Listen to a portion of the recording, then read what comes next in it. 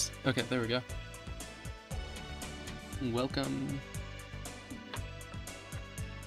Well, I guess this is mostly just for anyone watching the VOD. Welcome to the drawing stream. Gonna be working on the Daily Flyra comic, as I mentioned yesterday. This is Daily Flyra number 50, so I wanted to make it something special. And if I don't get it done during this stream, well, I have a backup plan, so it'll all be okay. I just have other art that I've made recently that I'm gonna be using, or that I will post instead if I'm unable to post what I really want to post.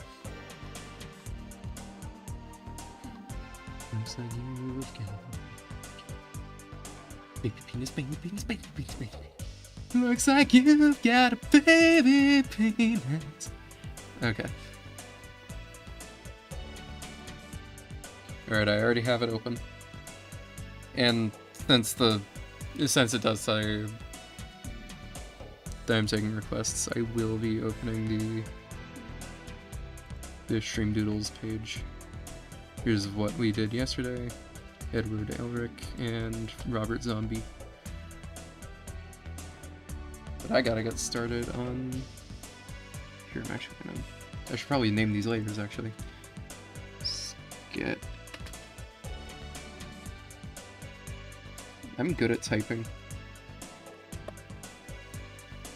I mean, it doesn't help that my drawing tablet is, like, kind of far from my keyboard.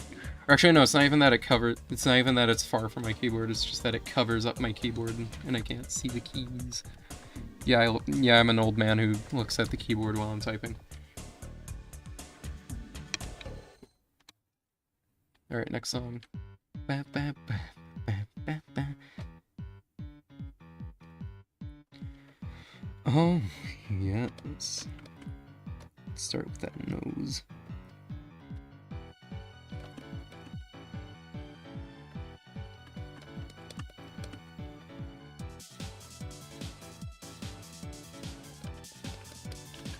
I've started really liking drawing her with her little fangs, so I'm gonna do that some more.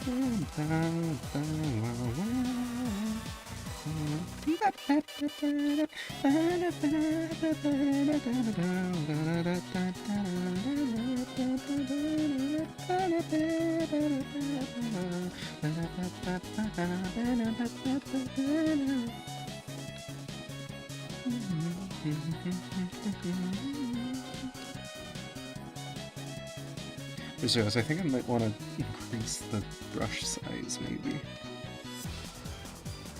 Yeah, I'm gonna do that. Just 10 seems good.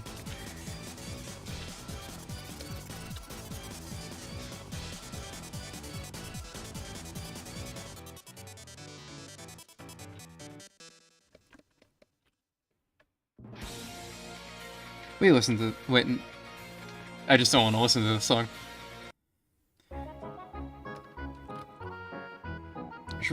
They should really make, like, all music separate from, like, exciting music, you know? That would be helpful.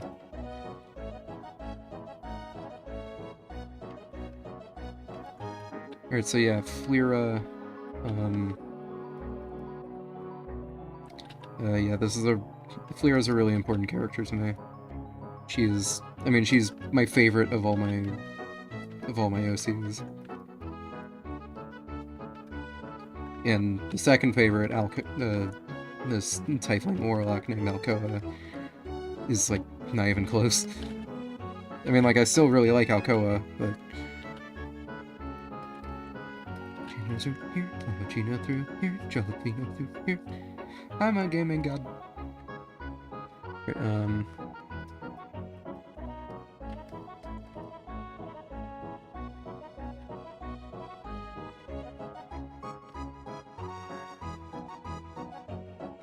Wow, I am good at line art.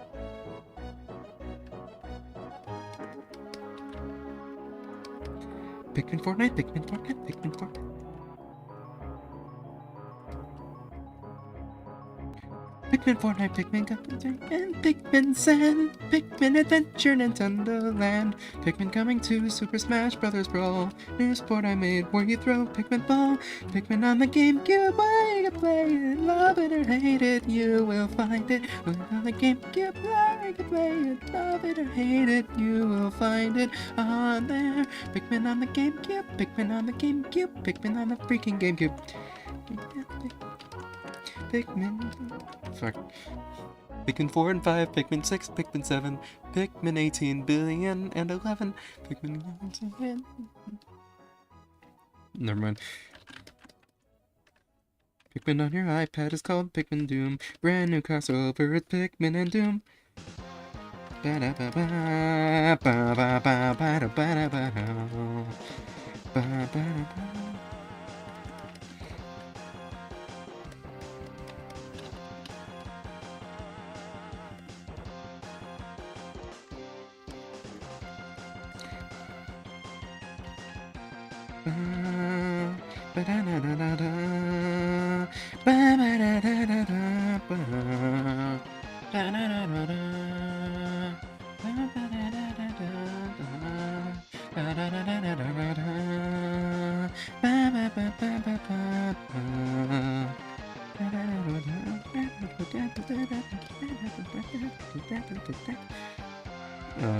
I was gonna talk about Flyra and what she means to me.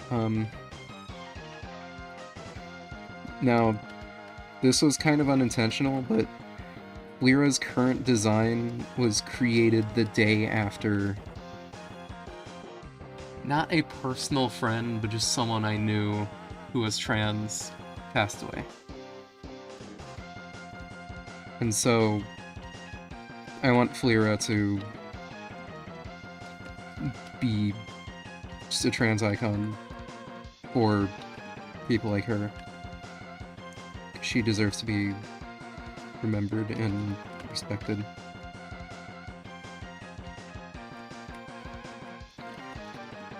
Because, like, so many of my best friends right now are trans, and...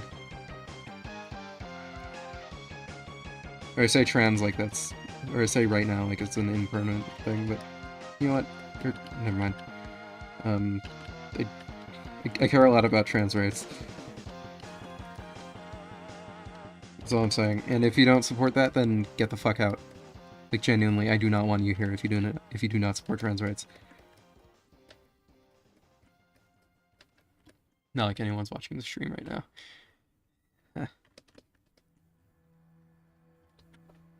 Ooh, Hollow Knight.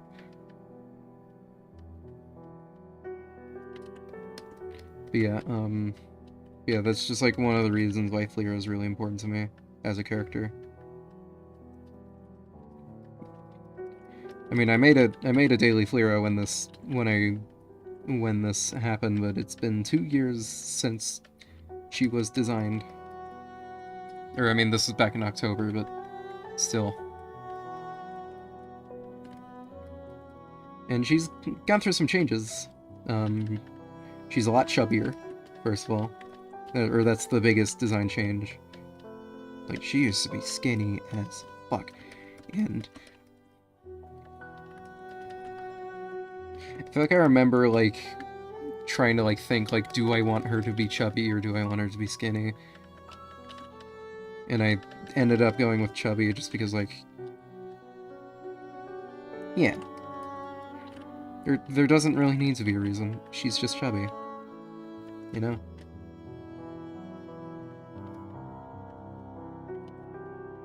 And honestly, I think her design is much better chubby. But at the same time, it might just be me being better at drawing than I was when I first designed her. And in those older drawings, she was nothing but skin and bone. And looking at those drawings again, not only are they poor quality, they're also not representative of her, you know? Or at least how she is now, I should say. Yeah, her being trans also, that was a pretty early thing. She doesn't look like she's trans, and that doesn't matter. And that's kind of the point.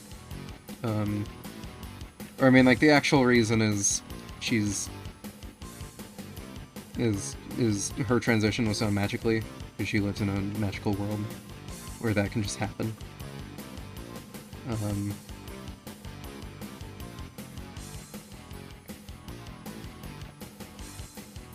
And the other reason is just, like, someone can just be trans and it shouldn't affect anything, you know?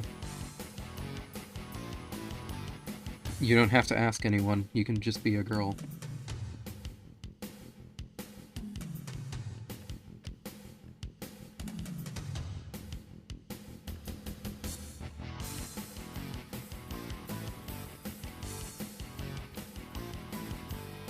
At the same time, I feel like I'm kind of faking, or at least like being somewhat disingenuous about Lyra being trans, because I'm not trans. I mean, I'm queer, but like, I'm still cis for the most part. And I mean, that might change in the future. I don't know. But I feel like a dude, so I'm a dude.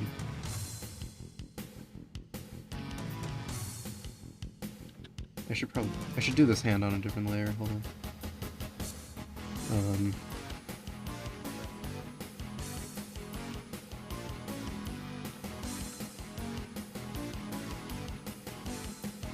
I hope I didn't like just tell too much about just things in general, or I hope I didn't like dump anything like too heavy, honestly. Yeah. I'm making a comic, not just this. I'm making a comic of her, not just these panels or anything, but like I'm making a full comic series. Or I'm in the process of writing a full comic series, and Flyra is the main character, and her being trans is going to be a huge part about it.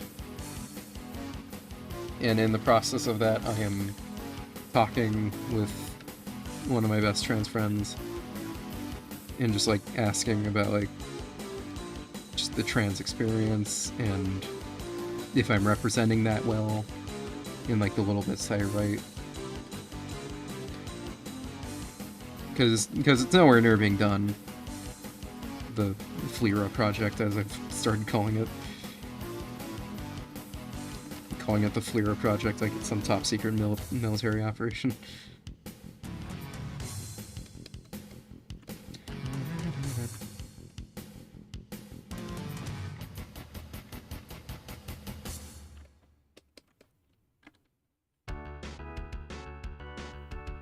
Anyway,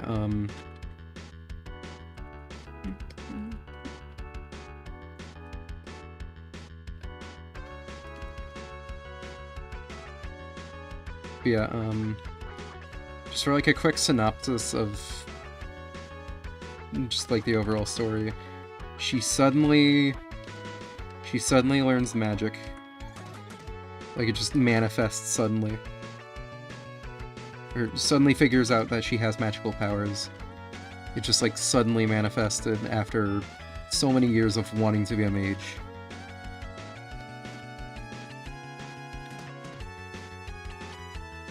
No, she suddenly has the ability to use magic. And that's...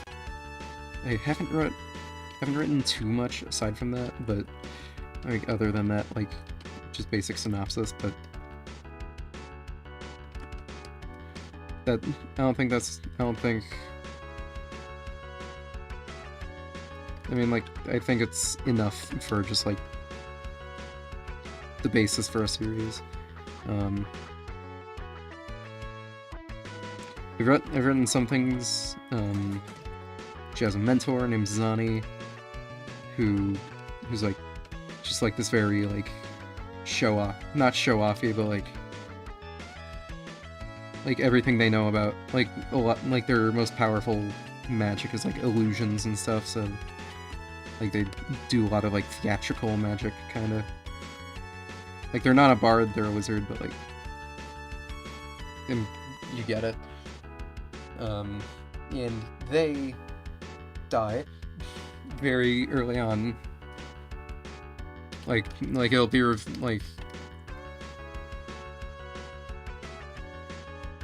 I mean, this is technically spoilers for a comic that isn't out yet, but like, this will be like chapter 4 or 5 maybe in the comic, so like it happens really early on. It's not like super pivotal.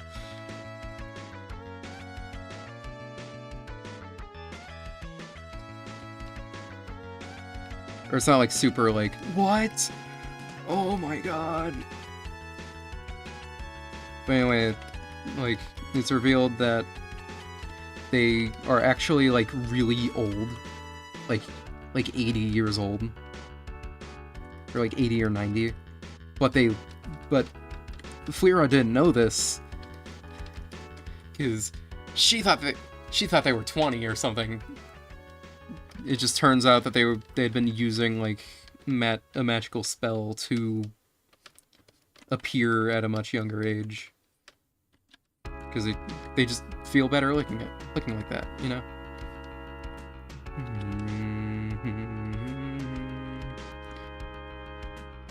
2 UN Squadron songs in a row. Hell yeah.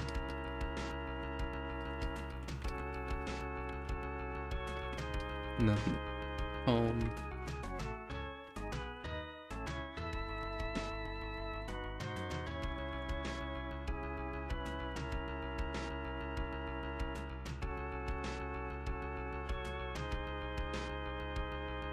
Yeah, Zani's a human, lives... Oh. Hey, Val. Who's this kid who's mirrored across the x-axis verbal? Drawing requests. Yeah, I'm taking just like quick doodle requests. Like if you want me to draw some character, like just go ahead and ask.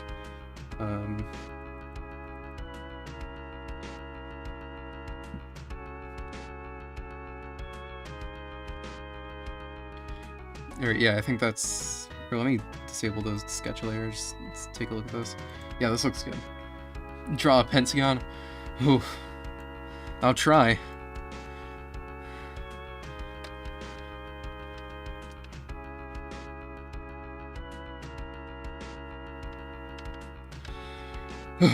Man, that took a lot out of me. I don't know if I'm gonna be able to finish this comic. Yeah, there's your pentagon.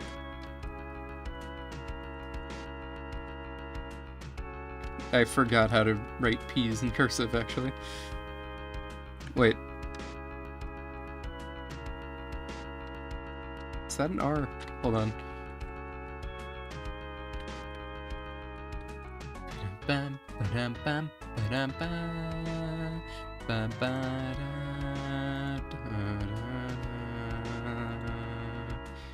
Really, you don't connect it? That's dumb.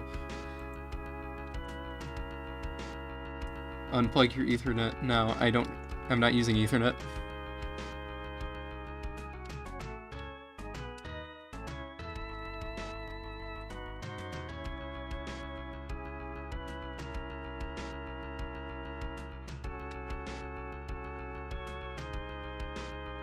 There you go, pentagon. Anyway, you should totally draw my character, Mal Popolare. I'll take a look at you. It's not opening the thing.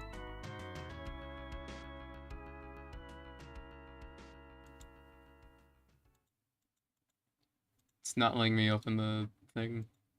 Oops. I guess I can just look this up.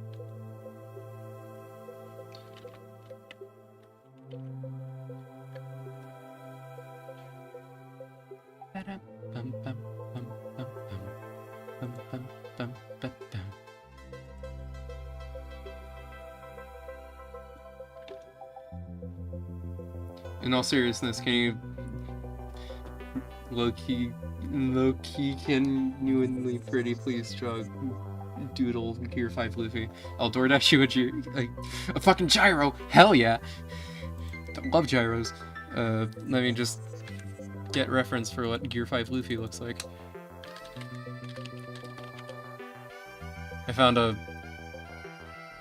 I saw a dub, like an old, like, before even, like, not Funimation, before even 4Kids dubbed, One Piece. I don't watch One Piece, by the way. They call them Luffy. And it's just like, I know enough about One Piece to know that that's not his name. His name is not Luffy. I learned that very early.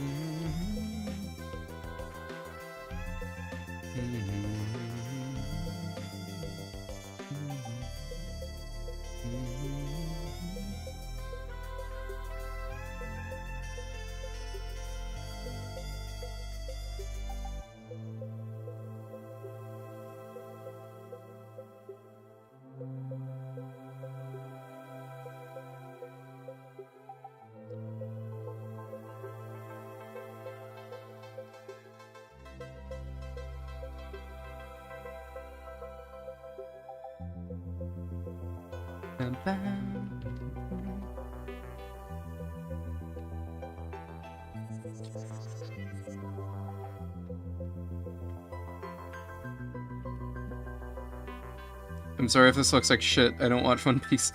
I've never drawn this character before. I should probably open up the chat. Embodiment of the sun god Nika is cool.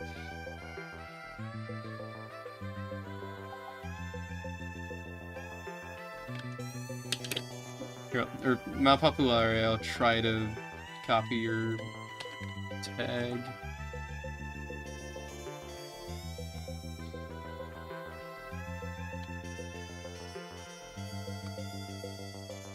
Alright, there you are. Do you...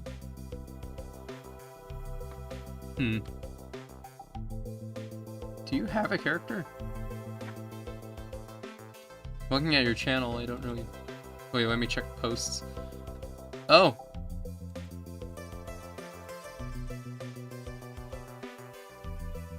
The Cyclops? I don't think I don't think I'm comfortable drawing that. I'm sorry.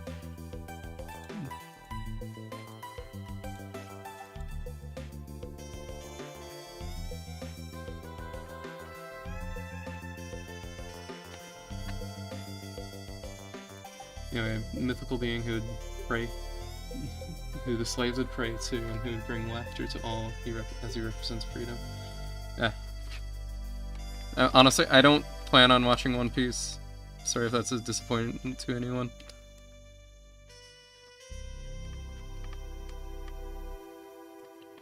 God, I love these, things.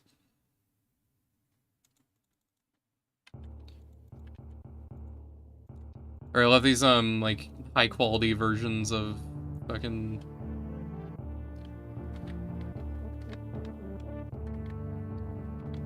What's it called? The Donkey Kong Country soundtrack, because, like, not only has the person, like, remade all of the songs perfectly, like, from, like using, like, the studio samples, they also wrote outros for each song, which is really cool. Now, I might not always be in the mood to watch, or to listen to Donkey Kong Country music, but, like, when I am, holy shit.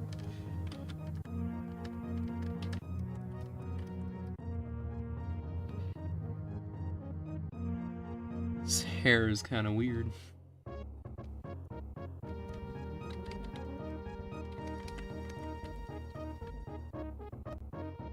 I mean, I can do puffy hair, I think.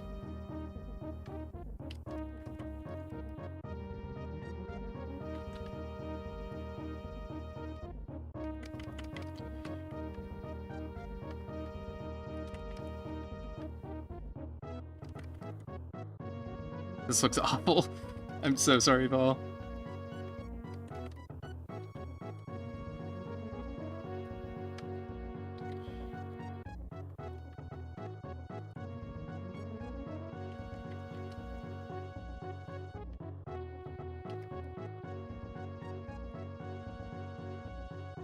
I'm just looking at this one where he's like... he's just looking up.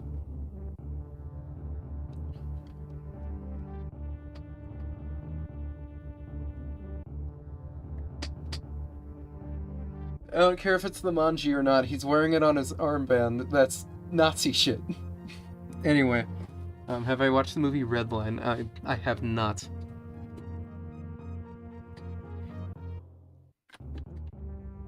I don't think I want to draw this character, I'm sorry. Okay, I guess it's not an armband, but like...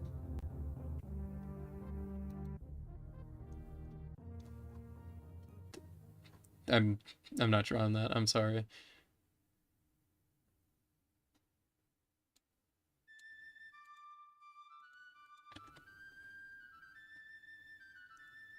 Okay, I was remembering incorrectly.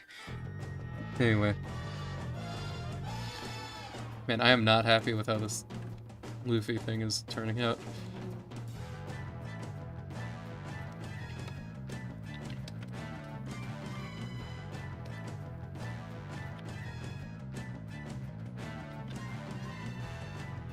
We listened to this song yesterday. Ooh, from now on. Nice. Like this song. There's your Gear 5. I'm sorry, I want to get back to this comic. Like, I'm here first and foremost to do this. Like, after each panel, each panel...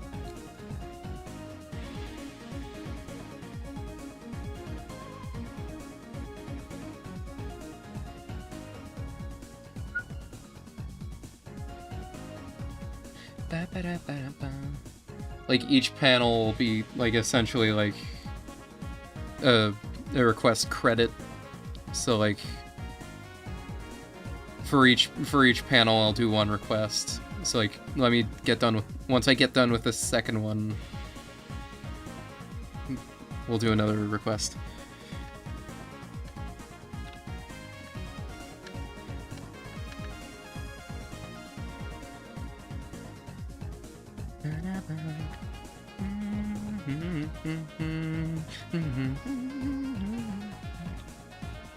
You know, I think this is like just before chapters 3 and 4 came out. My friend told me that he was getting kind of tired of Brood Buster, like as a song. Or maybe this was after, I can't remember. But just the fact that apparently chapters 4, 5, and 6 are going to have, or 4, 5, 6, and 7 used up my request for a credit on Geometry. No, I drew that. I drew the Luffy for you. Idiot.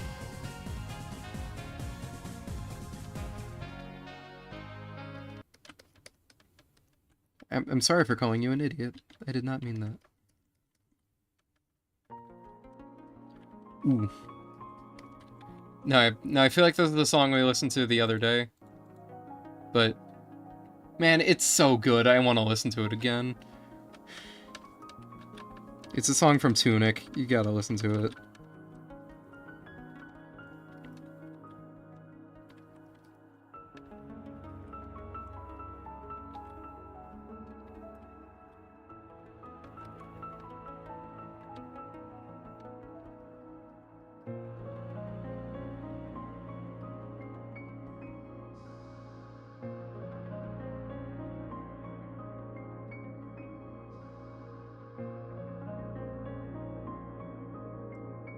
Shut up, Val.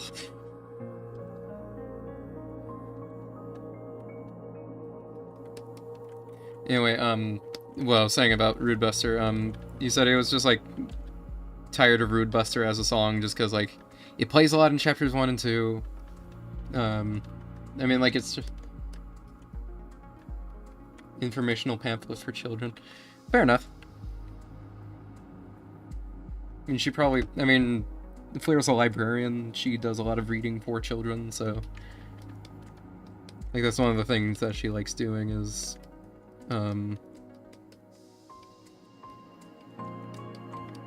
just, like, doing, like, read-alouds for, like, little kids. Like, at the library she works at. Or say library she works at, it's technically hers, but it's also technically everyone's, because... Details... That would get me in trouble. No. Because she lives in a communist island archipelago. But when I say communist, I don't mean Soviet Union, communist China, because those aren't communism. They call themselves communist. They are not. Essentially, just like what I was like, I've read Marx, and just like, I guess the thing that I was going for with the place she lives in is, like, what are the conditions that would make it work fully? Like, without it becoming a dictatorship or anything like that. Archipelago, like this Sabaudi archipelago from One Piece. Holy shit.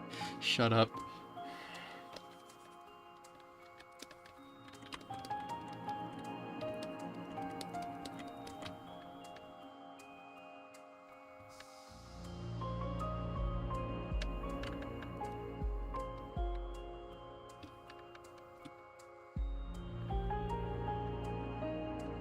Anyway, just like the thing I was interested in like achieving with the place that Fleur lives is, what if I created something with the conditions needed to create this kind of communism?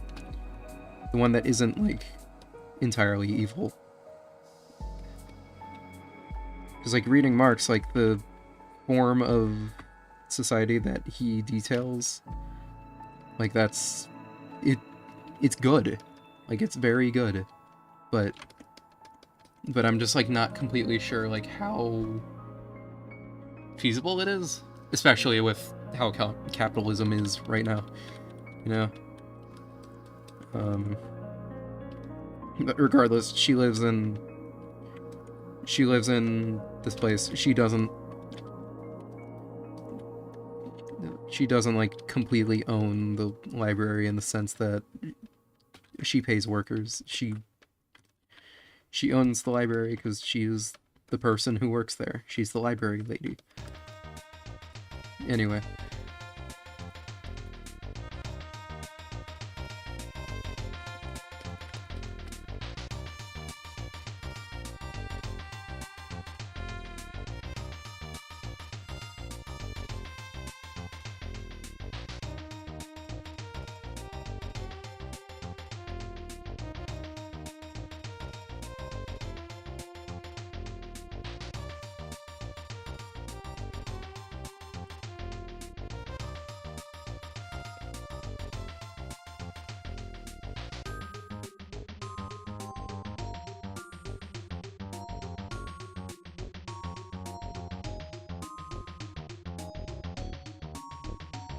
You don't like capitalism, yet you exist.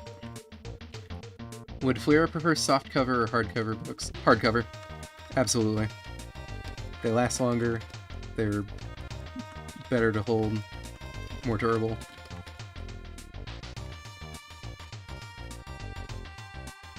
In fact, with like just like the level of technology that's in the place she lives in, she probably only has hardcover books. And it's not even like soft covers, like I don't consider hardcover or soft cover to have any advantages over hardcover. But you really got me talking about fucking hardcover versus softcover. And I've been drawing on the wrong layer. Woe is me.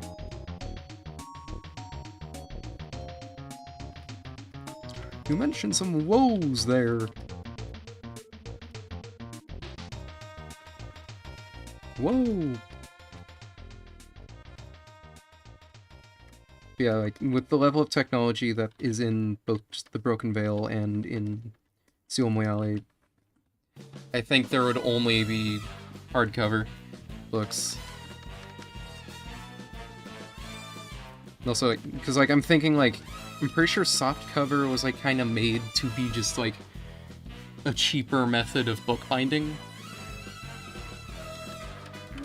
It's sacrificing usability for cost, which is not something that would happen in Ciel Moyale.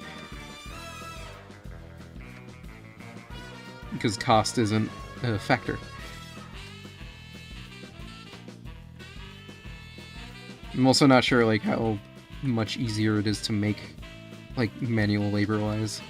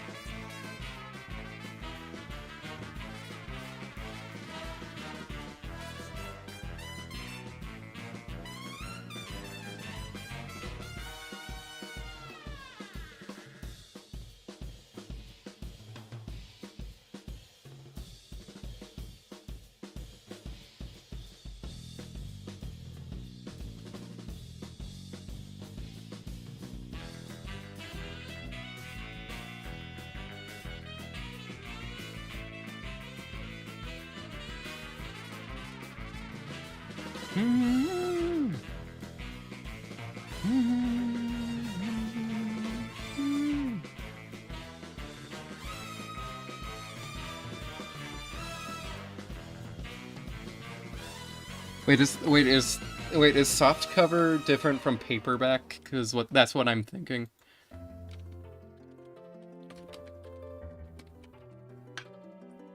I'm gonna look this up. Because if there is a difference, I'm stupid.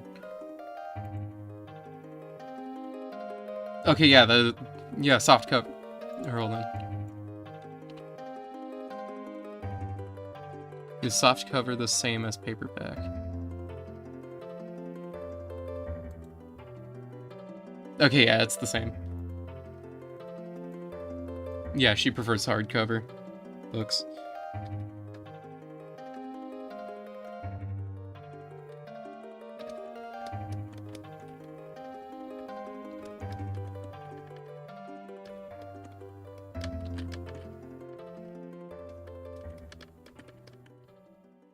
Anyway.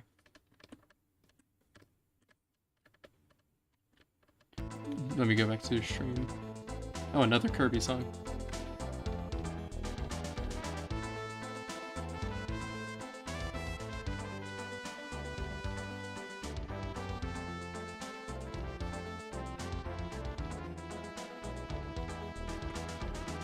Oh, there's something Fleera that I think Fleera would personally despise about the stuff that we have in the real world.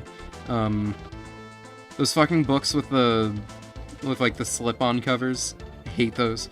Or I hate those, so she would hate those too. I'm writing that right now. She hates slip-on covers. I don't know if that's the actual word for it, but like, she doesn't like them.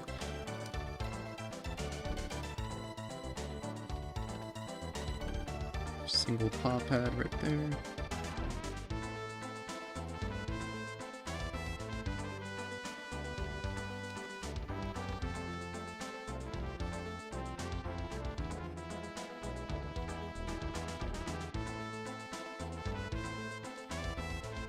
I just realized I only did her body, of her, the rest of her. Where's the rest of you?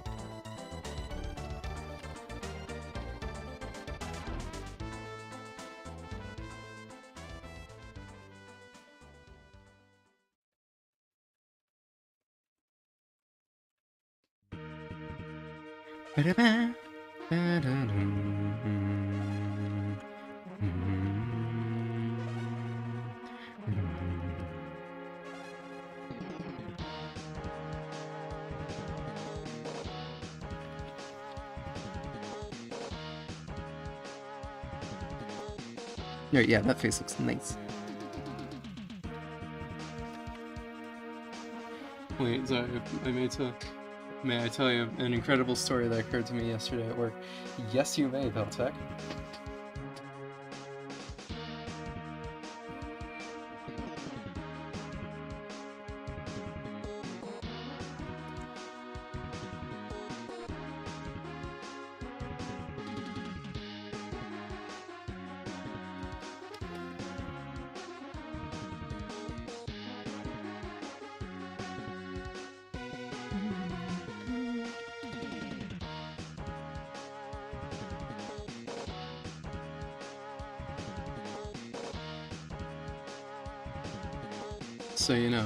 So you know how I work at Burger King, yeah? The one that burned down, or was that something else? I can't remember.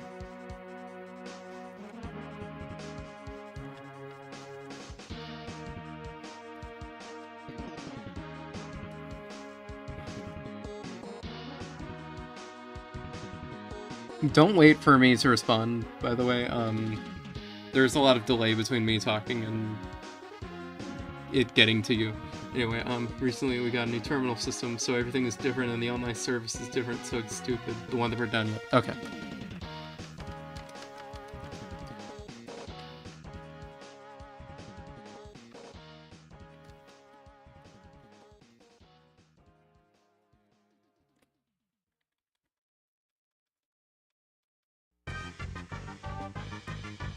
I'm not feeling the song.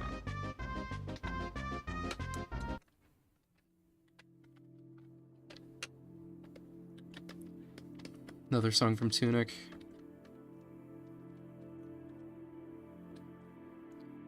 The Redwood Colonnade. Redwood Colonnade.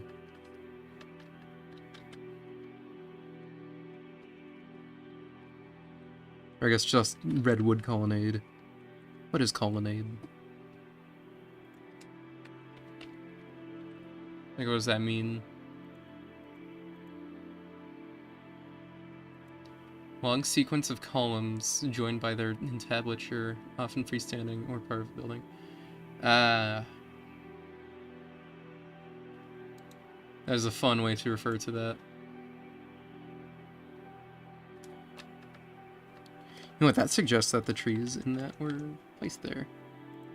Oh yeah, story. Anyways, since the system is brand spanking new, there are a lot of problems with it, including that the app says we have high C and pink lemonade, which we don't. Oof. And the main problem for the story, it made the price of the rodeo double cheeseburger $0 and 0 shillings and 0 cents. Oh, that is not good. Does it have an AI chatbot assistant that'll help you with all of your problems without actually giving you any actually factual information?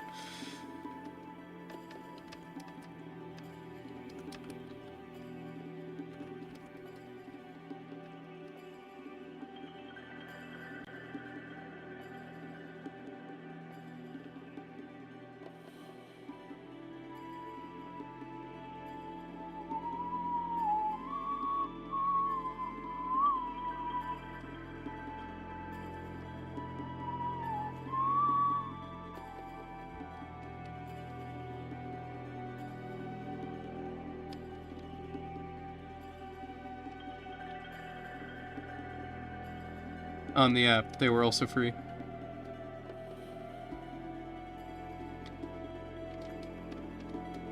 That's weird.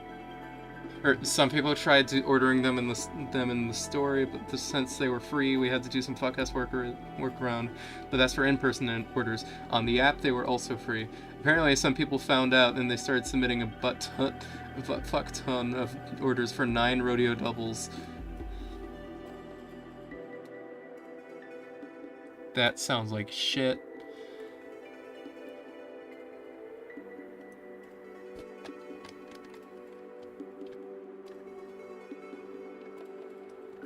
That doesn't even sound like a real, like, product. Rodeo double.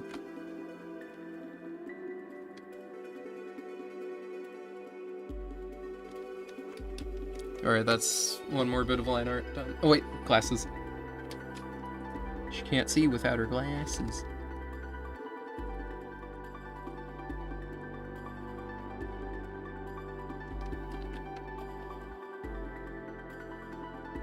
Wait, what thickness did I use? 15. A set of three different people submitted, and I counted 65 rodeo double cheeseburgers. I assume 65 is the maximum because they would have made it 67 if that was the case. We didn't think they would pull up, but they did. Yeah, no shit. They wanted free food. Not to like insult your intelligence. That was not what I was intending. They're trying to get free food out of the whole ordeal. And also fuck with a poor minimum wage teenager. Because, as you know, that is grounds for death in America.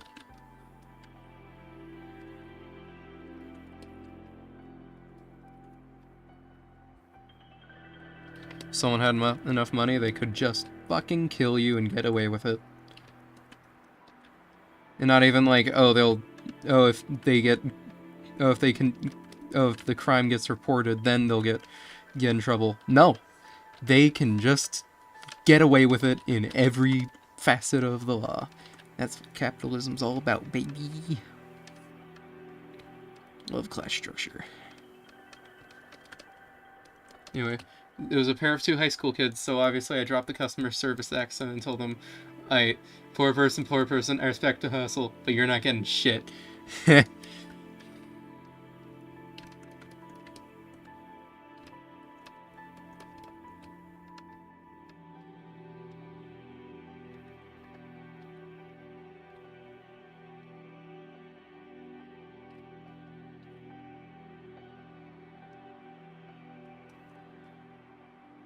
Oh wait, eyebrows.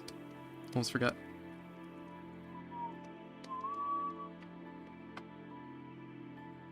Tunic has such a good soundtrack.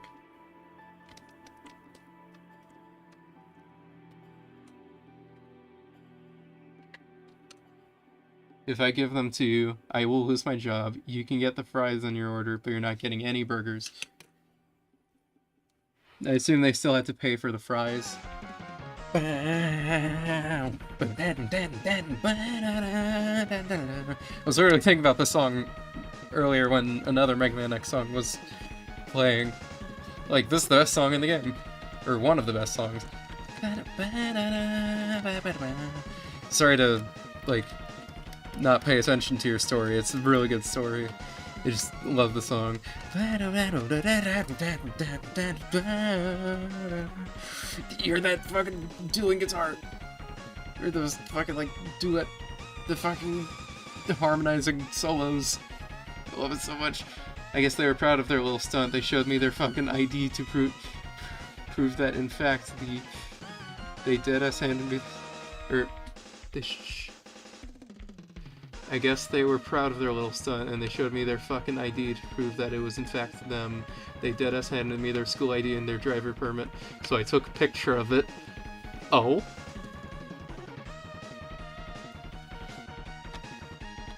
Also, I just noticed your profile pictures on YouTube is still Modify.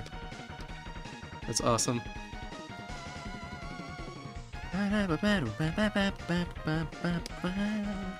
Done. Okay.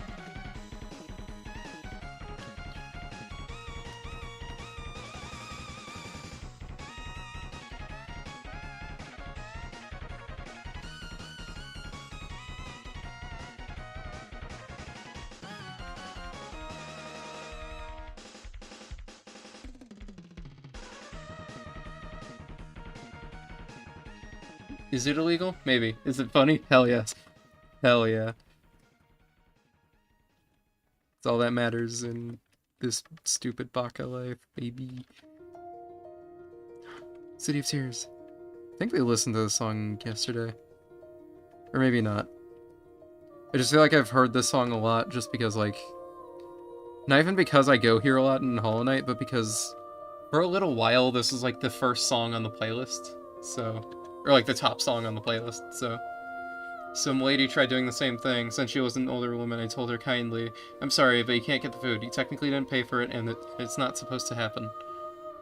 I assume she got upset.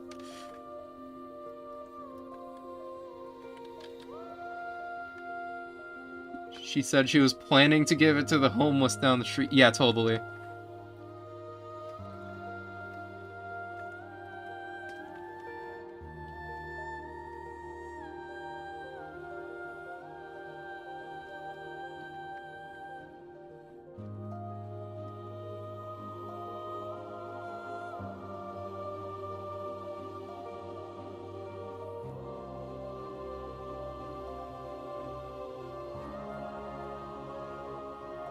Song's so fucking good.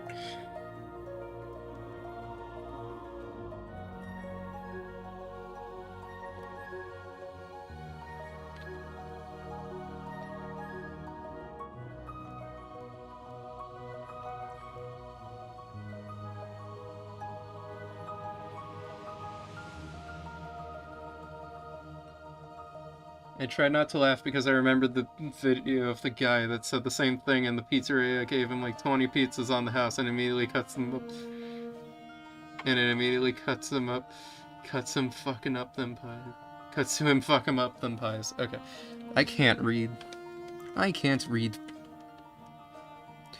See those funny little markings underneath all the pictures? We call those words. I can't read. I love Fesh pins so much.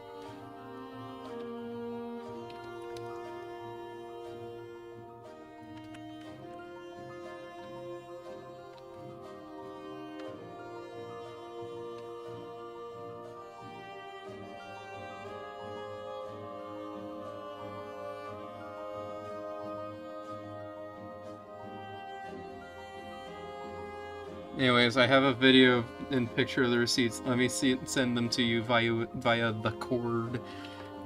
Alright.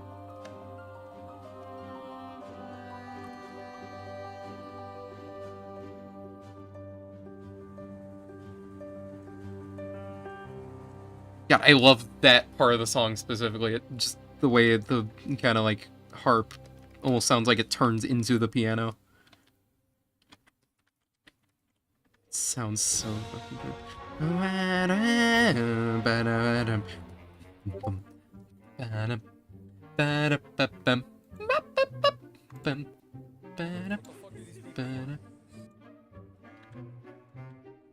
Hold on, I'm gonna pause my song, but I don't think I'm gonna play the audio from this. Unless you're fine with it. Just let me know.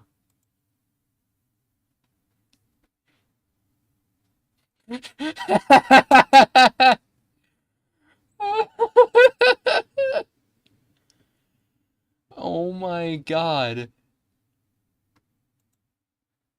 Oh shit, you're saying something. Oh, fucking rodeo doubles.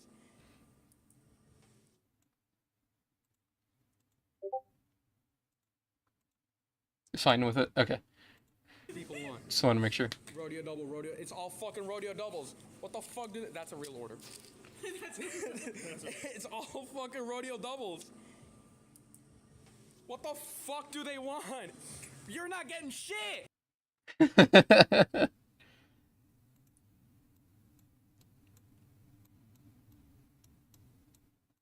Oh, there's an actual order. Oh, this from the lady you were talking about, the second one, I assume. Or anyway. That's fucking crazy. That's where we are with just like the competency of higher ups like doing things like shit like this can just happen and there's nothing you can do about it. That's capitalism, baby. That's capitalism, where everyone wins except for you. I think that's what that guy said. Can't even remember his name, I'm so smart.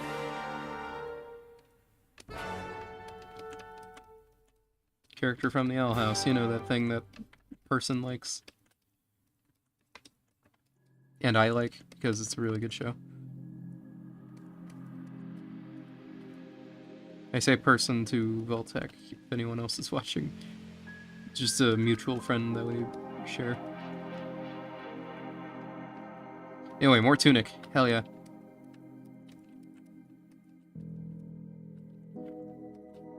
And are you taking doodle requests, or are you taking song requests? If it's not copyrighted, or if it's not like an actual song, yes. I don't wanna risk playing like a song with possible copyright, so I'm only playing video game music.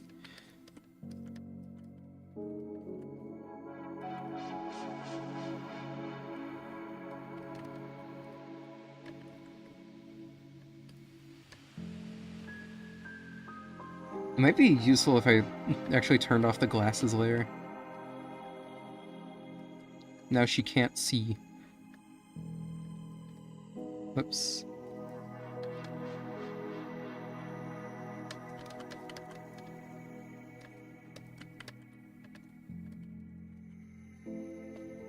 Okay, for a couple of these I need the glasses layer because they are an integral part of the line art structure.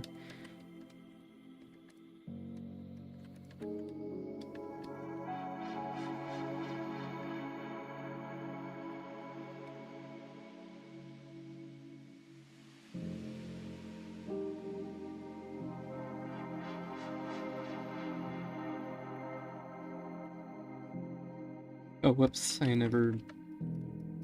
like, I didn't do this correctly. There we go. In fact, I'm gonna, like, add some overlap here. Just make it look a little more interesting.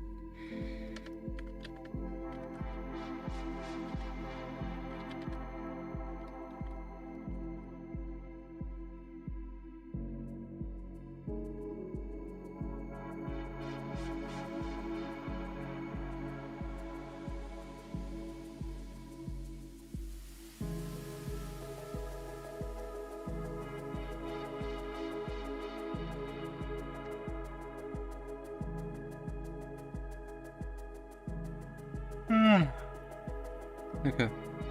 Oh yeah, coloring. Right.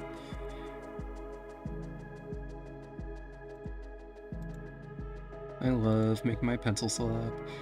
I learned that people are online are using the phrase pencil slap to refer to not AI art. And saying like, oh, pencil slap hurts the trees because you need all that wood for the pencils. AI art doesn't. So it's better for the environment and like generating fuck-ass pictures of the Lorax. Honestly, I think it's funny as shit. I obviously don't agree, but it's a joke. So like...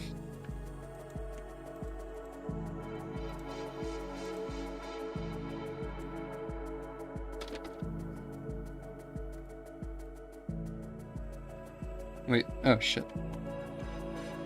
Psych, that's the wrong color. Yeah, the wrong color. Thing about a comic.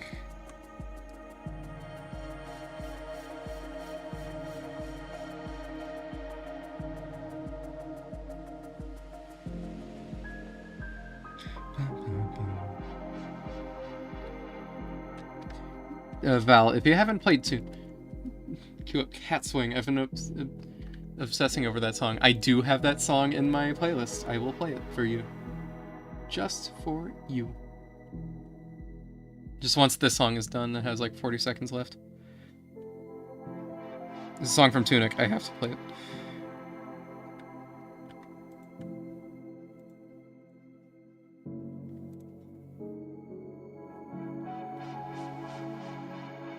But yeah, I love making my pencil slop.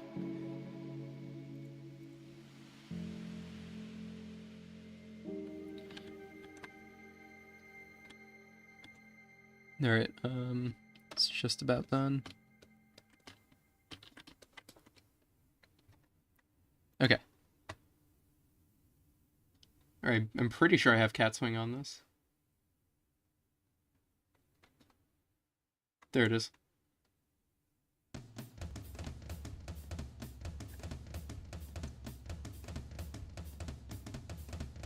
Ba-dum, ba-dum, ba-dum, ba-dum,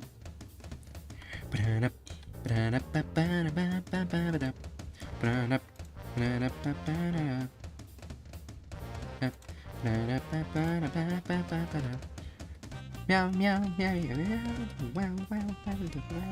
Have you heard the Siva Gunner rip of this song? It's great.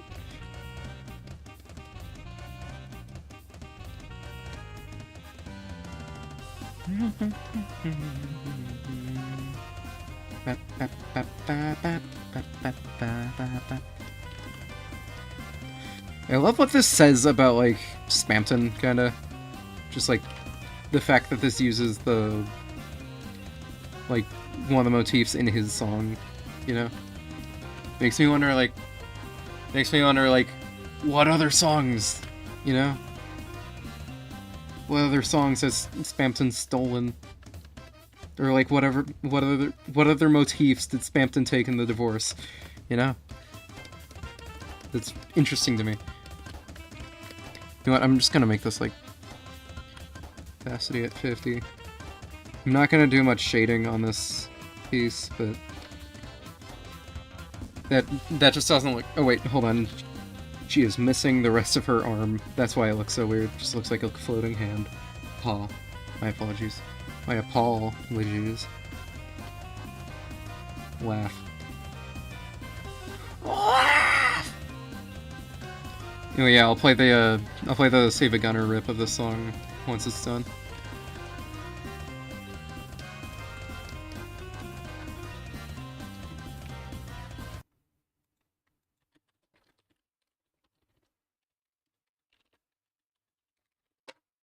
Alright, Cat Swing, Siva Gunner.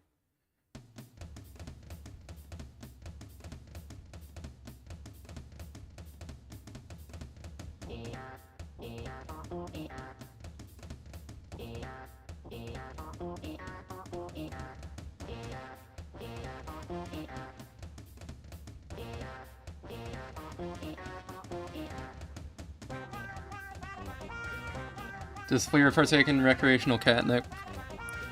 Probably. Yeah, what role would catnip, like, have in a cat society? Yeah, Mario Paint meow. My favorite kind of meow. Meow, meow, meow, meow, meow, meow, meow, meow, meow.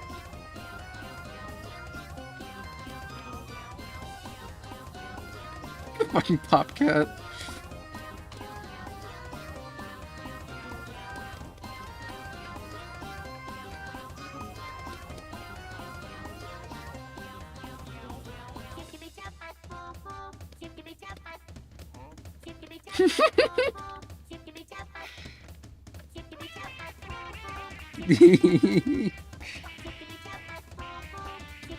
Wow.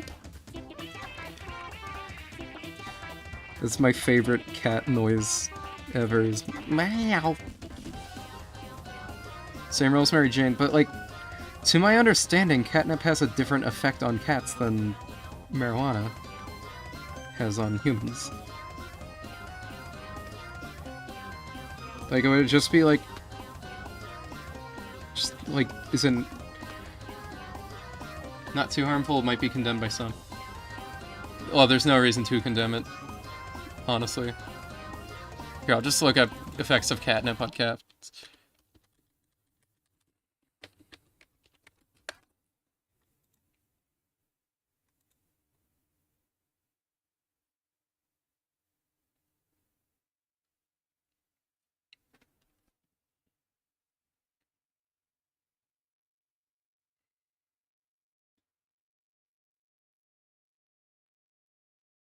Catnip mimics feline sex hormones, so cats enjoying the substance will often display similar behavior similar to a female cat in heat. Both male and female, although both male and female cats can experience the effects of catnip.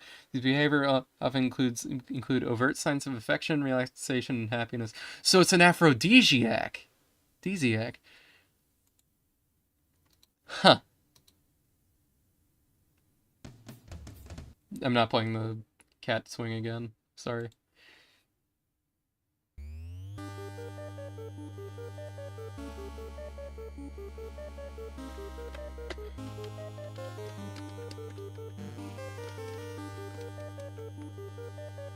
I think the word aphrodisiac is like cool.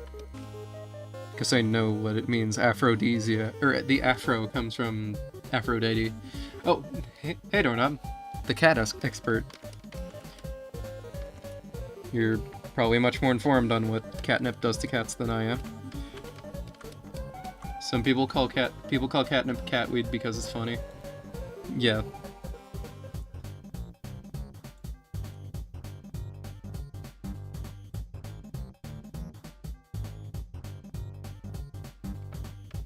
Okay, I've actually changed, like the exact pattern. Because, like, this, I mean, this is, like, very clearly, like, similar to, like, how I draw her gray pattern now, but it's different. There's, like, essentially now it's one spike in the middle. You do one spike in the middle, and then just, like, one more, like, an inverse spike back there.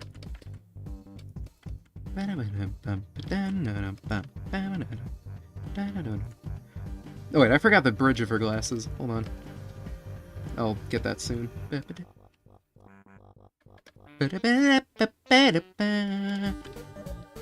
The song goes so hard.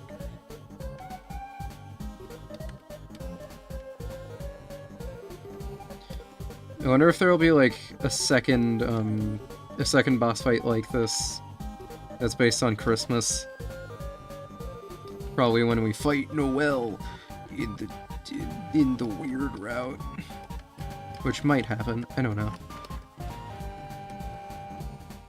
I like to imagine Flair's first time trying catnip in that video is first time trying a cigarette. Let's chase the hose. I'm fucking tweaking. I'm fucking tweaking.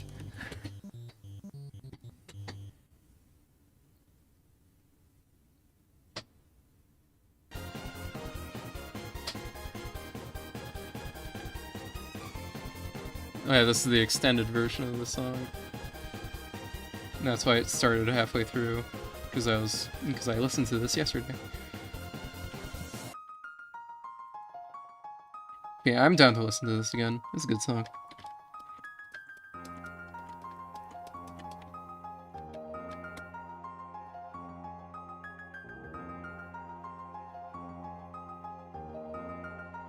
I just realized it looks like she's looking up at the other Fleera. I might actually change that. I don't like that.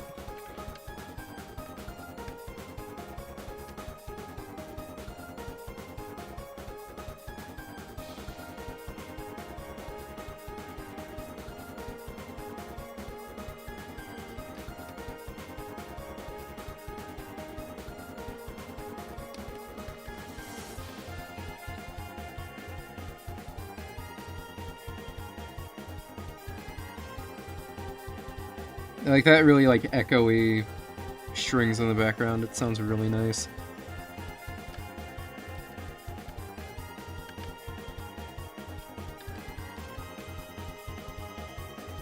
Hero grind.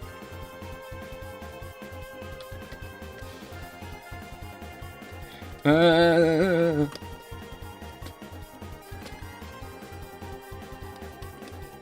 I'd say she's like looking down at her paw since she's counting.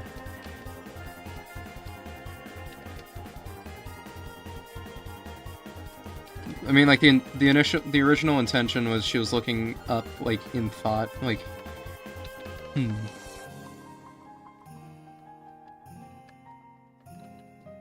This is the best song in Undertale. It's not my favorite, but I think it's the best. It's like best in terms of just like quality, orchestration.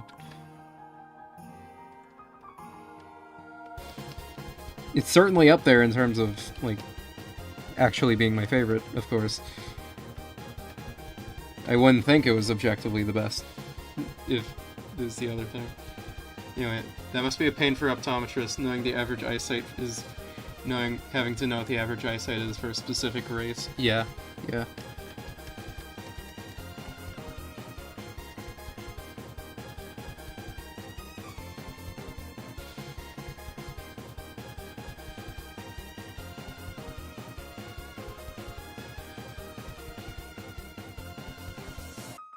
Okay, next song.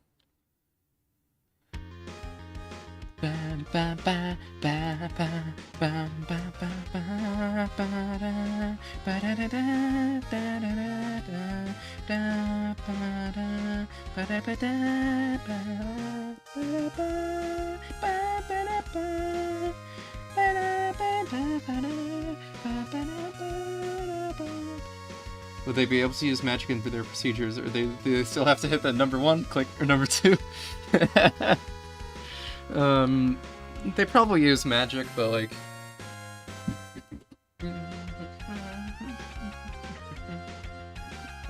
Yeah, they probably... How many races are in Fleera's reality? Not even I know, honestly. I can give you a rough estimate, based on just like a map that I have. But like then again, like some of the races are like I don't know how different they are. Or like I'm not sure like how different I think they should be. Anyway, there's Orioloth, Wood Elves, Dark Elves, High Elves, or Sun Elves if you will. Hill Dwarves, Mountain Dwarves, Halflings, or no, just one Dwarves, Halflings. Wait, Orioloth, Dark Elf, High Elf, Wood Elf. You know what? Yeah, Dwarves and Hill Dwarf and Mountain Dwarfs are different. Hill Dwarf, Mountain Dwarf. Sornum Halfling, Oridi Halfling, Humans, Tabaxi, Kenku, Aarakocra, Yogengao, Goliaths, Gnomes. It's 15 so far.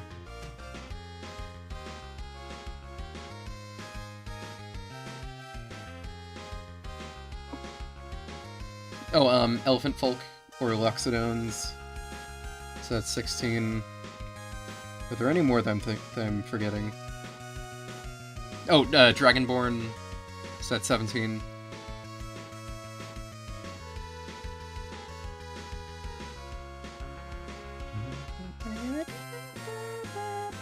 I'll probably have some equivalent to Githyanki, but, like, not the same. Just, like, some kind of, like... Just something that looks similar, not, like, the exact same, like... Elves, but even more angular, I guess. So, yeah, or just, like, Kairanians, I guess. You don't know where Kairon... You don't know what Kairon is. And then there's, like, a couple more that I want to add, like, their own specific kind of people to. So yeah, let's just say 20 for now. But it will definitely increase more. I don't want to listen to this song more. How long? Or, I guess I can't check now. Alright, anyway, background.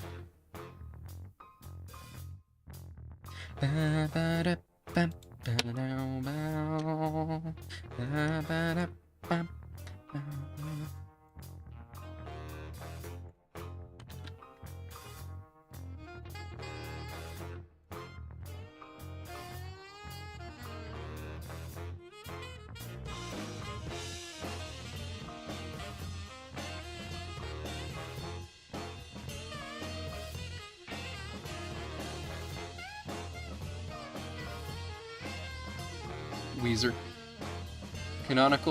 Can we get a canonical prescription for Fleera? I don't fucking know. I'm sorry.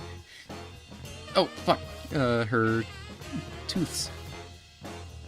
Her little fangs. Gotta fill those in.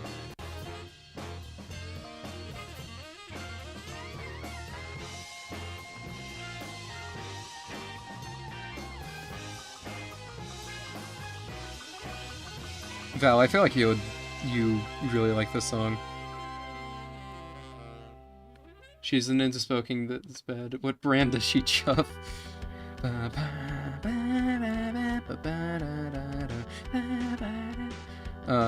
don't know any brands of... We haven't made any brands of catnip.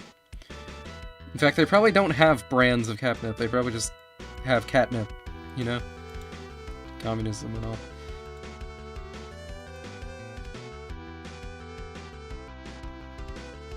Or who knows? I don't know. I don't know anything. I think that's something that, Tolkien said during an interview. Where he was just, like, signing his name in Elvish. And he said something along the lines of, oh, what brand cigarettes would Fleera smoke? I don't know. Marlboro, because it sounds like meow. Burrow. Stupid.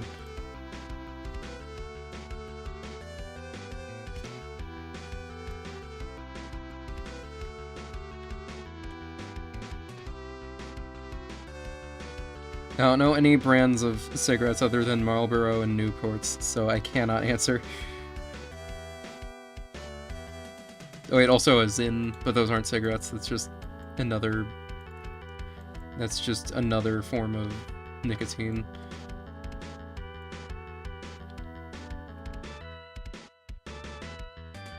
Newports. Motherfucking Newports. I can't say that.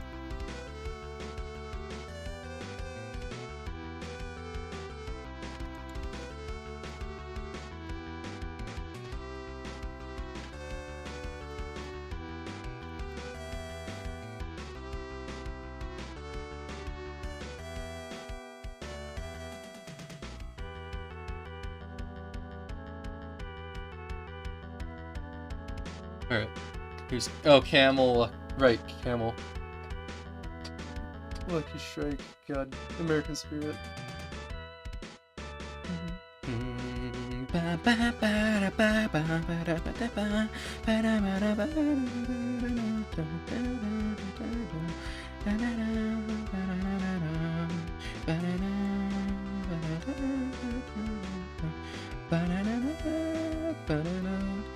Bananas are very yummy. They're yummy. Oh, banana. Donkey Kong. Yeah, Donkey Kong came in here for a second there. Sorry, I couldn't fight him. I couldn't fight him off.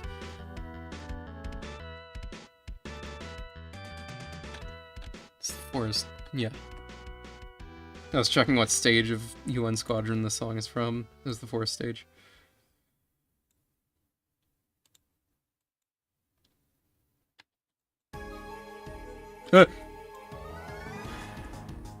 Scary.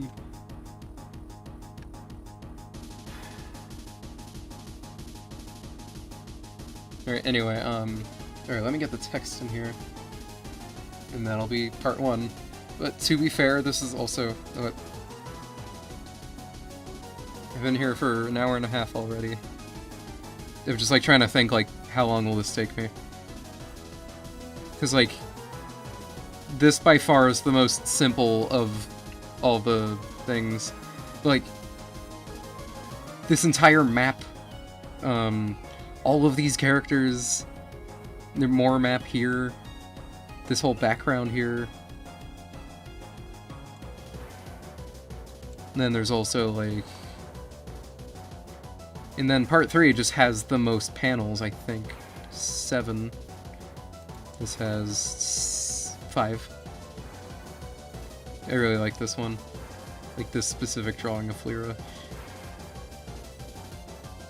This one's also good.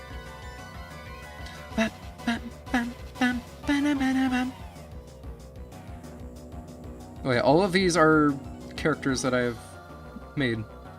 And this guy's hair goes the wrong way. It's supposed to go this way. Or it's supposed to go this way, not this way. Anyway. I'm gonna find a better font to use for her speech.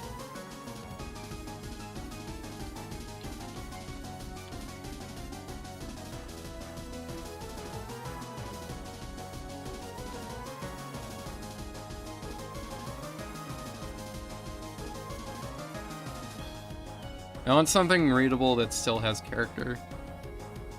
Like, the most important thing here is readability, you know?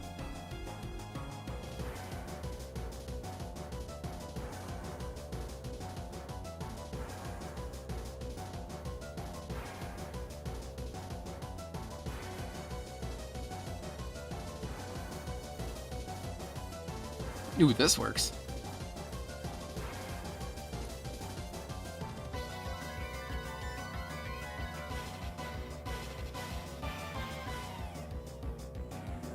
Oh, this is a trial.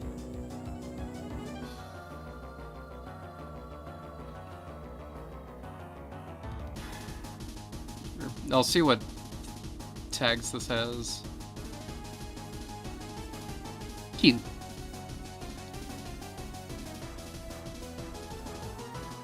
Demo, damn it.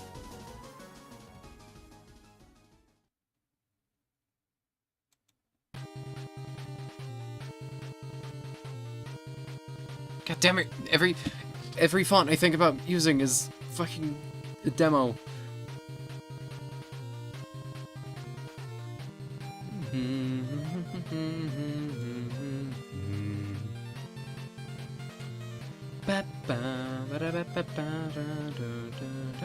Risola. This looks good.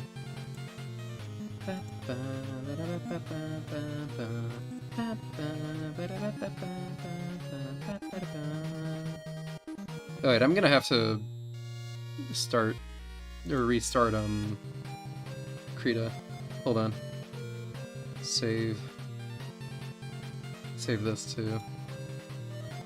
Yeah, this okay, yeah, this drawing is not complete. I'll finish it up. Okay, no one has said anything so far. Alright. Let me just restart Krita real quick so it'll let me use the font that I just installed. At least that's how it is on Windows. It might be different on Linux. It might have just let me, but I don't know.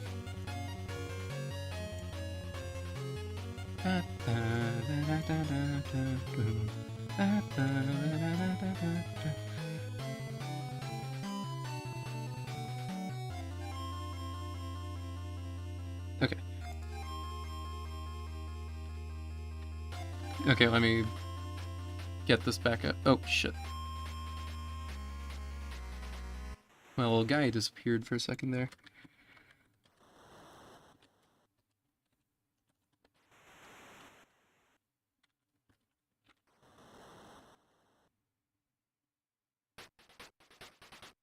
Oh yeah, let me switch it to the font that I just installed. I mean, you can't see it right now.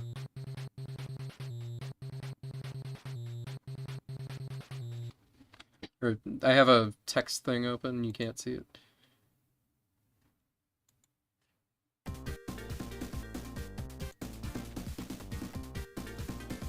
What's the font called again?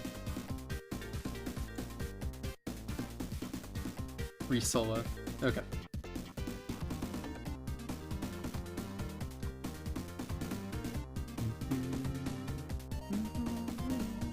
There it is. Let me increase the font size there. Right, yeah, that'll...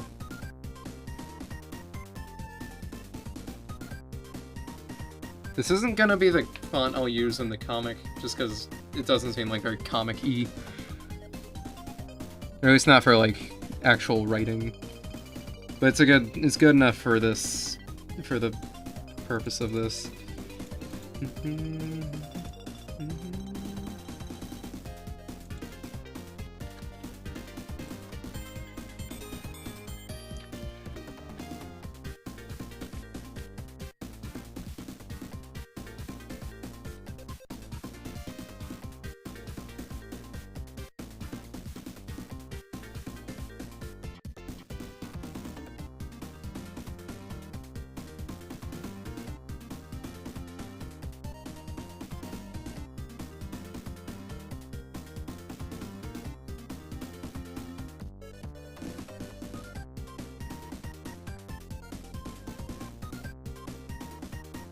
I have to, like, hand organize this text for it to fit correctly.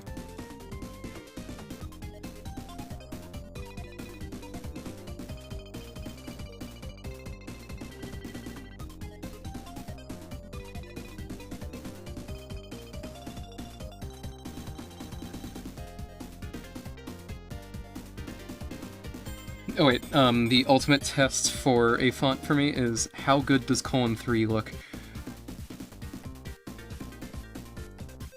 Let's find out. Oh, that looks nice. I like it. I like it. Anyway. I'll set this to like size 20. That'll probably work. It didn't change the font size.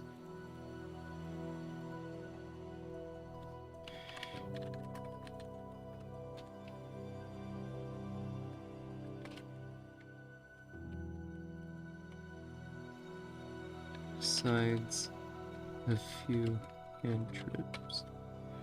Aside from that, I live in a library, and I really like doing cosplay.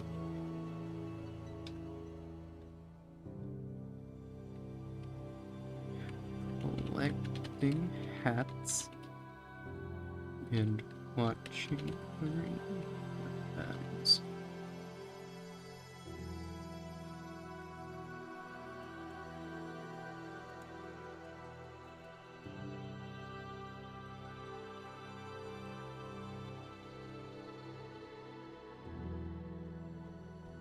Oh yeah, that works.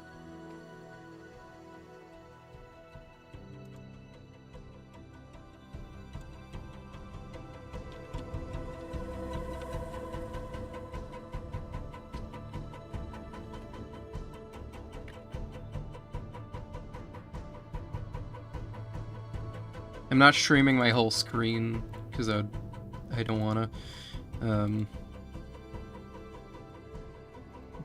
But you can't see that I'm editing text right now because it opens in a separate window. Okay, that font size is a little too big. 28. Yeah, that's good. Okay. What's the key shortcut? It doesn't say.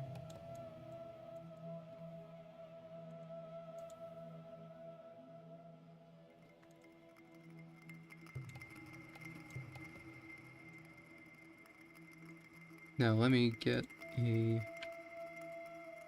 layer for the speech bubbles.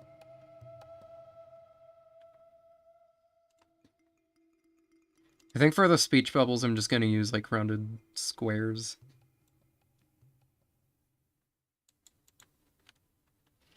Set the rounding to 30.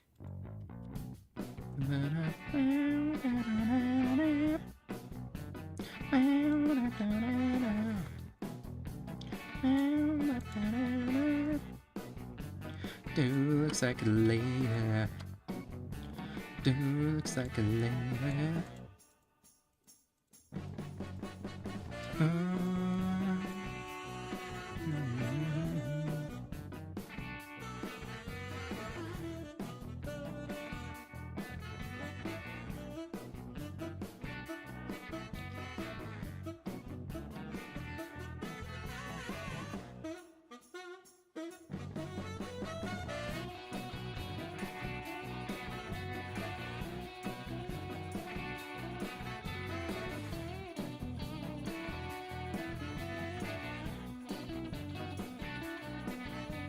Okay, that's the... Wait, no. Not done yet.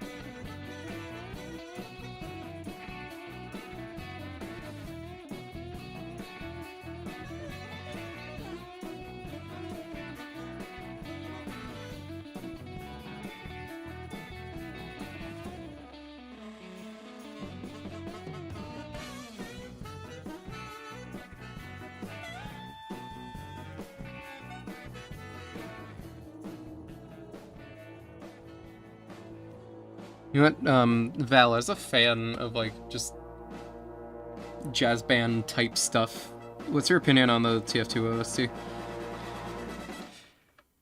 I think it's really good. Oh my...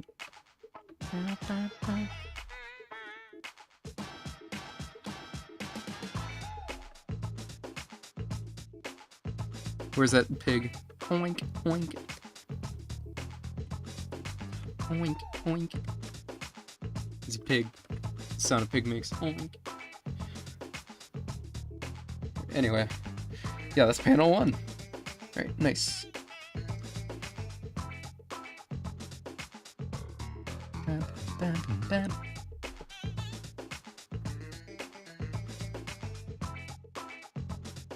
Probably should have done each panel as a separate image, but like, I don't care. And it's hard to do things when I don't care. TF2 OST is alright. It's much more casual than anything. But I mean, like, some of those songs, like, She Hates Me So Much, what are the other ones? Like the jazz bandy type stuff that's in TF2 OST. Like, what's your opinion on that?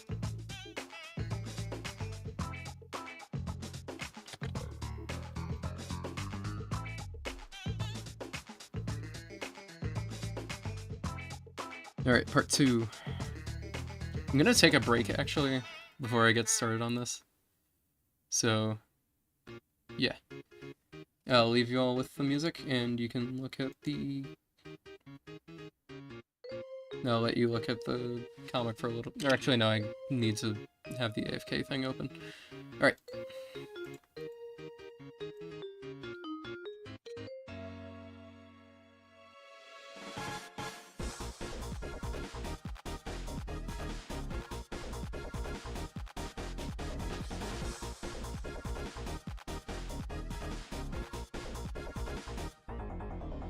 It's more funk than jazz. Honestly, I don't know the difference. I'm stupid.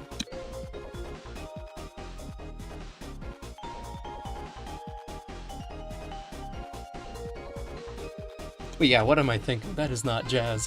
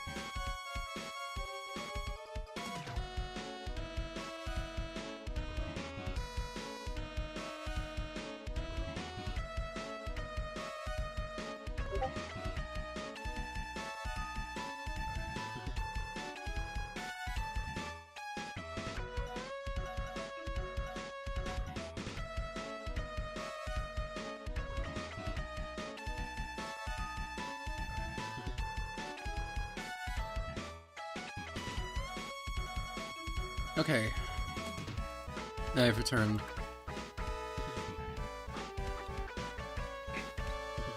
Excuse me. I had a bowl of cereal and I think that'll give me the energy to get me through making panels, or the next 2 pages.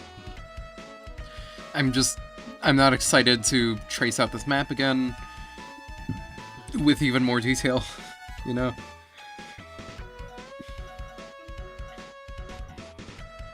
But I will do some things to, like, just improve the experience, make things easier on myself, you know?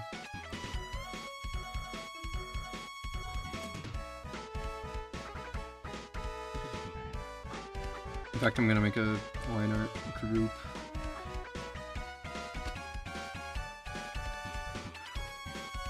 So I don't make the mistake of, so I don't do the same mistake of, like, doing a bunch of line art on the dividers layer. This will be the color group, and then dividers.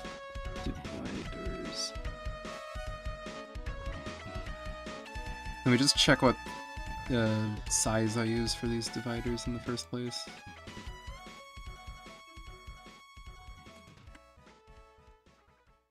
$15.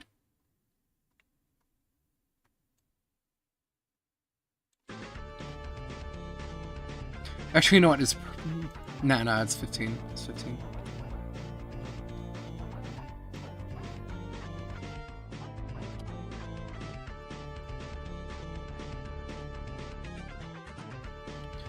My favorite thing about UN Squadron is the cheesy-ass text between the levels, where your character will say stuff like, "You guys picked the wrong team," or "It was mercenary against mercenary, but we had right on our side." Estonia.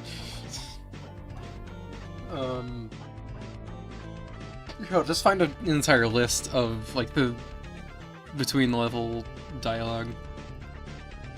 UN Squadron SNES dialogue.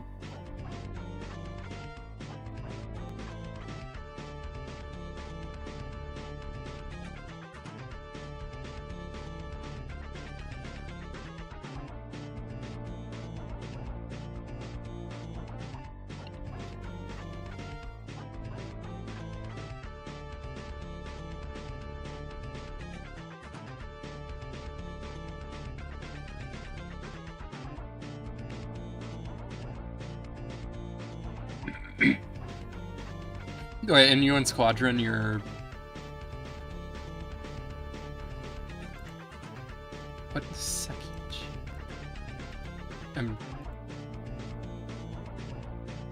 Oh. Okay, never mind. In UN Squadron, your like weapon power is represented by POW. And it's supposed to mean power, like, obviously, but I think it's really funny to imagine that as you're shooting down all these planes, you're collecting prisoners of war from their remains or whatever. Also in Japan, it was called Area 88 because it was based on a manga from the same series, or of the same name, and it takes place in Area 88. I don't know why they changed it here. Like, Area 88 works. It's a good name. And I guess UN Squadron sounds more American. I think it's lame. I mean, you're not even a part of the UN. I'm pretty sure you're just like a group of mercenaries out in the desert. There's an OVA. There was an OVA of the show, or of the manga made. I forget when, but it's really good. And if you want to watch something, like, do it. Or if you want something to watch, like, take a look at that. It's good. I think I want to start with these characters first, honestly. I'll need a thinner brush for this.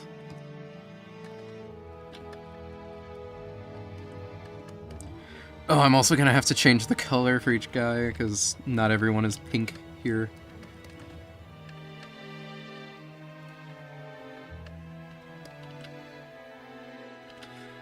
Ooh, I have the opportunity to talk about more of my characters, hell yeah. Okay, so this is Scraff. He is a half-orc rogue from Front Rise. In fact, a lot of these characters are from Front Rise, just because that's the one I've written most. A Wary is from... This is a Wary. He is an arcane trickster from Nulanra. That's like the northern place. And he's real cool. He steals things. Anyway, so Scraff is one of my... Anyway, back to Scraff. This is one of the second D&D character I ever made, and the first character that I made specifically for D&D. Because the... Okay, so I played I played D&D with my dad in 1st edition of all things, when I was in like 6th grade, and I loved it. And because it was me and my brother, and he decided that I think it was because like whatever module he was running, but he told us that we should make 2 characters each. Just because why not? Or just to make the combat easier. But he also gave us like let us make our characters like really powerful. Like my character had 18 in all stats except for 16 and 17. Or my wizard had 18s in all stats except for like what I just fucking said.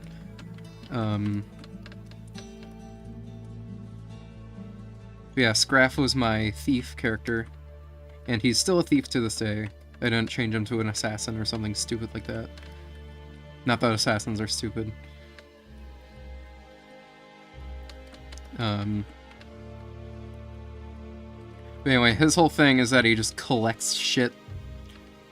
Like he'll just be carrying like a whole bunch of just garbage. Just in the event that it might be useful. And he hates magic. He does not like... He thinks magic is for wimps.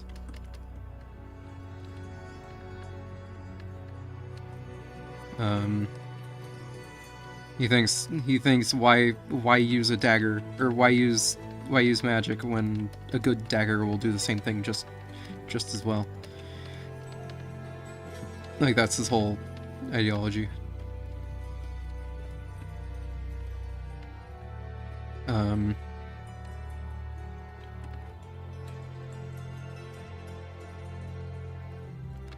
And I've decided that if I write anything with him, he's going to become romantically interested in a mage. After, like, being proved wrong about magic or something. Yeah, he's doing, like, the scout thing. It was just... I did this, like, bicep flex in real life just to, like, make sure I was right about which way the thumb is facing.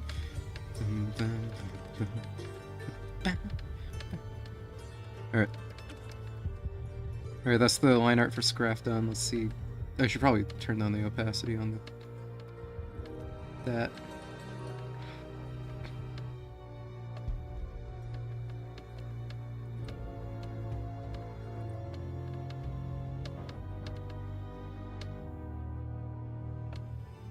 Alright, there we go. I just wanted the background to be on a separate, like not in the sketch group. Anyway, so yeah, Scraff is pretty cool.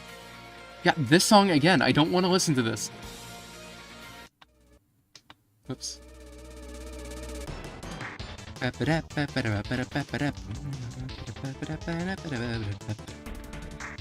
Anyway, the reason he's flexing is just because he thinks he's really strong. He isn't. He's not that strong. I've been liking this character a lot in in Morrowind, actually. Since there are orcs in that. Doing the Thieves Guild quest. And I've been using long swords instead of like daggers or anything like that. Or long swords and like claymores instead of daggers. And I thought that was gonna be a bad idea at first, but then I learned that it doesn't fucking matter. The critical strike you get from sneak attacking in Morrowind doesn't change. Or it doesn't change depending on the weapon. It's like, you're actually in fact, you're actually better using, like, something like an axe. Instead of using, like, you're actually better off using an axe than, like, a fucking anything else, honestly. Anyway, Alcoa can use the same color. Actually, no, I'll make his, like, maroon, like, reddish. Alright.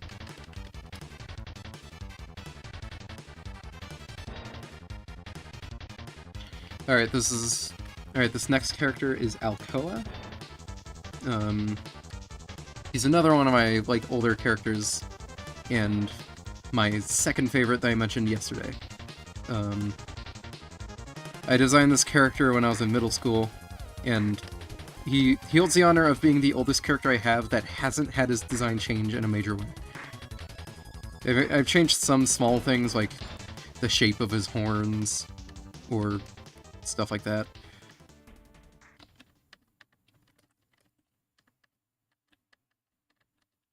I have changed stuff about his backstory, like, majorly. Just cause, you know, 7th grade me's writing wasn't very good. Alright, so he has a brother who's not pictured here because he's dead.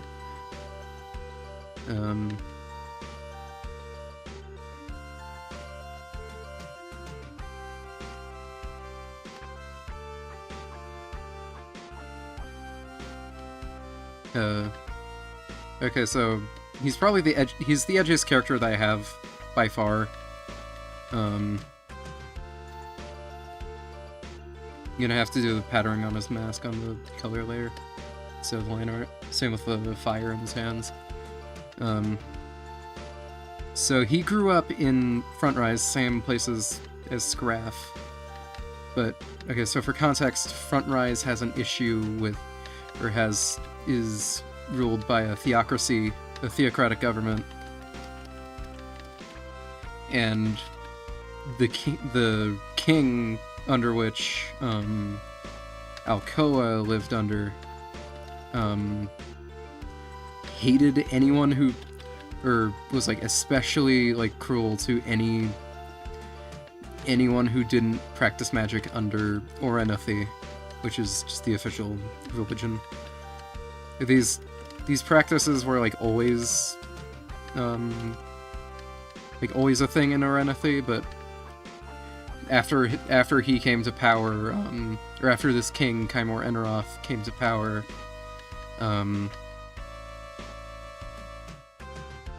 like, he started cracking down a lot, like, basically just doing, like, equivalent to ice. That's how I can put it. And I'm only now realizing, like, Alcoa's backstory is topical. Especially right now. Yeah, his parents were taken away by, what word did I use? Wasn't witches, and dead casters isn't something I use anymore because it's just shitty middle school me writing, or high school me writing. Anyway,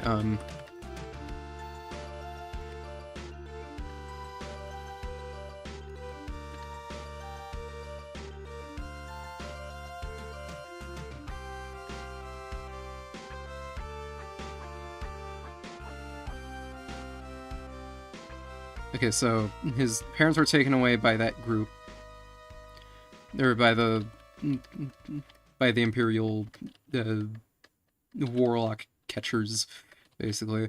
Or not Imperial, because it's not an empire. The Royal warlock catchers. It's the best word I can use right now.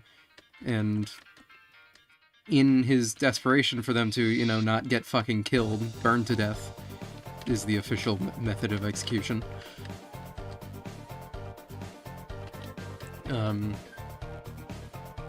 He tried to save them and ended up getting horrible burns all over his body. But his brother, Mondel, was there to help him, healed him up as much as he could, but he was still, like, incredibly weak and covered with third-degree burns. So that's why Alcoa has these bandages all over his body. Because his skin is now too sensitive to touch anything, basically, other than these bandages, I guess. Or these bandages are theirs for his own protection. I also just really liked Ermac's design for Mortal Kombat at the time, so... Or, what am I saying at the time? I still do. I just really like these bandages. I think they look neat.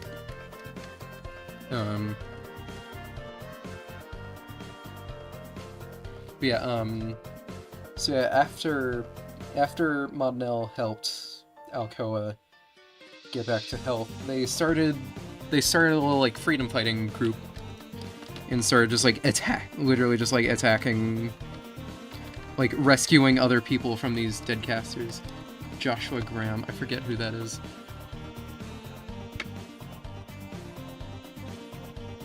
Oh, right, from fucking Fallout New Vegas. Yeah, Joshua Graham, exactly. I also love Joshua Graham. Anyway, I don't wanna start drawing the next character because I want to keep talking about Alcoa because has the most fleshed out backstory out of all these guys. So yeah, him and Mondel start a freedom fighting thing. Start, like, literally just, like, killing or, like, rescuing people from, like, prisons, or rescuing, like, warlocks from prisons and all that kind of stuff.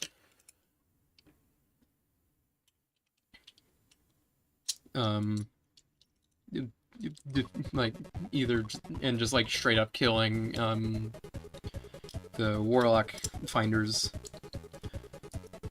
But eventually, and the whole time they're wearing these masks. One is called the Mask of Healing, the other is the Mask of Sorrow. Or, it's the Mask of Blessings and the Mask of Curses. The Mask of Curses is the one that Mondel wears. I'm just gonna, like, quickly doodle what each one looks like. So this is the one that Alcoa wears. It's based on the Jester mask from Animal Crossing, from Animal Crossing New Leaf, just because I think it looks cool. And they changed the design of it in New Horizons, and that pissed me off, because that was, like, my entire look in New Leaf. Anyway, yeah, this is the Mask of Blessings, and then the Mask of Cursings is the same shape, but instead looks like this.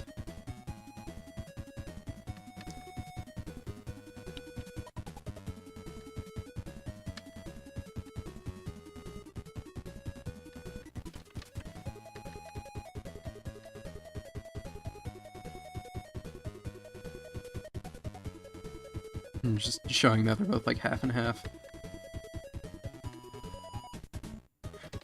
These were family heirlooms. If you were wondering, like, what's up with them, or why they have them, they're just family heirlooms. And they help protect their identity while also bolstering their magical powers, so...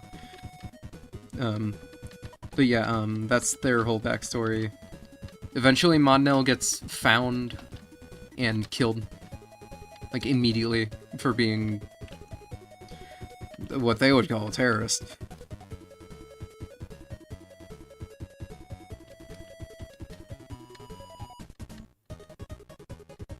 Alright, and that just destroys Mondel even more, or Alcoa even more, and So he devises a plan and just straight up, or he devises a plan and straight up kills the ruling king. I honestly, like, I had this written out a while back, but then I decided to change stuff. Because originally he, like, disguised himself as the king after killing him, and that was what the mask did, but now I'm not, I think it sounds just kind of goofy, so I want to change it.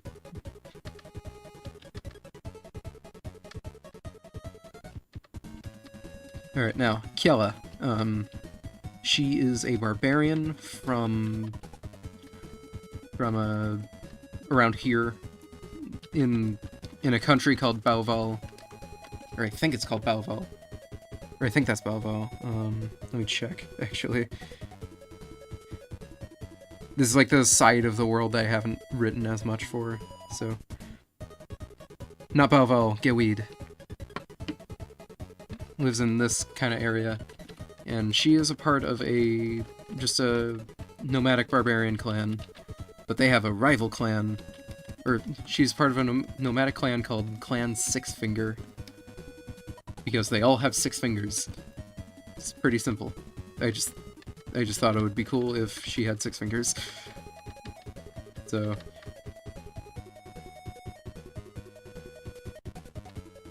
Somebody say request. Yes, there are requests going on. If you want to ask for something. Anyway, the fucking butter building has been going on for too long. Get this out of here. This song is great. I love it. Anyway, so Kiela's part of this clan. They have a rival clan that I haven't decided on the name on. But she has a girlfriend from that clan named Saelka. It's Saelka. It's spelled like spelled S-A-E-L-K-A. And she's like a druid archer type woman. I guess a ranger then.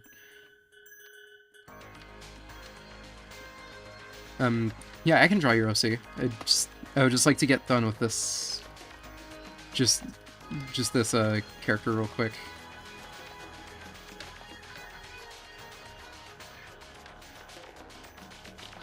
I'm raising her hand so I can show that she does indeed have 6 fingers.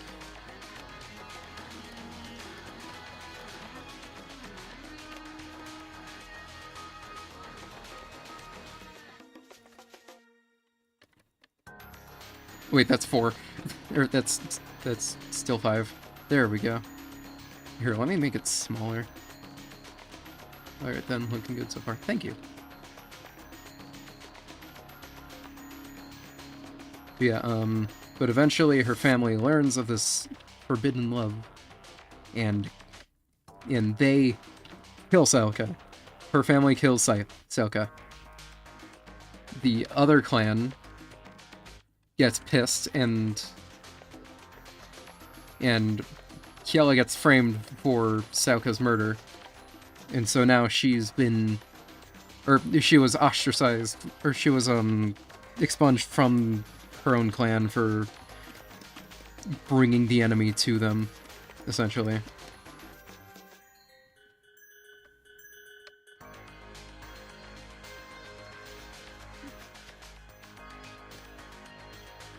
And then, but then the other clan also has marked her for death, because they see her as the reason why Saelka was murdered. Question, why am I upside down? Because, why not? I like being upside down. It's just, I genuinely identify with this. It's a whole thing.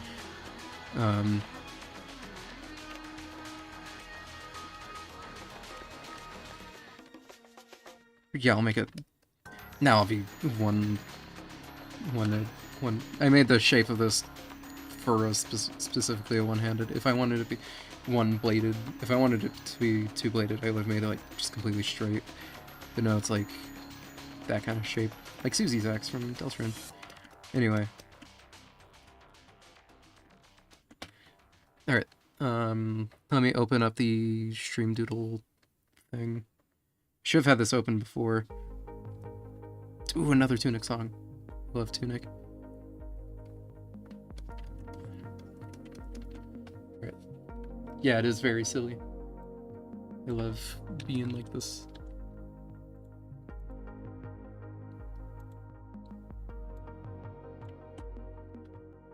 It still had something else copied. Oops.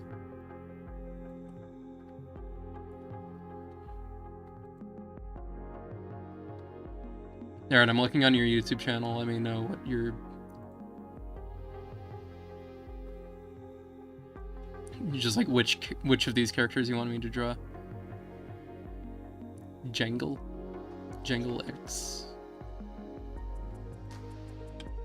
There's gonna be a bit of delay between me, like, seeing your thing.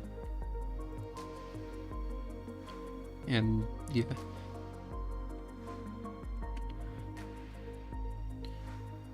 But yeah, Kiela is now just on the run from both of her families, or both of these families, and she is perpetually pissed off because of it. And fair enough, that sucks.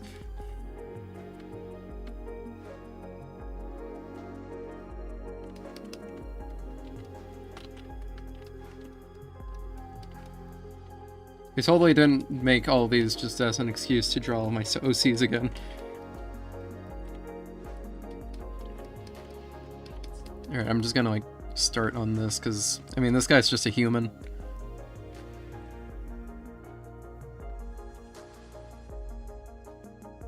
He also has a beard, which I'm gonna do on the color layer. Because it's just like a... not like a full, like, hair beard, it's like a texture beard is the best way I can put it.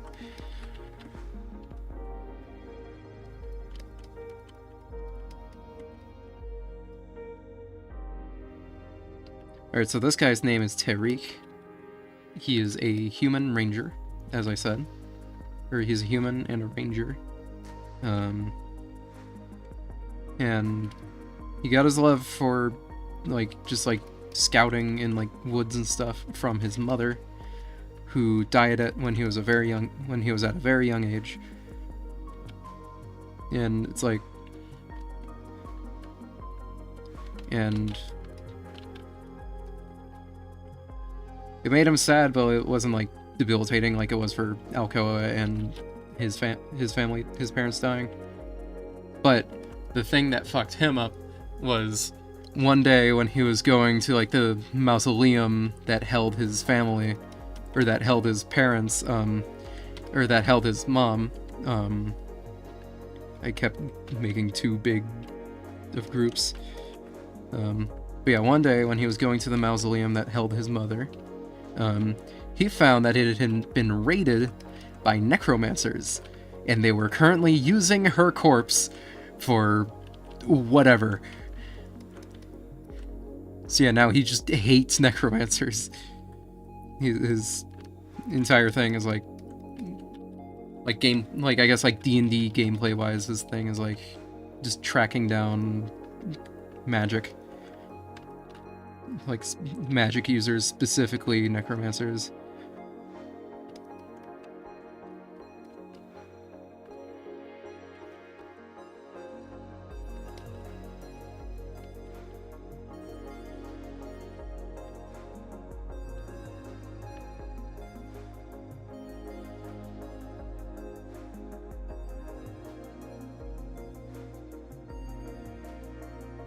Or he just hates the practice of necromancy as a whole now because of the things he saw, you know?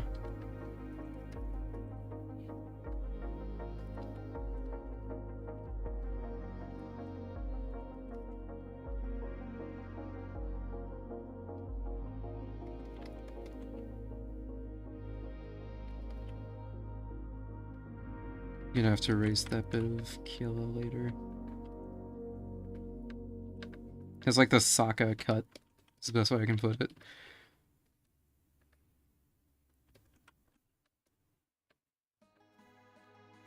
Let me hide that top layer.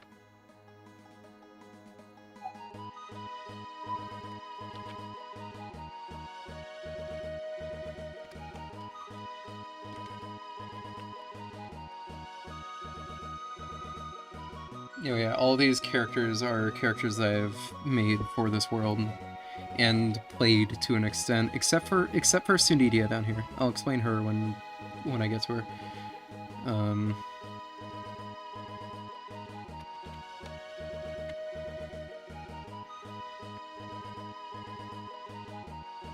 Here, let me move his face down a bit.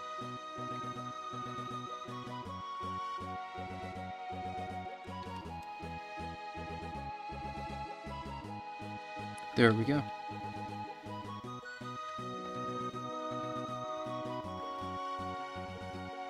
He's supposed to be, like, getting annoyed by Scrap over here.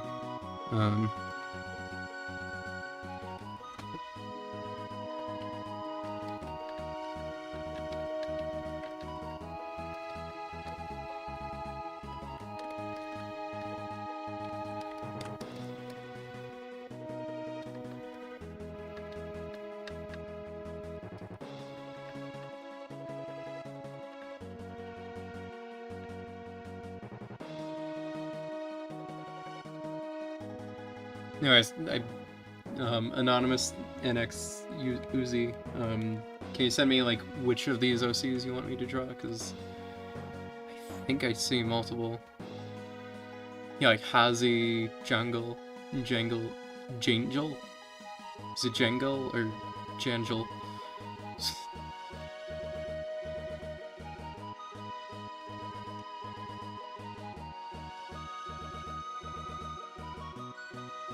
Wait, when I say doodle, I mean just like a bust, or maybe even just their head.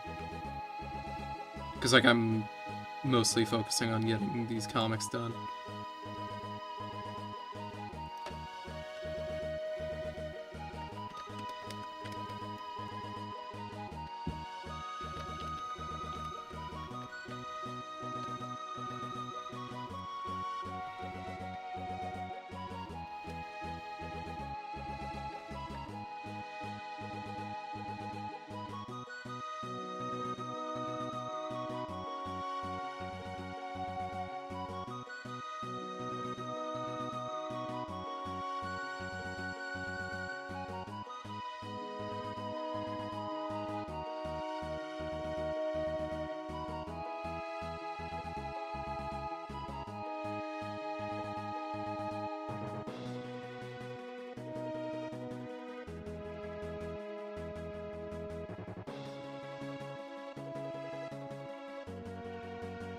Those take a while, don't they? Take your time.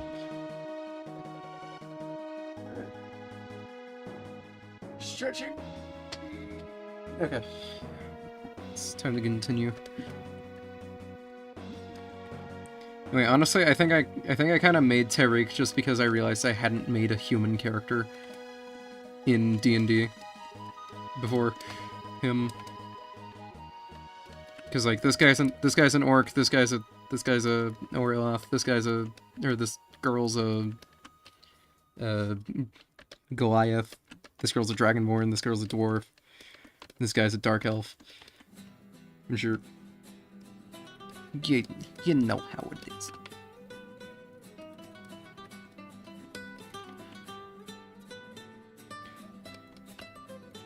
Anyway, yeah, this is Kalto. She doesn't have too much of a backstory, because her thing is that just, like, the backstory happens in the campaign that I'm running her in. Or actually, I say running her, but, like, she's a DMPC. And not really the main character either. I've been playing her in Baldur's Gate 3, though. Like, she's my second character I made. She's a bard and an archaeologist, and she finds the son, or the child of a god in Neg. The gods of this world are dragons, by the way. But not everyone knows that, because they have not been here for many, many years.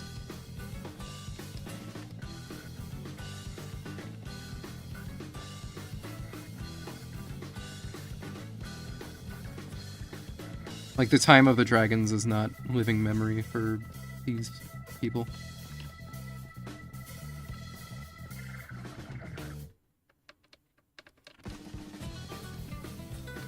I have a friend who really likes this character, and there will probably be romance between them, but I'll be damned if I'm gonna be the one role-playing that, because I am not comfortable doing romantic roleplay. The most he'll get is a hug. Directly described by me, I mean.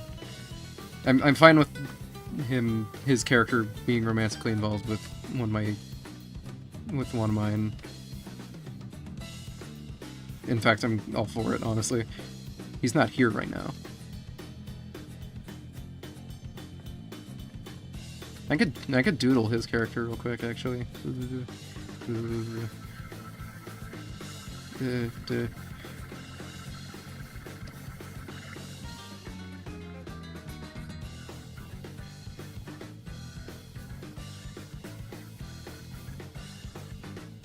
Yeah, he's a dark elf named Damir. This is not my character, but I love his design. Weak.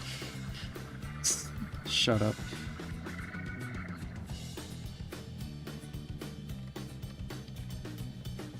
Doorknob, that's so funny. Shut up.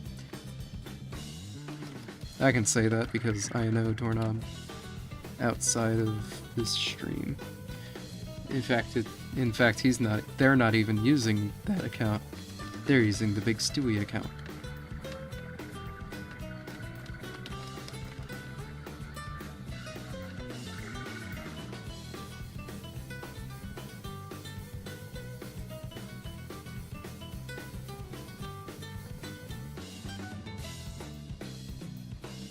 Yeah, so yeah, she's really interested in just like ancient history and stuff like that. I should really make her outfit like more interesting, because right now she just has like a collared t-shirt basically.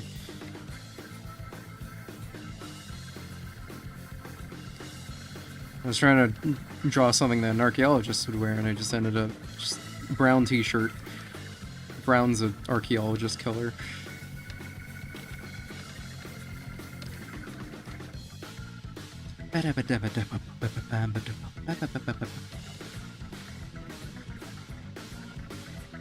So I'd imagine that, like, where she's from, because she lives in, like, a desert type thing,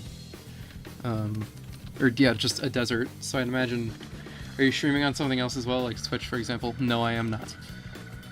I hate Twitch, in fact.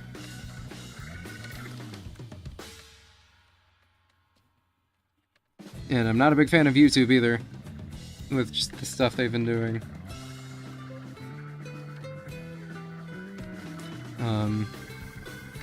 I've been considering moving to a service called Picarto. It's where one of my favorite artist, period, draws. Yeah, there's just less garbage on there. In fact, the website is made for artists, so... I mean, like, I do more than just art on this channel, to be fair.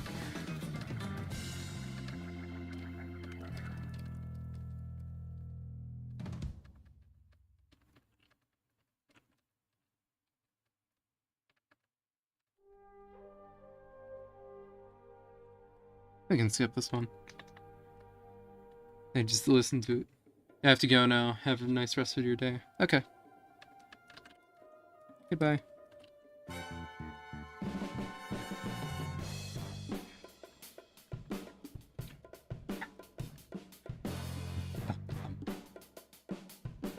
No, she's playing the lyre because she likes to play the lyre. I have a lyre in real life, but I don't have it with me back at my apartment in other place.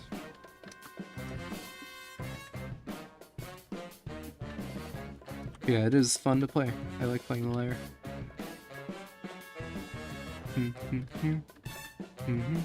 I should just collect like as many medieval instruments as possible and try to get okay with each one.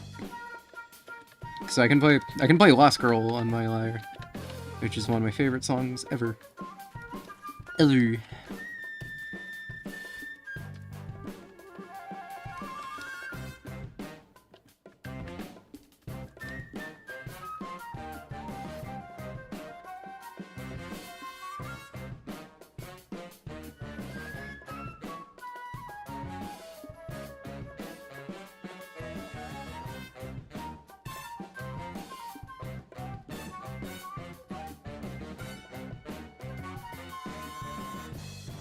feel like this song's a little more jazzy than...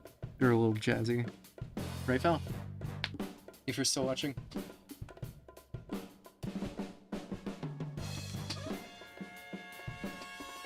I feel like I should have done the ones in the front first instead of the ones in the back.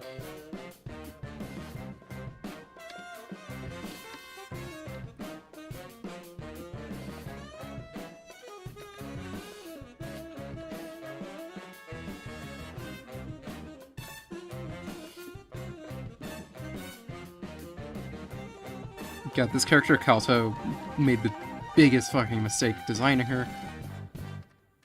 I gave her curved horns like a ram, and they look great. I love it as a design choice. Hate drawing them. I like this song a lot. Imagine she uses like her claws as picks almost.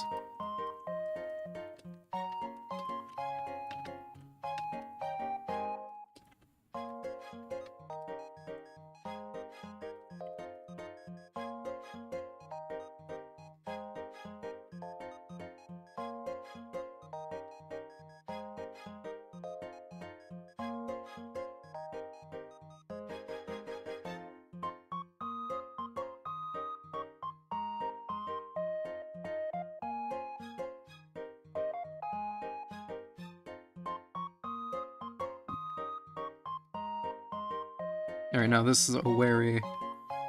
He's a character I've been playing in a Rime of the Frost Maiden game at my college. His whole thing is that he's an arcane trickster, as I explained earlier. Or as I said earlier. Okay, that's not good.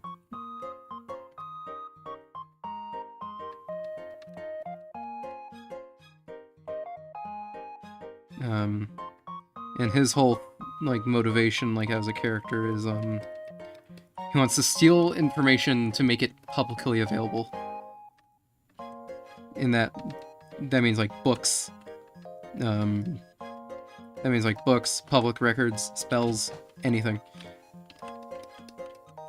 Thinks all information should be public knowledge. No secrets shall be unkept from him.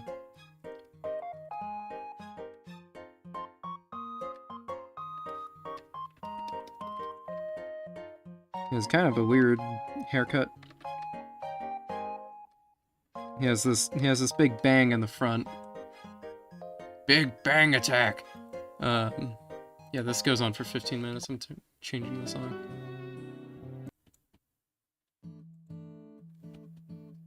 Real noir. Ah.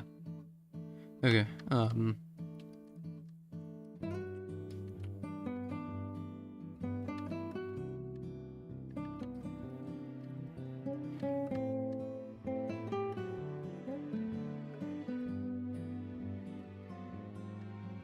yeah, he has probably the weirdest haircut out of all these characters.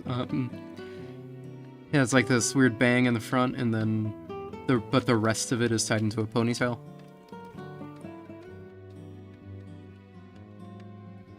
Same with his beard, that is also tied into a little ponytail. I first made this character for Morrowind, actually.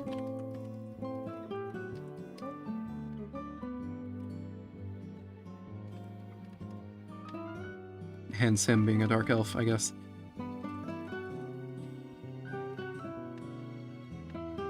This robe design. It's very Morrowind inspired. I want to change it at some point just because I don't want to just use Elder Scrolls designs.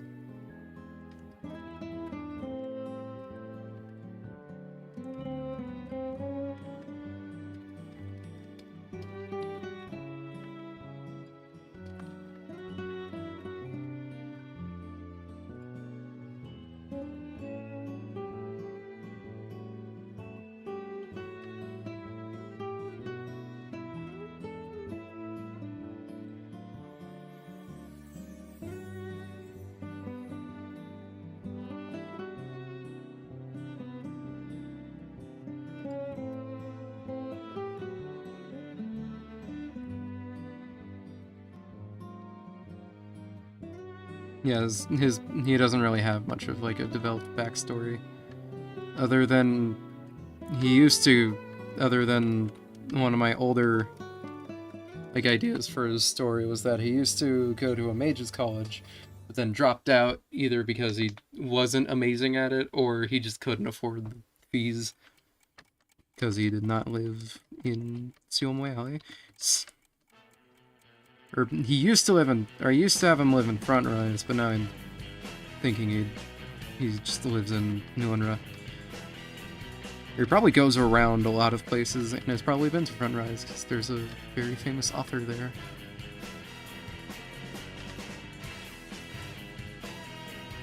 An author that Fleera would love to meet someday. I should write that into the story.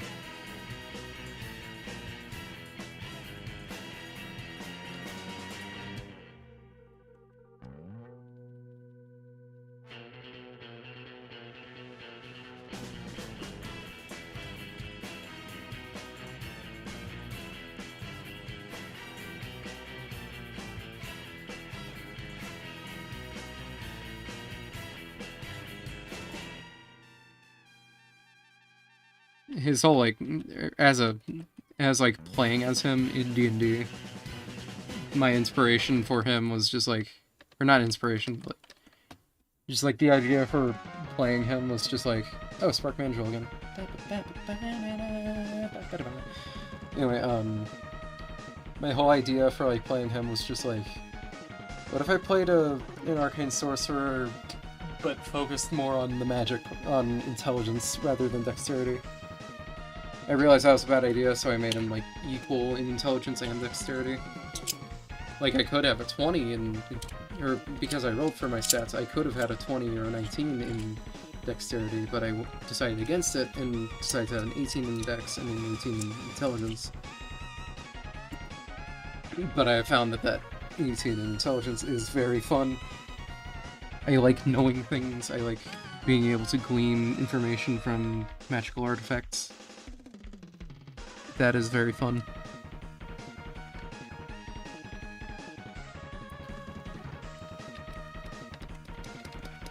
Alright, next character is probably the least fleshed out in terms of backstory out of all these, but I really like her design. Her name is Sunidia.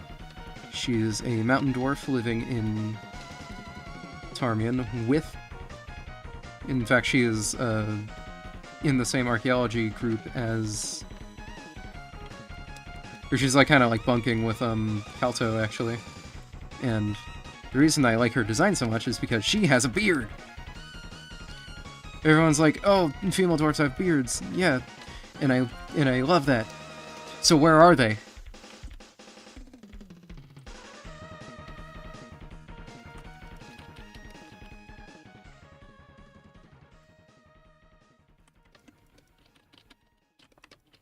Like, that's the first thing that so many people, like, say about dwarves is like, oh, the female dwarves have beards. And that's all well and good. In fact, so where are they, as I said earlier? Because you don't see those in fantasy media, or bearded dwarf women. Oh my god, Dark Sanctuary.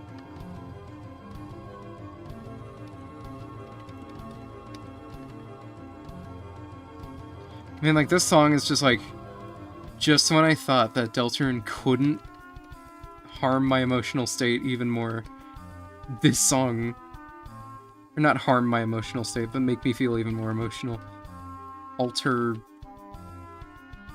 my brain. Like, this is now my favorite song in Deltarune, except for maybe Lost Girl, because that one's just good.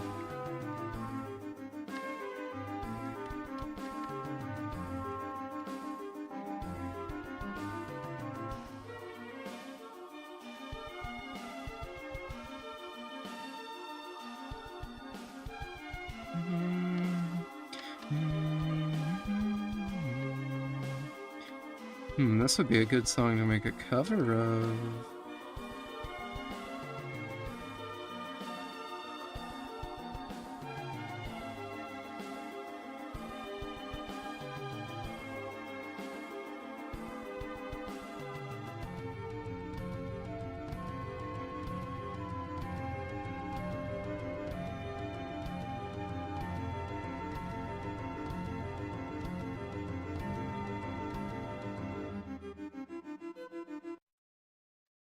This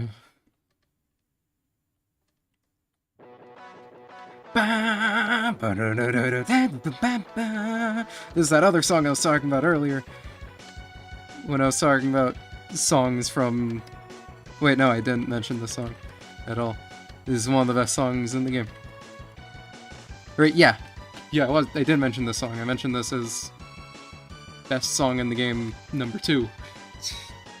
Fucking Storm Eagle. Love that guy.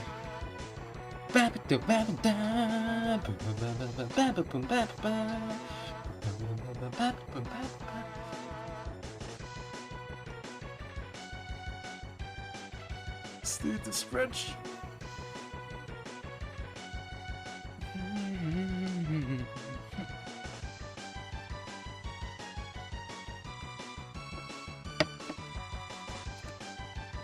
Stretch, drink some water, and then get back to this. Oh yeah, she's missing an eye. She just happened to lose it somehow. I forget the reasoning I gave.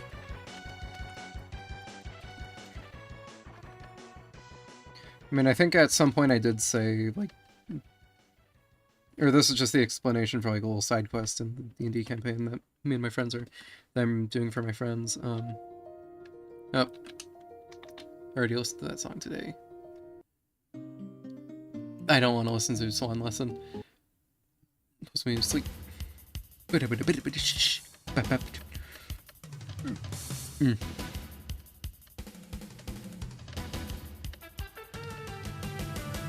Yeah, she's an artificer. She's mostly just there to give upgrades to the players, honestly. That's not how fingers work. Look. Or work.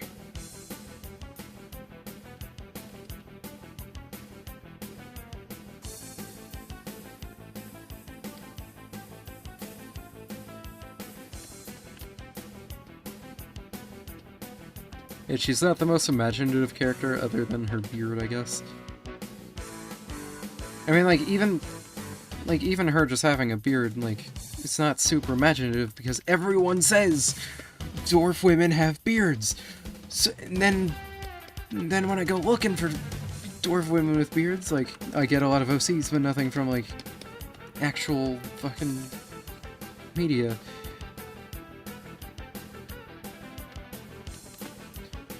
Here, there are dwarves in Dungeon Meshi. Let me see if there's any bearded dwarves in that.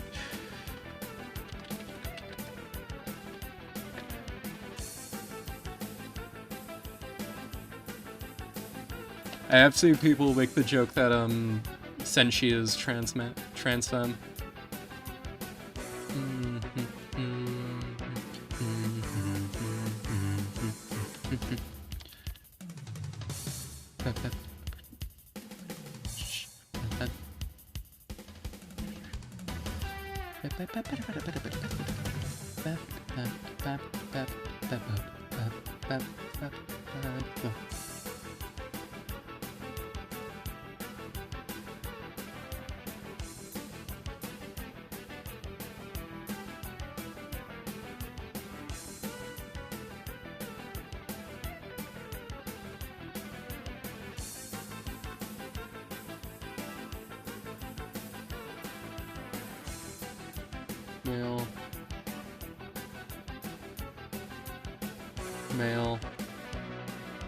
Male. God damn it. They've shown 2 female dwarfs, and both of them are shaven. Assholes. I don't want to listen to this song. Okay.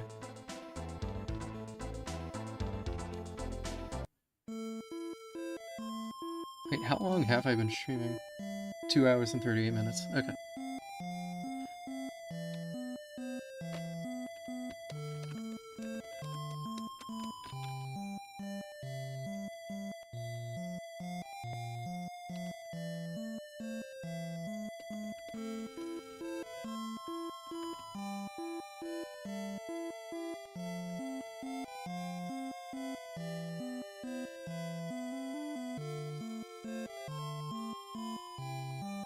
Just drawing out the crossbow she's carrying. She designed this herself. I built that. I built that.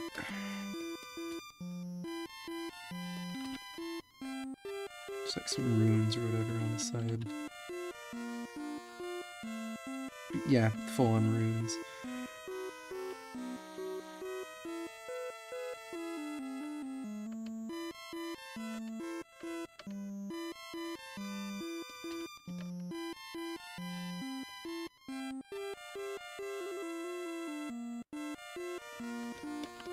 It's good enough.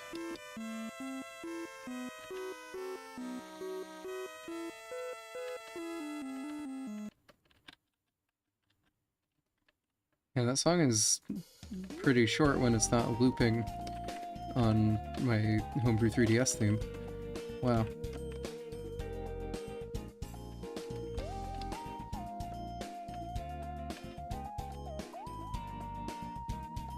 I have one hand here.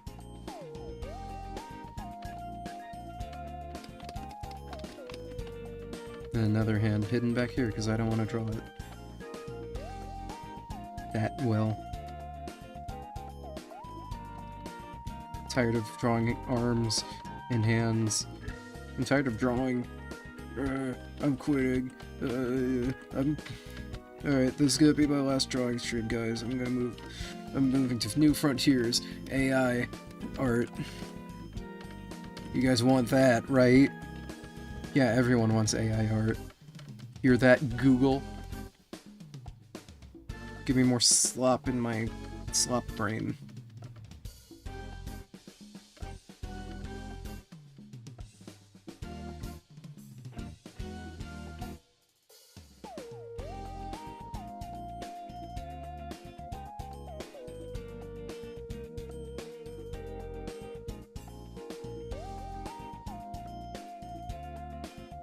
Sneedy is also a little chubby. Alright, that's good enough for her. Just gotta erase the bits of the other characters that are overlapping. I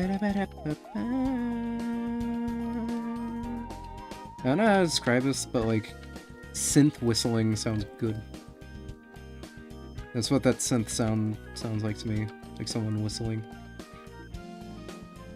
I know it's probably just a sine wave, but like, I do not care.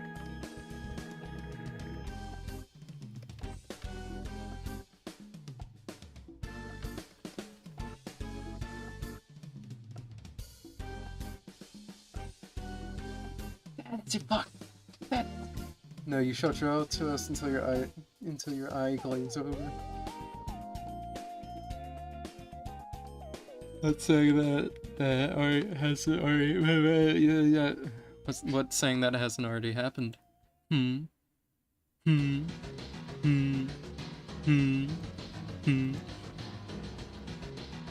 Anyway, oh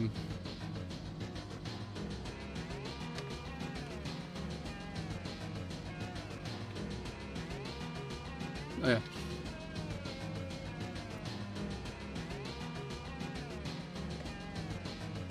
I just want to watch that Senior Pello bit. Dance, you fuck. Take them all. Just get rid of. Dance, you fuck. Dance for them. Yeah. Yeah! That was great.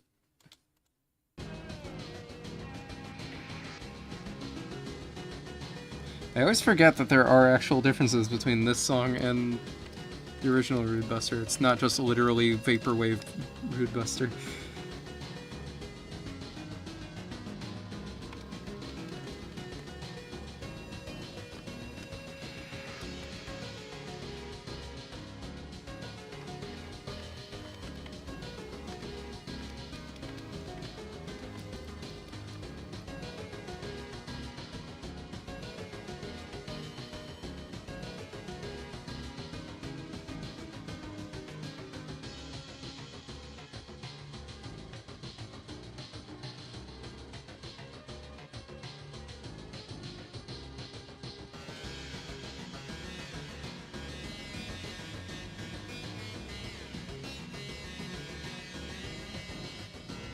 Alright, yeah, there's the assembly. Let me disable the sketch layer for a second.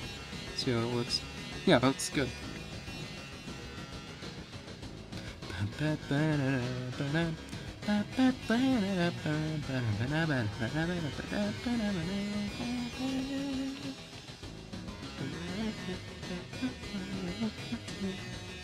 Fuck, I'm getting sleep.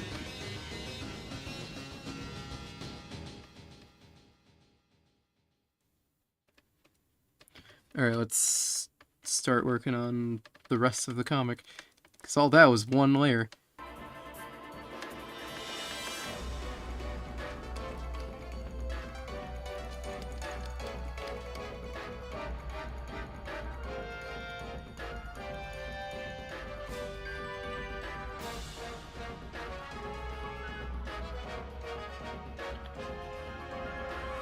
I love Fleera. I mean, like, the rest of this should take a lot less time than that. Because now I'm drawing my comfort character. Comfort when it comes to both, like, I'm feeling sad, I want a character to look at, and also,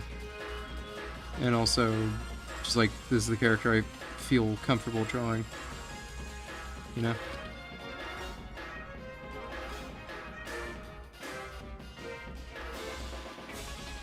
The song has the Saint Anger snare. Dong, dong. Oh wait, Doorknob, you're a percussionist. What's your opinion on Saint Anger?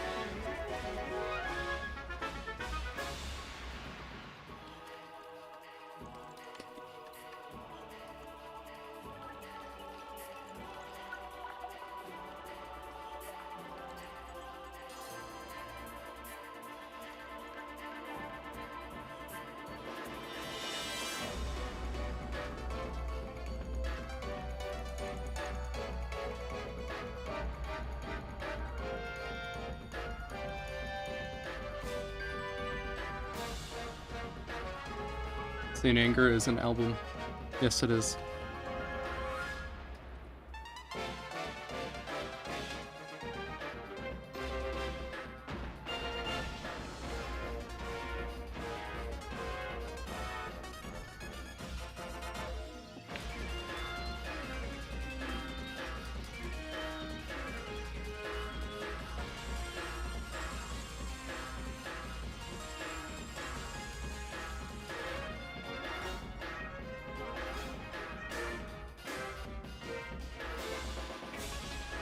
Okay.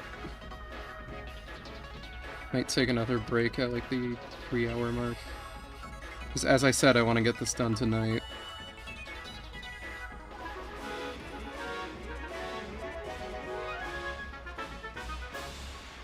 Alright.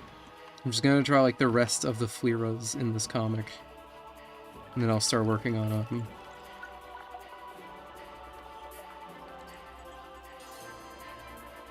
Or just like the order of operations here. Fleeras.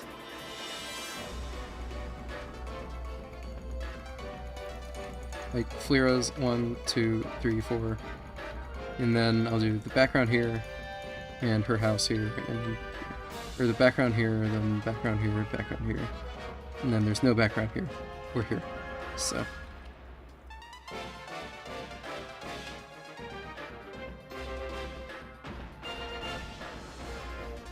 Okay, there we go. Perfect.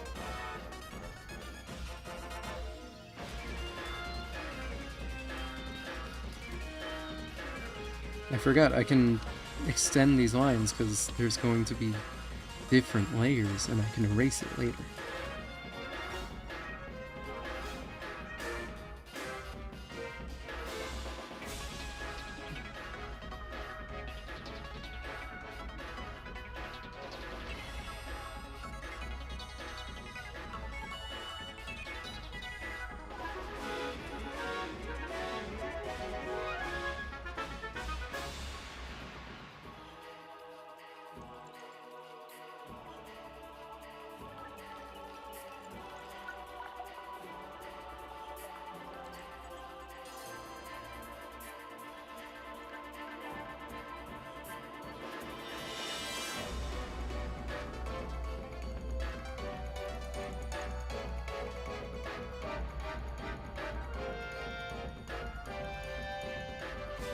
Why do I keep doing that? I can press, I can just press up on the keyboard and do the same thing faster.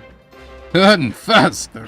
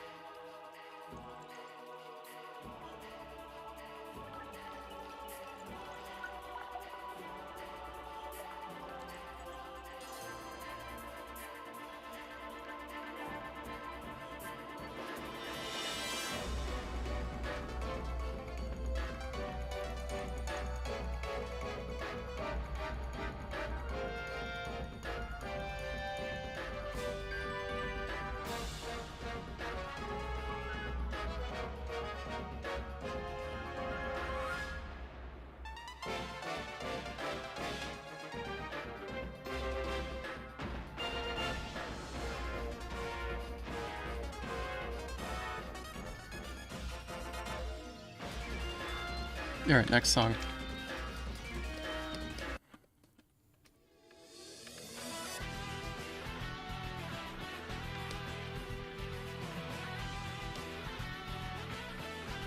It's weird, I no longer, like, think of this song as, like, a song from Pokemon. I just think of this song as, like, oh, this is that one song on my stream playlist.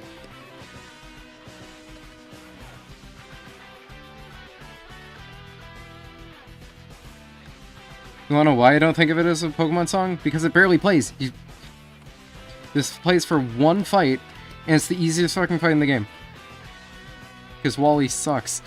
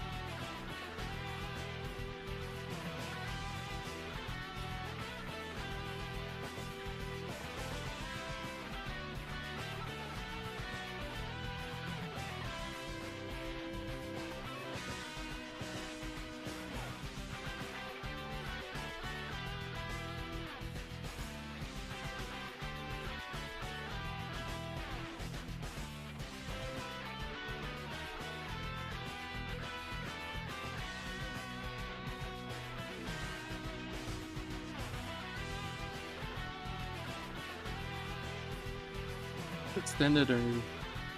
No, it's 5 minutes. Okay.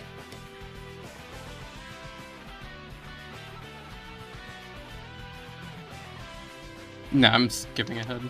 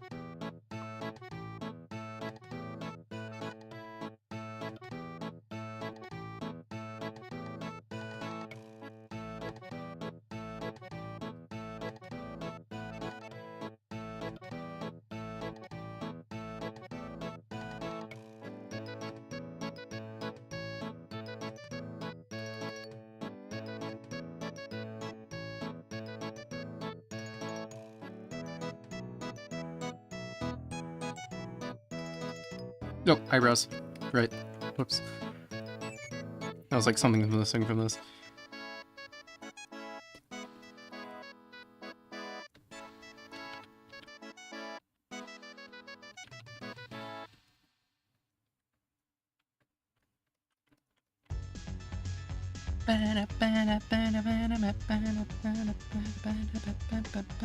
Yeah, you'd be surprised how fucking good the Zelda CDI soundtrack is. I think it's genuinely, like, a really good soundtrack. It's not amazing, but it's very listenable. I like a lot of the songs on it. Like this one. This one's Saragon Caves from Link Faces of Evil.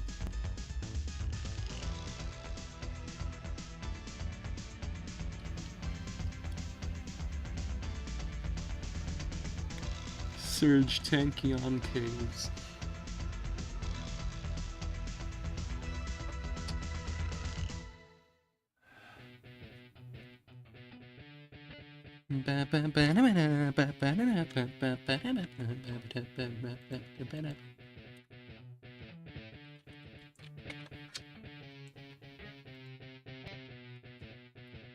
When the demon heart is crying and the blood is gushing bright, raise up your bat for the burning fight. When your hope is slowly dying and your future's lost its right, raise up your bat and face the fright. Let's knock 'em dead into the night.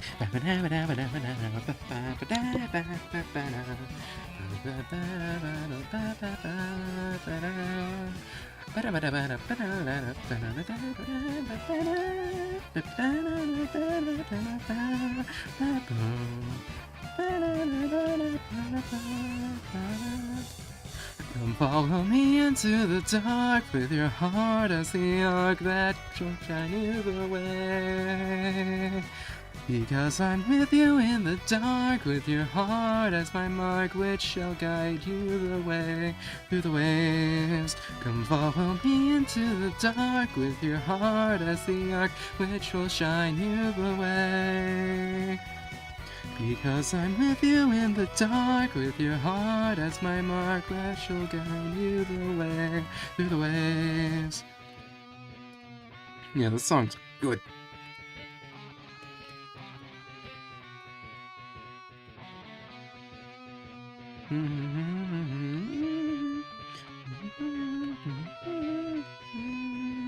When the maxi duck is crying and the mom is kissed goodnight, raise up your bat for baseball delight. When your pancake's slowly frying and your future's really bright, bring extra s'mores to the campsite. I bet my friends still wanna bite.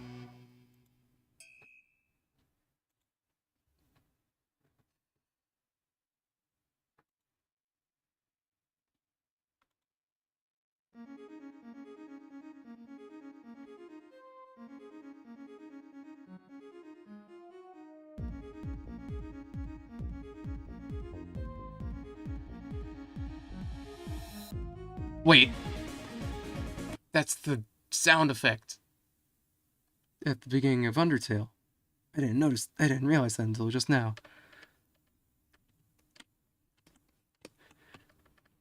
That's the Undertale made by Toby Fox sound effect.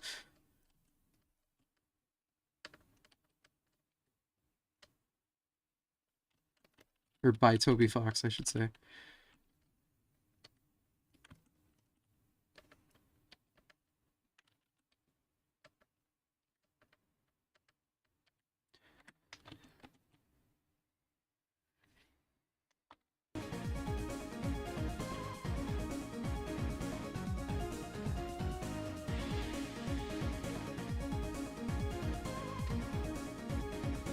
After this song, I'm gonna take another break, I think. A slightly more substantial one, I think. Like, I'm gonna, like, sit down for a little while. Or not even sit down, like, lay down on a couch. I don't know.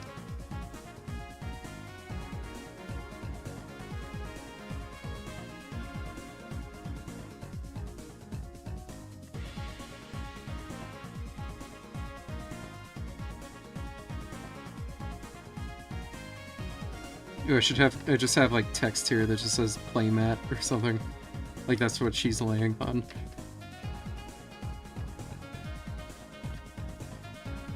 Wait, that would suggest that the entirety of the Broken Vale has been cartographized. Whatever the word is. Mapped out.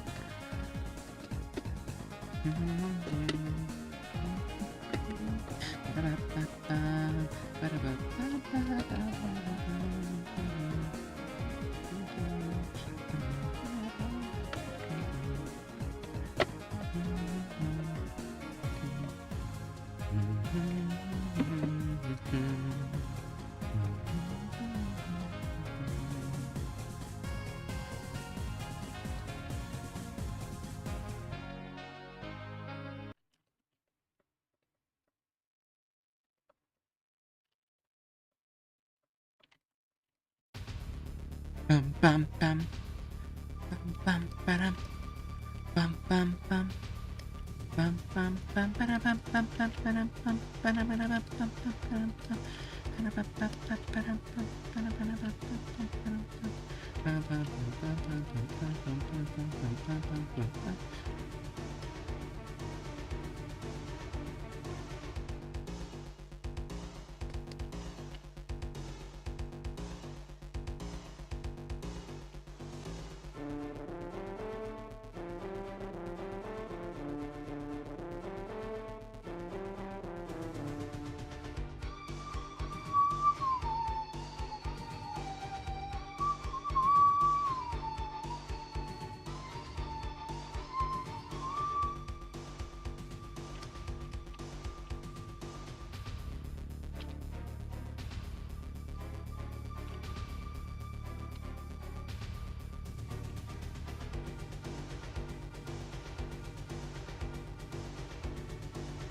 I don't know if this is sacrilege, but I don't like the... I'm just thinking about Donkey Kong music right now. I don't like the Smash Ultimate remix of Gangplank Galleon. I think it sounds like shit.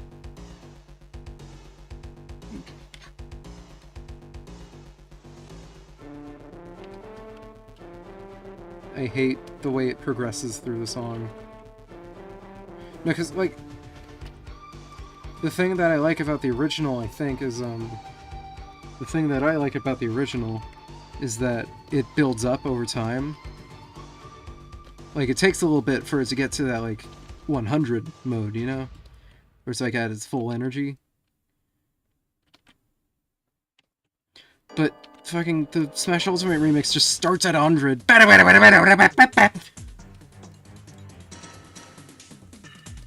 You know?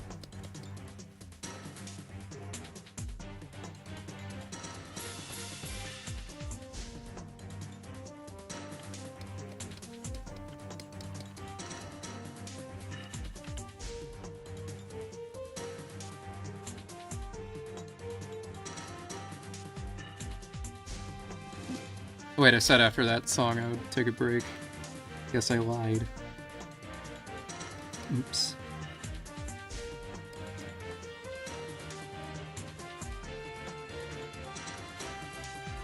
After I'm done drawing this Fleer, I'll take that break.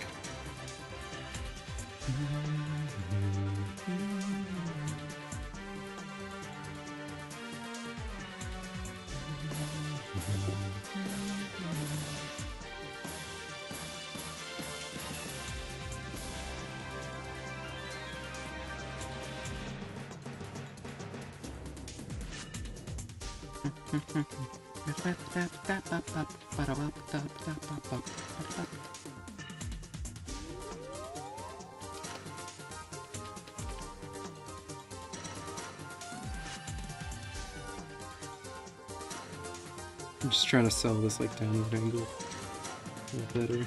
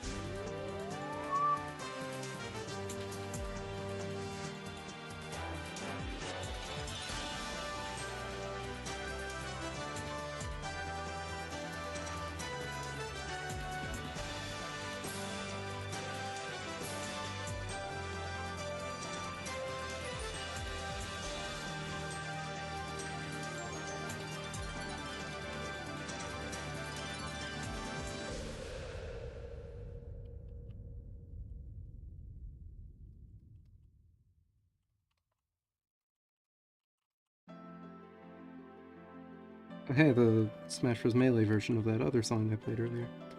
Okay. That's the line art for Fleera on Dumb Map. I'm gonna take a break. I'll be back at 6:20. Okay. I'll leave the music on. In fact, I might just loop this song because it's an hour long. Perfect. All right, I'll be back.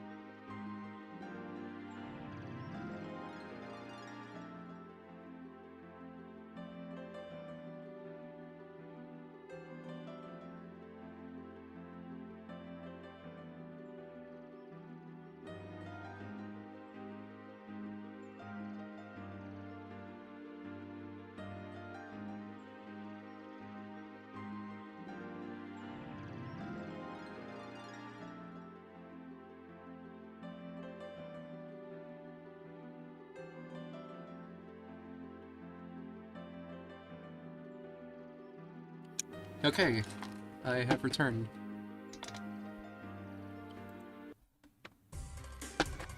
Alright,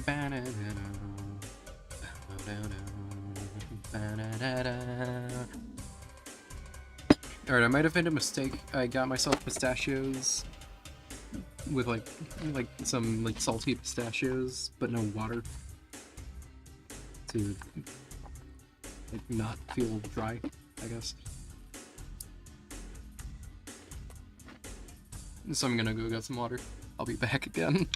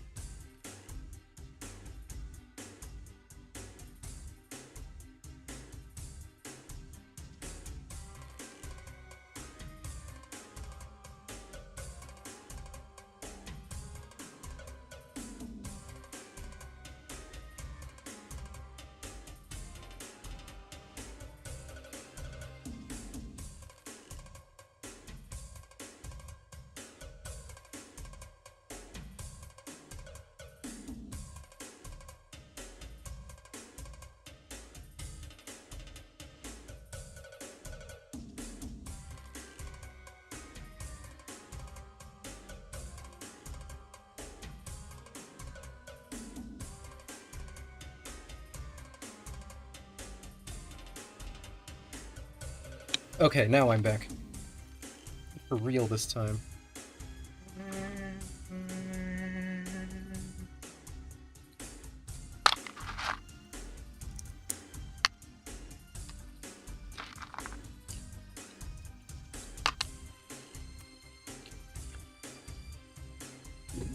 You know, I want to check something just like about the Zelda CDI games OST, because this map theme is almost 3 minutes long, or is over 3 minutes long, just a little bit over.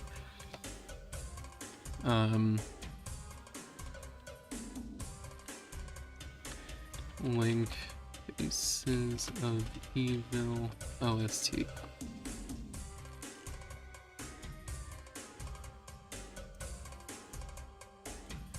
I'm also opening up a video for me to watch once I'm done here. A minute,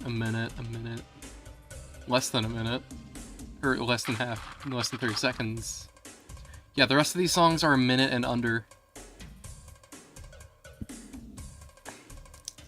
I find that stupid. Because, like, I mean, like, I understand making, like, damn, this song again. This is the third time the song has played this stream. Wow. I think. Anyway, yeah, I find that kind of stupid. Like, I understand making the most varied song be the map screen, because, like, it's the one you're gonna come back to the most. But you're not gonna be going out. There's like, you're not gonna be on the map long enough for it to run through the whole thing. The map screen is just open it up, pick somewhere to go, and then you're done. I'd rather the long songs be the levels, because you're gonna be spending most of your time there. So, yeah.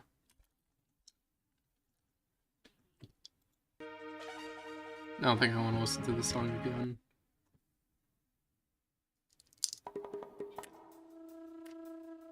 Ooh, this is the song that plays when you don't even know where to start with someone. And when someone doesn't know who they're talking to. They don't have any idea who they are. But basically, they're kind of a big deal.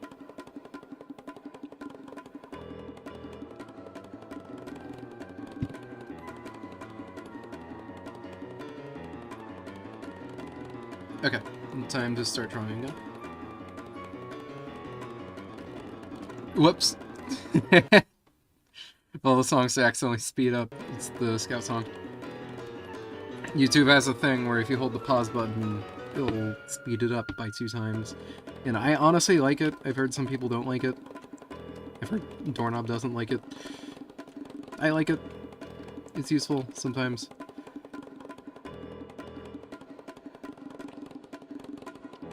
But sometimes I'll like go back to Krita, and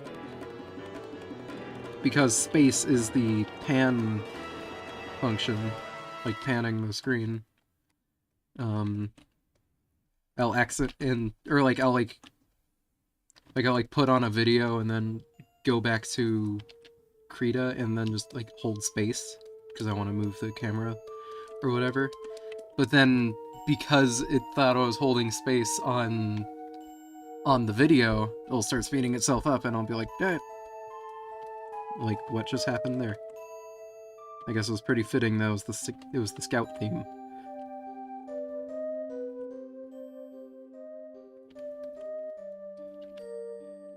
Wait a minute. Nah, I don't. Honestly, I don't know if they would be visible there.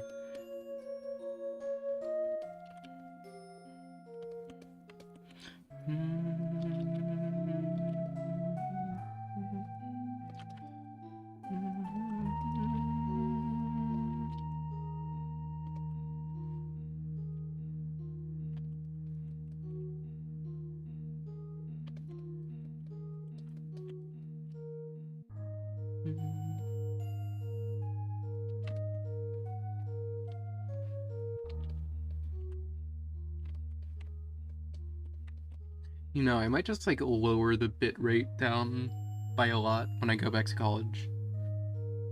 And then stream with that. Like, the stream will look worse, obviously, but, like, it'll be less taxing on the Wi-Fi.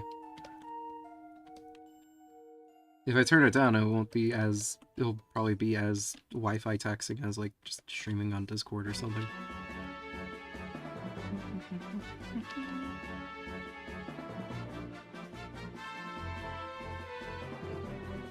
Oh, I have a song that I wrote for one of the characters in The Broken Veil that isn't actually here because he's a bad guy. I should put it on here.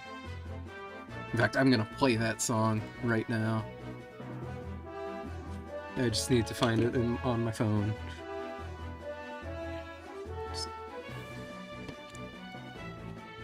I'll try multitasking that while also drawing.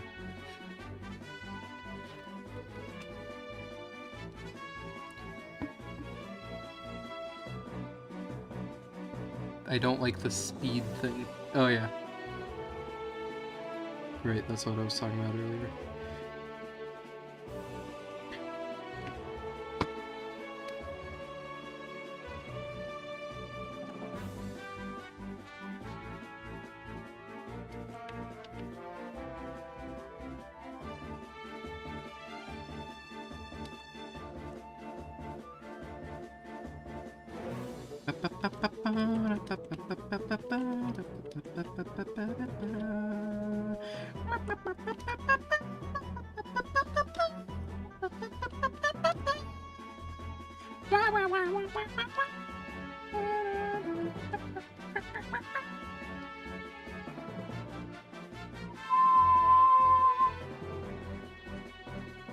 Here, let me move her head down just a bit.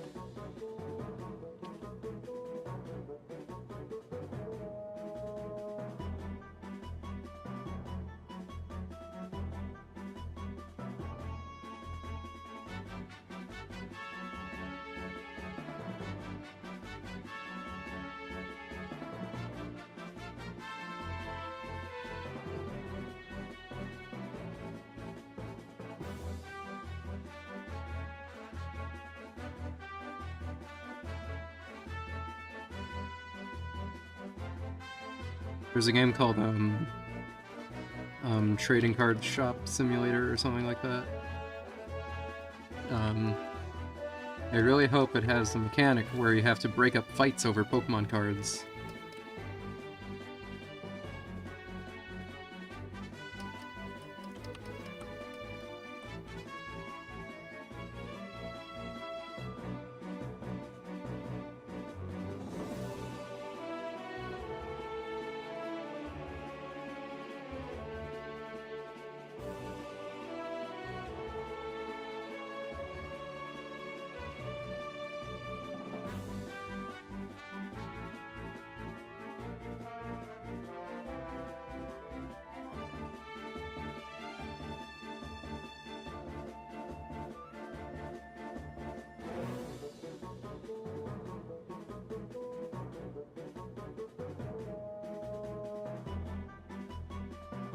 Like how the... Is that a... I like how the oboe is like meant to be like Link in these songs. I think it's cool. Because like... This song has some elements of... Some like adaptive music elements where if you're on the horse, it'll play this theme with the trumpets. But if you're just on foot, it'll only play the like that oboe and clarinet stuff. And I think it plays the strings regardless.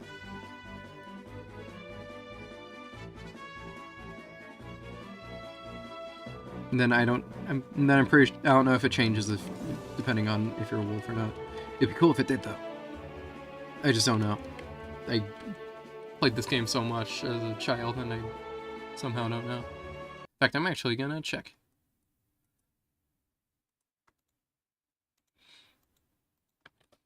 Twilight Princess Hyrule Field theme on foot.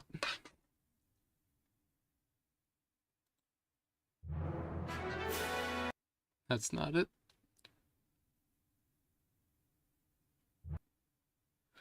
I don't really trust a video from 16 years ago.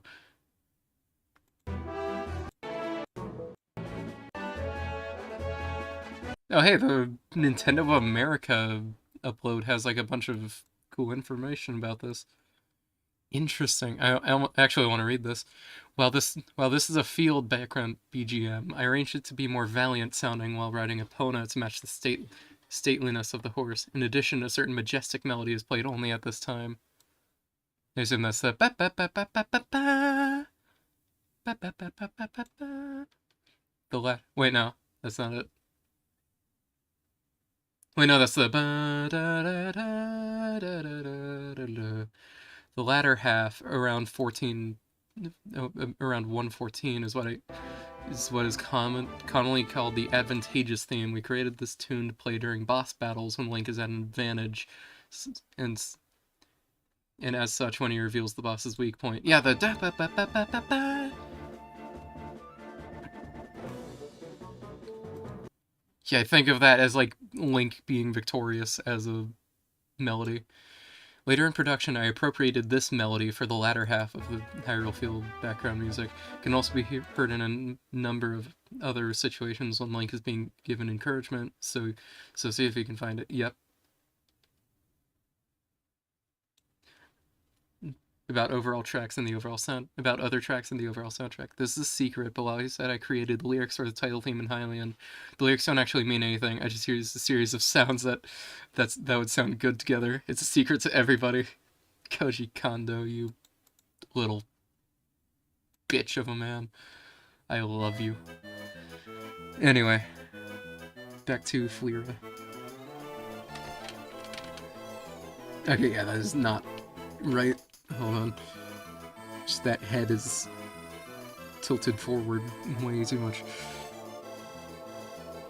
That's why you mirror your canvas, folks.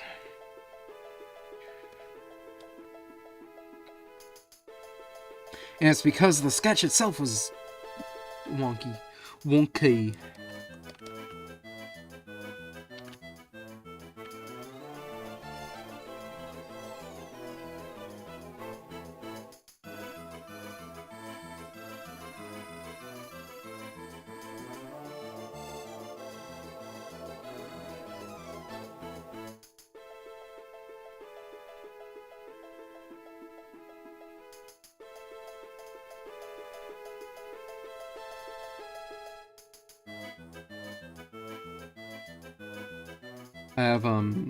I have flipped the canvas as down on the keyboard. My current binds for that kind of thing are left on the keyboard rotates it this way, right rotates it the other way. Your right rotates it clockwise, left rotates it counterclockwise, up resets the rotation, and then down mirrors the canvas.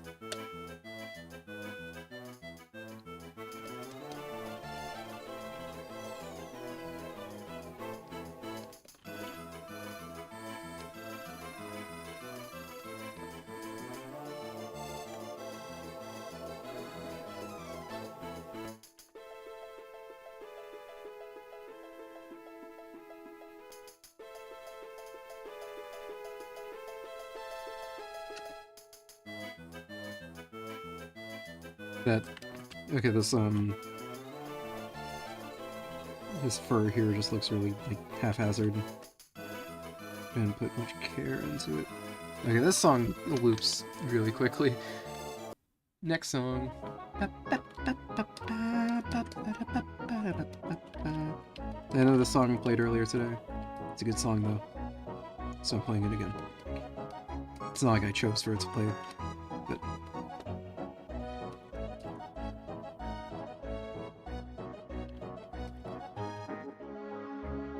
So Flyra is a librarian. She's got a lot of books.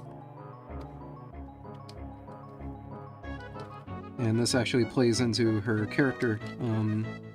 So as I said, she is a novice mage.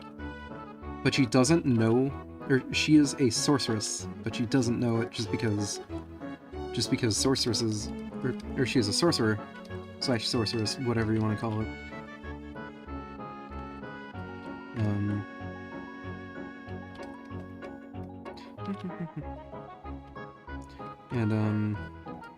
But she doesn't know she's specifically a sorceress and not a wizard, because in the culture she's growing up in, or she grew up in, there just aren't many sorcerers around, like people who create magic from their own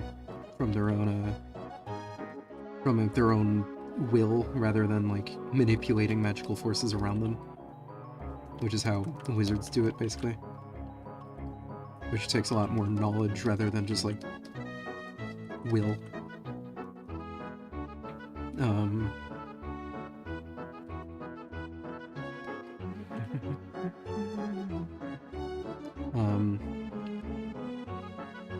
But Flyra doesn't know this, and the words mage and wizard are used interchangeably by people in Seal Moyali. Whereas in other places, mage is used as like just a catch-all term for all people who use magic. So including like warlocks, fucking clerics, druids, bards even. Those spoony bards. Yeah, all of them are mages. Alright, that looks much better. I'm just gonna move her head just like slightly to the left or right, but it's mirrored, so it's to the left. Anyway,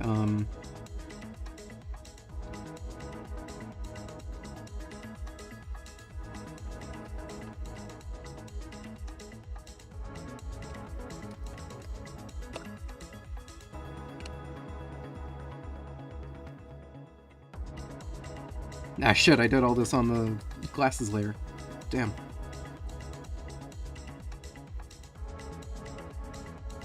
Or above the glasses layer, in fact. I'll just crop it. and put it on layer 6.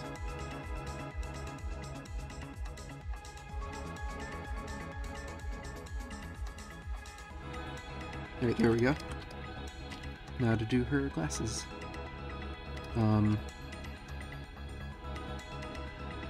Anyway, so she's read so much about, like, how to be a wizard, but none of it works for her. But none of it works for her because she just doesn't have, she just can't. She can't be a wizard.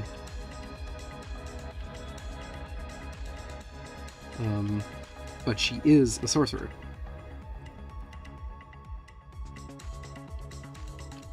And even this ties into her being trans, by the way. She's figuring out who she really is on the inside rather than what the labels that everyone else has put on. Rather than the labels that just society has put on her, basically.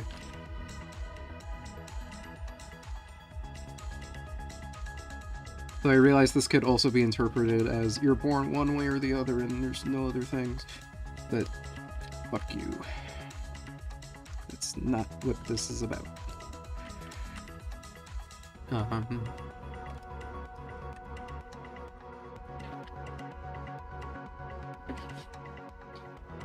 Yeah, she is a sorceress.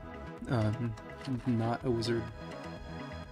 But she's surrounded by all these talented wizards that she's looked up to her entire life. Like Zani that I mentioned earlier. But all their magical knowledge just can't be used by her. Because it's just not the magic that she has.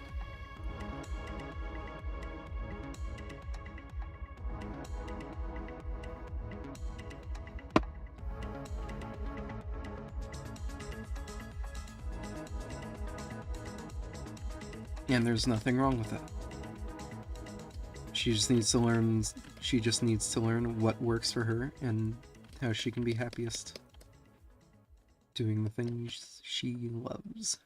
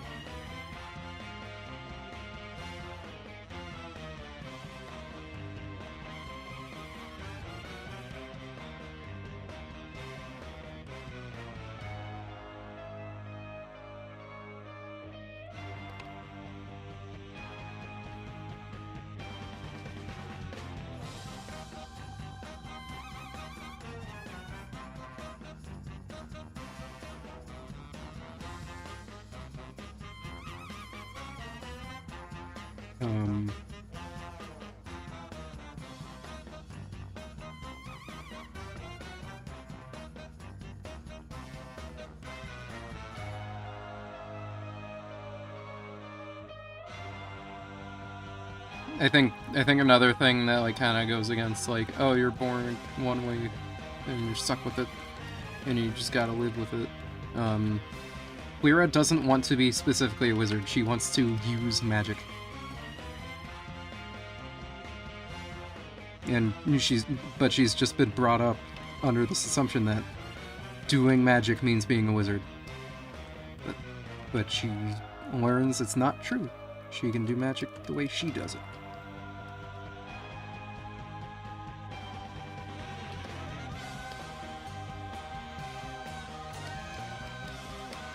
So now a lot of the differences between sorceresses and wizards just comes from D&D in this world, but I have written that like essentially sorcerers and wizards can do basically the exact same things, but sorcerers are much better at like raw just like raw effects like conjuring fire or just like pushing things, just like using power, essentially. Whereas wizards are much better at like, or wizards are like more naturally, or just like, just naturally have more affinity for like creating things, like doing like multifaceted like spells, like conjuring items.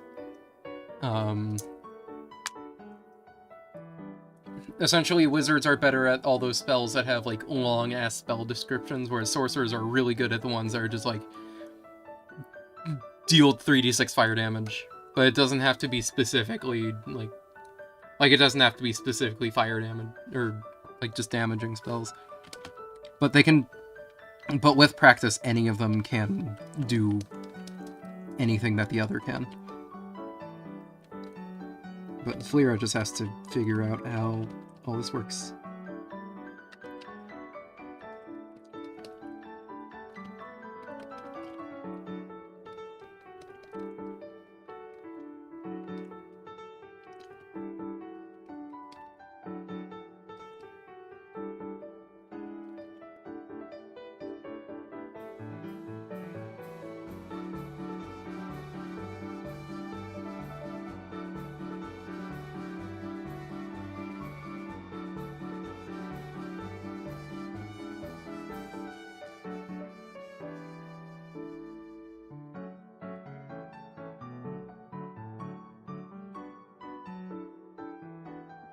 You know, I made a Spotify playlist a while back that I haven't added to, mostly just because I don't use Spotify that much, but also because I'm looking for more songs to add. It's a Flyra playlist, just songs that I think fit Flyra a lot.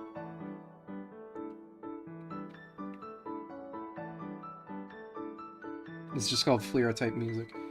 Songs I have on it are Dating Start, Cat Swing, Another Day in Hometown, which is this song, I think, and Bird Brain by Jamie Page. And Jamie Page instead of Jimmy. I know that wasn't on purpose. That's just his name. It's still funny.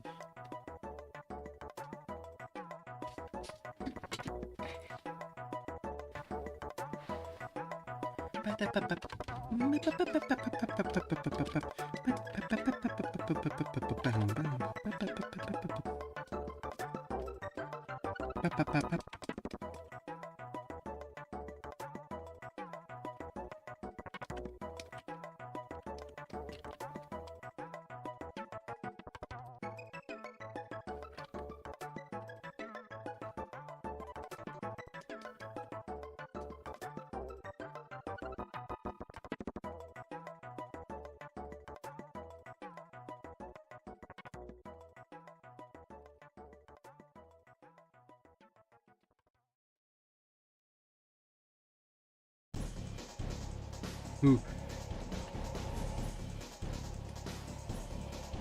Song's scary.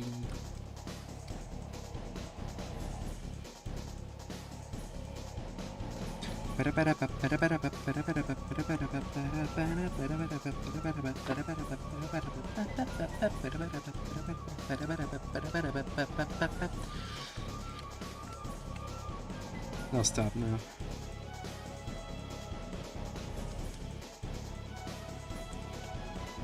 I mean, like, the thing that I have to write now regarding Flyra is just, like, what adventures is she gonna go on? Like, and why does she want to go on them?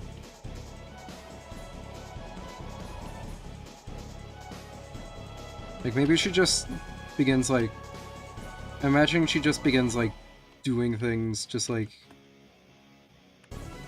because, I mean, like, the main thing that she wants to do with her magic is make other people happier. Or is to improve the lives of others. Just because that's just the kind of person she is. She likes making other people happy. But this is also informed by her being trans. her biggest, like, magical, like, inspiration moment was her own transition, which was done by Zani, by the way.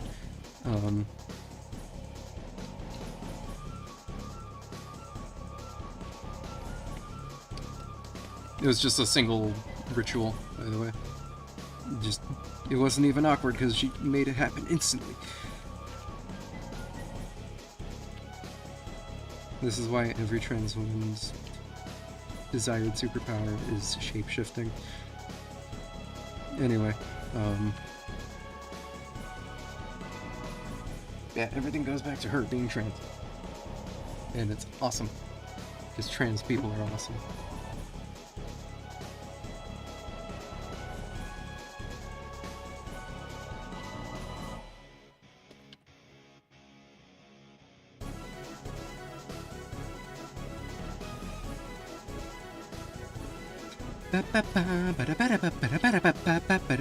I need to replay Chapter 4. My god, it was the best chapter of Deltarune yet, I think.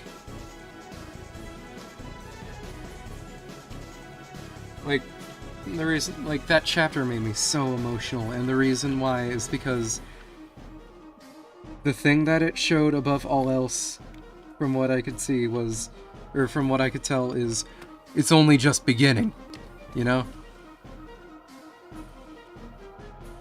Like, you haven't even seen what this world is made of.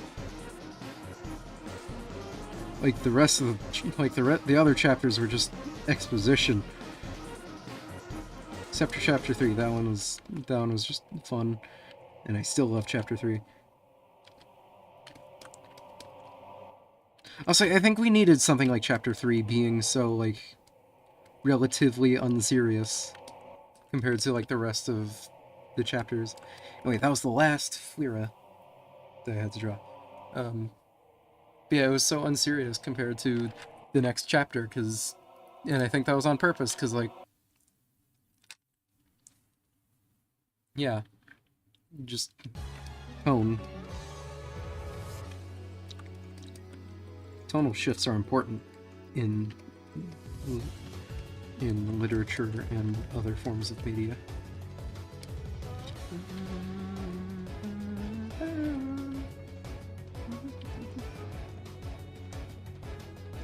I mean, like, Chapter 4 being so serious wouldn't have hit correctly if it weren't for the rest of the chapters being so fun, you know?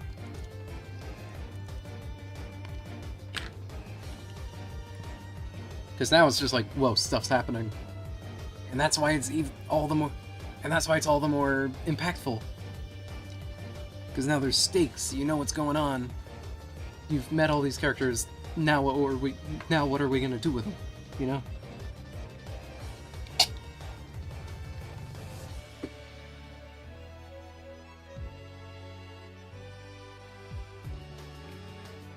Sorry, I just wanted to drink some water. Anyway, it's now time to color all of this. Wait, no, not time for color. It's time for maps. I'll just use, like, black for the outline of this.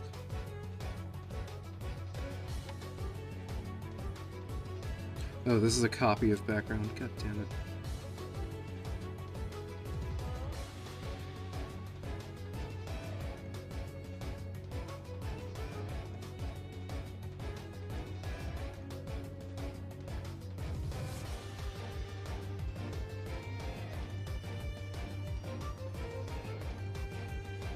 Map line art. Or no, I should just do BG line art. And then another, then another just BG color.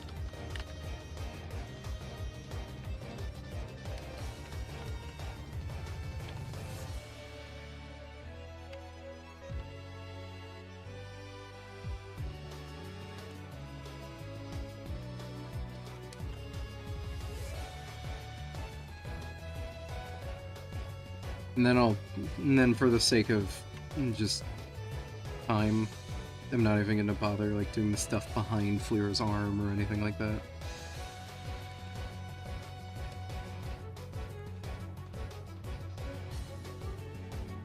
I think for the land, it's all gonna be like... I'm gonna have it all be, what is it called? I'll have it all be like gradients. Not gradients, but I'm gonna like airbrush all of it. Just because I think that would look interesting. Wait, what the... Oh, I accidentally started coloring in a river. Color me a river.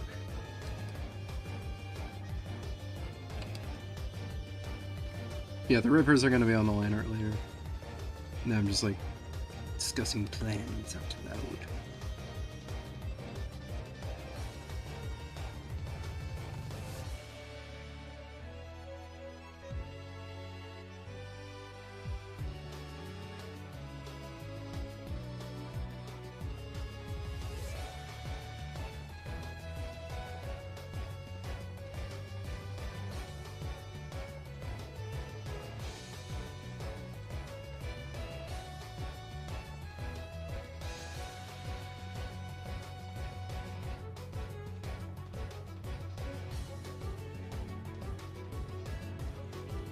Wait, this is the eastern side of Newlandra. That's where Awari is from. Down here is Frontrise, but most of where people live is like covered up by Fleer's fat head.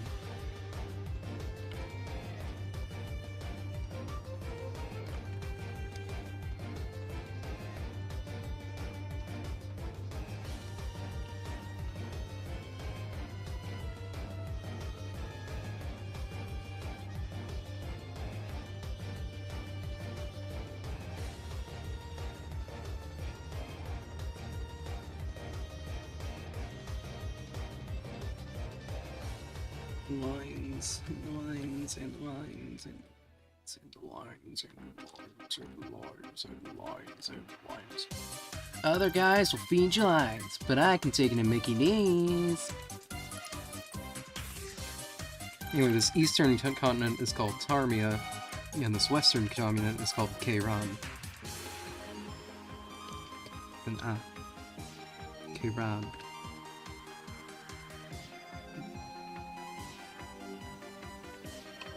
Wow, that was lucky. That little dot could have been on any of those layers. You picked the right one. Yeah. Yeah! Alright! I'm Goku!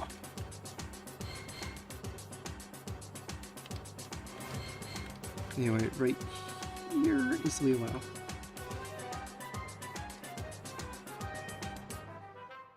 That's where Fleer lives.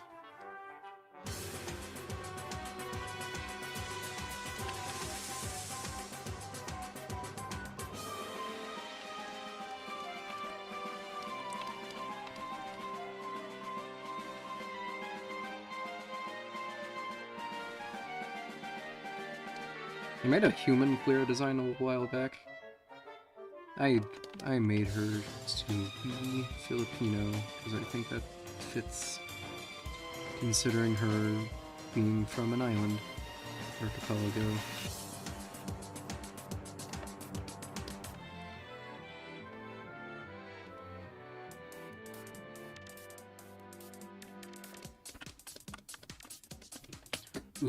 Ooh, what if for all the native Tabaxi speak, instead of using Tokipono like I was planning on, what if I used Tagalog? That'd be cool.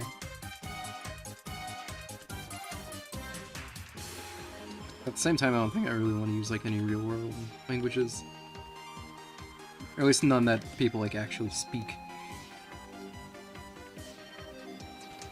You need to look up like the usage or the usability of like Tokipona in like media. It'd be stupid if it was copyrighted. It shouldn't be. And if it is, you just copyrighted a fucking language. People speak Tokipona.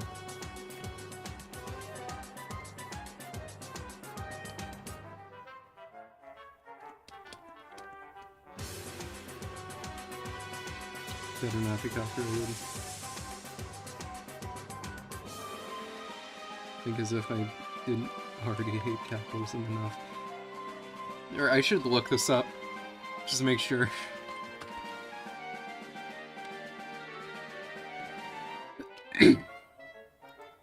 I bet the stuff in the Tokipona dictionaries.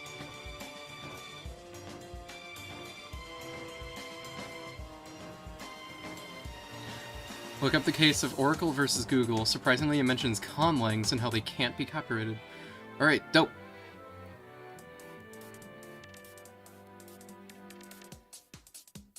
That's awesome. Sonia Lang wouldn't do that. She sees the language as a property of speakers, not of her own IP. Thank goodness I'm gonna use it as the cat language.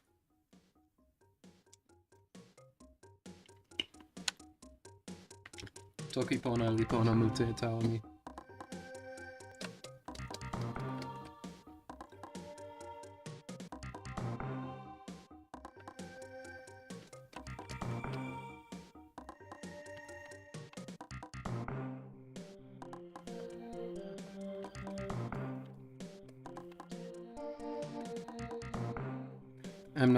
Honestly, I'm not exactly sure why I'm starting with the mountains here.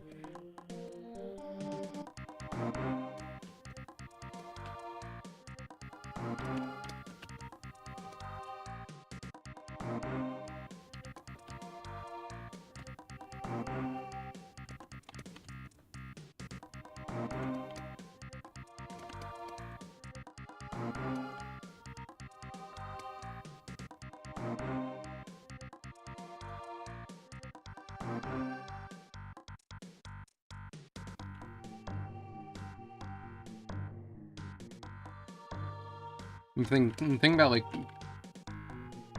the next few, or like some daily Fleera I'll do in the future, like soon, is gonna be just like timeline or cleansing my follower base.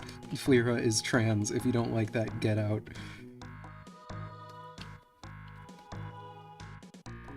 You know.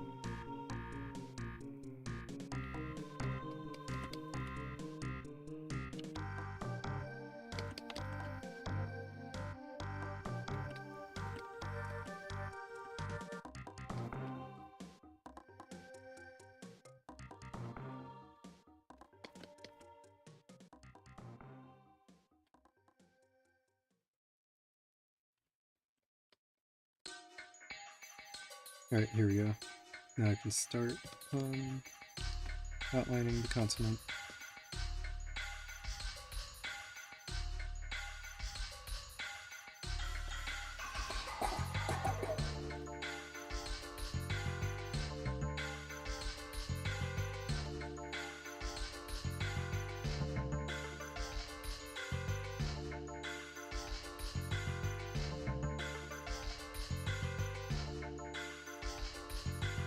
I think this comment, like, looks, like, realistic enough, like, this could have formed, you know?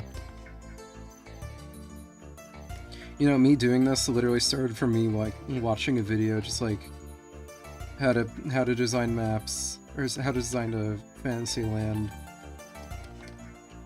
And it talked about, like, just, like, where rivers should be, how they move. And then, like almost like shape language type stuff, like have it be based on like a single like solid shape, kinda. Not exactly sure how to describe it.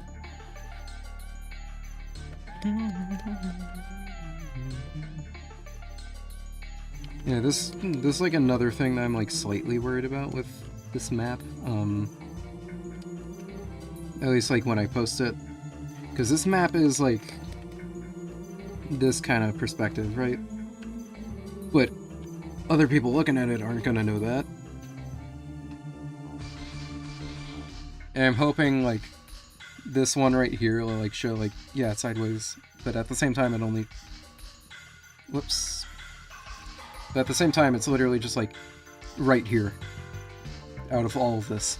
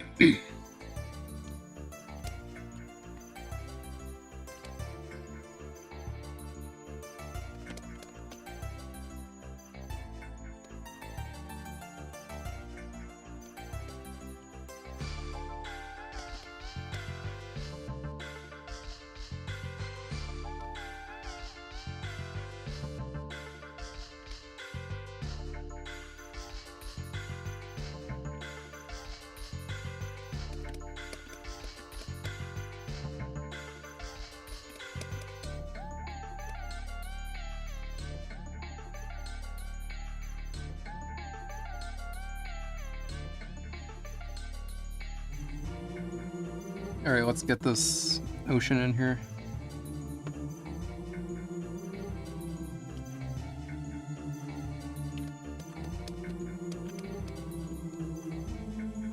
You're not ocean, but these rivers.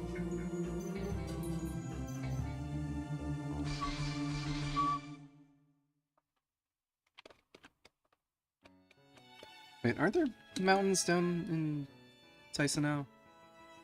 Or Tisanao, however I decide to pronounce it.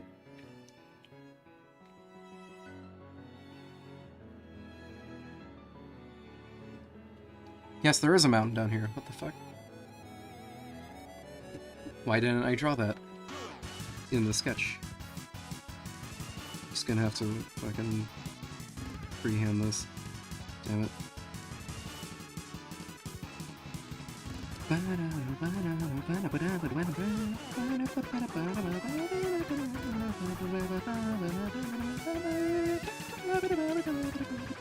Propane.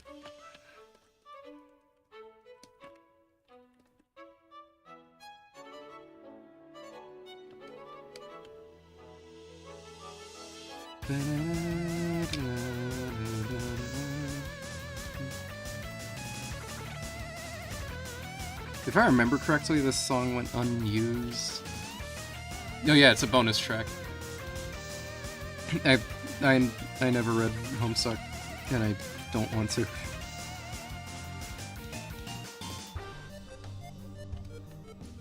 Da-da-da-da.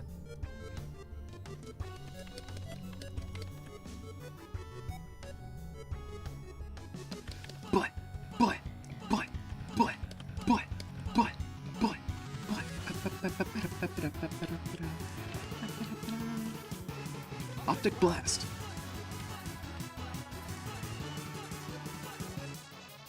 Optic Blast.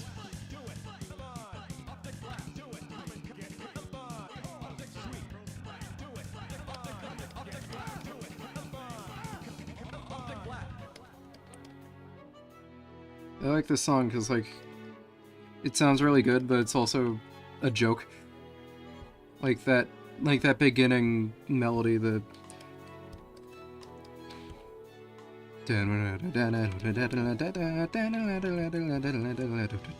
King of the Hill. As I said, joke.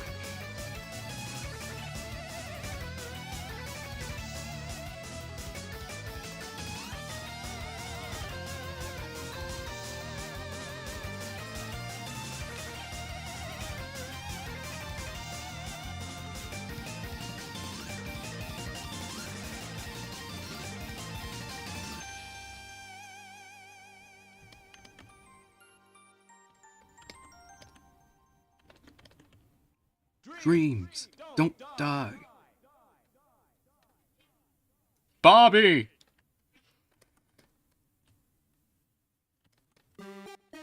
I want to know what... Oh, hey, another song by Toby Fox.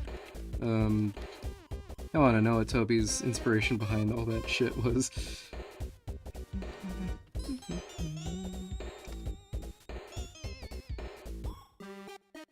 I love this song. I love the Genesis feel. Come on, come on.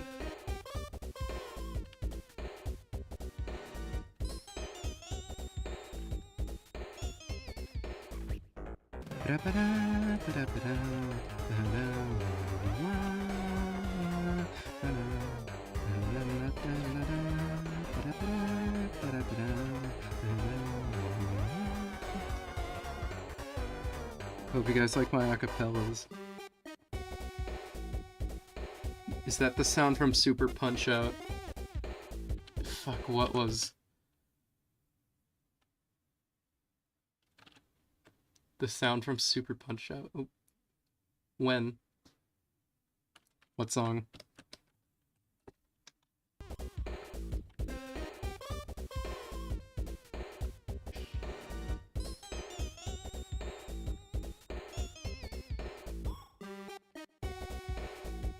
I'm confused. Help me, doorknob. Help!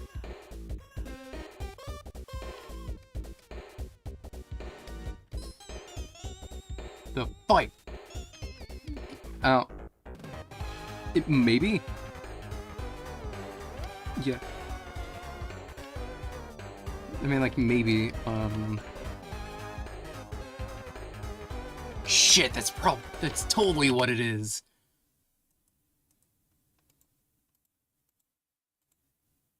Hold on.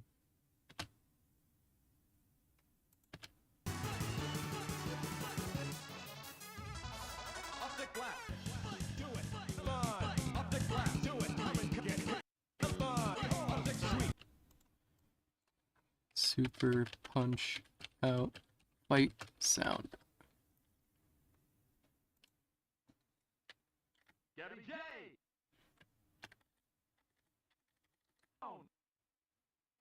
Super Command. Notice for it.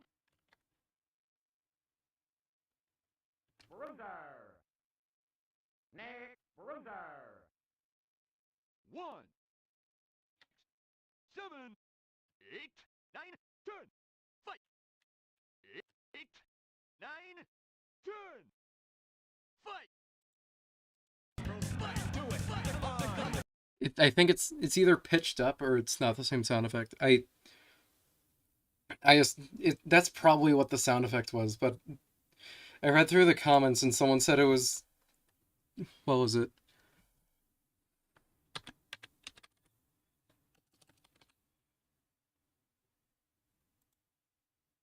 Let me find it.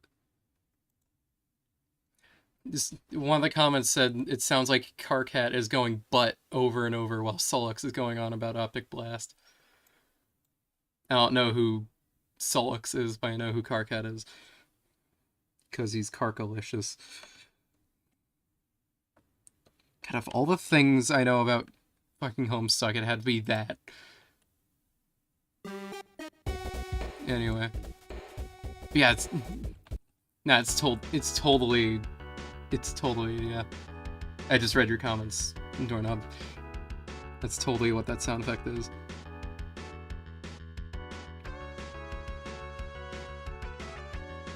Oh, right.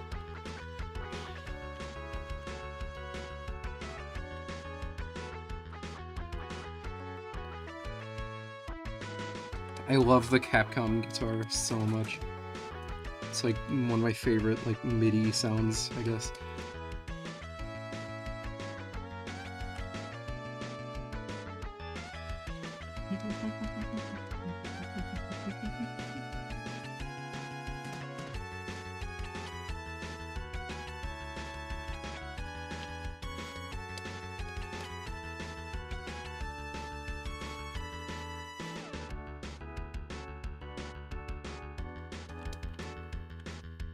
When I hear this song, I just think, like, this...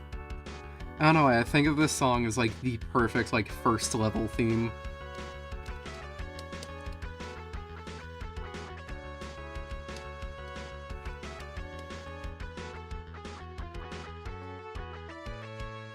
Probably just because it is the first level of this game, but like... It might also just be my nostalgia talking. Like, this is one of the first SNES games I ever played. Mostly just because my dad likes it a lot. Yeah, it's... And, like, honestly, good that I played it, because I wouldn't have known about it otherwise. But now I know that is one of the... But I know it as one of the best shoot-'em-ups on the SNES. A fucking anime adaptation is one of the best games on the SNES. Not anime, manga. Sorry.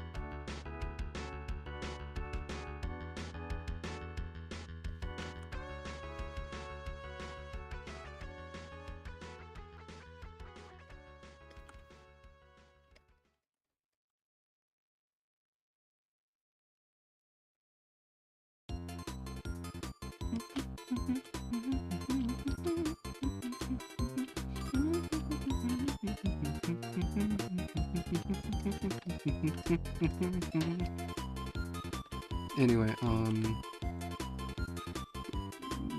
river.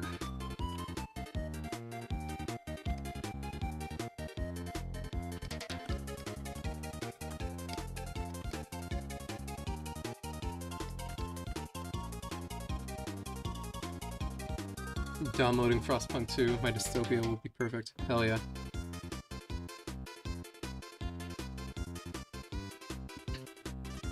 Anyway, if I keep going with this will break a new record. The longest stream that I've ever done.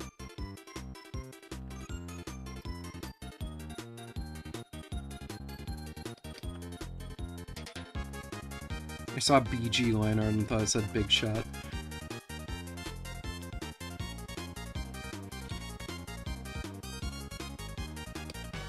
I guess I'll start with the desert.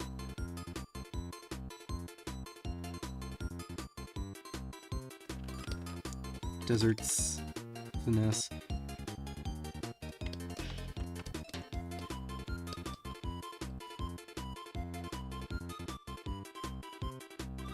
Actually, no, I should just start with, like, plains all over. Oops.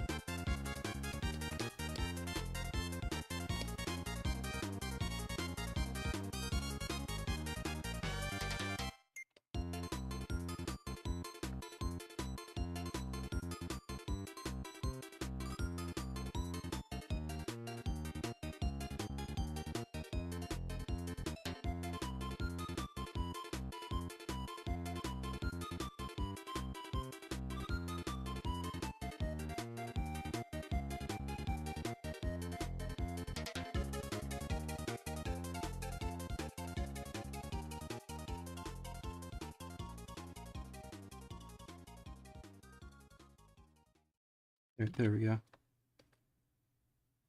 I'm getting hot. And I also have Baldur's Gate. Holy shit, fuck yeah. That's awesome. Can't wait to play it with you. perhaps. I mean, I'd like you to play it on your own first, actually.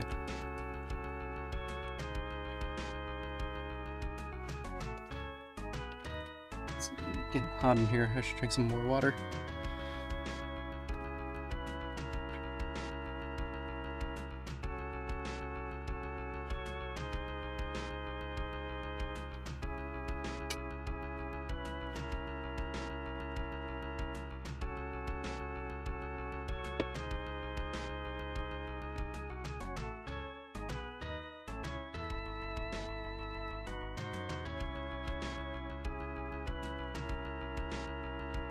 Now the water is a pretty garish blue. Gare-bearish. Got him. I will be changing that. In fact, the reason why I made it like such a... in like this kind of color, so I can select it later. And then like fill in everything.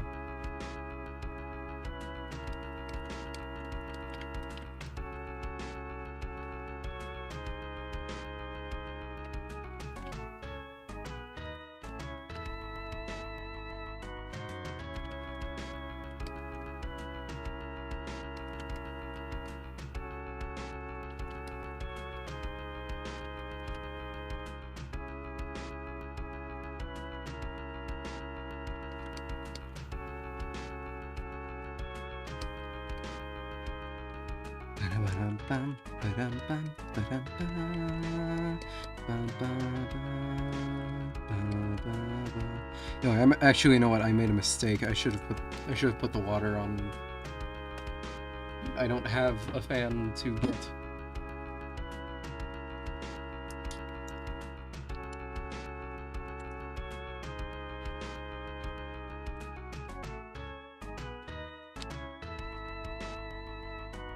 Anyway, I kind of made a mistake. I should have put the water on a different layer.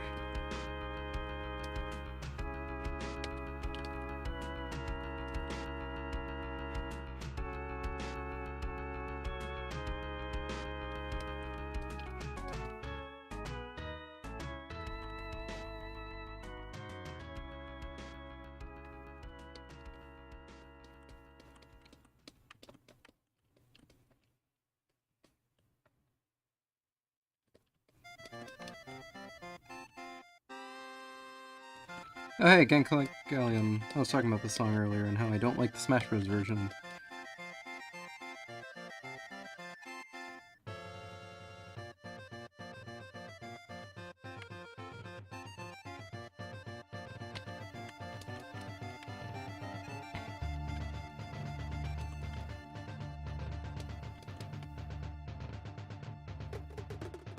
Oh shit. I can't hear the song without imagining, or this part of the song without imagining the angry video gamer going, ah, fuck, fuck, fuck, fuck, fuck, fuck, fuck, fuck, fuck, fuck, after he drops the TV on his toes.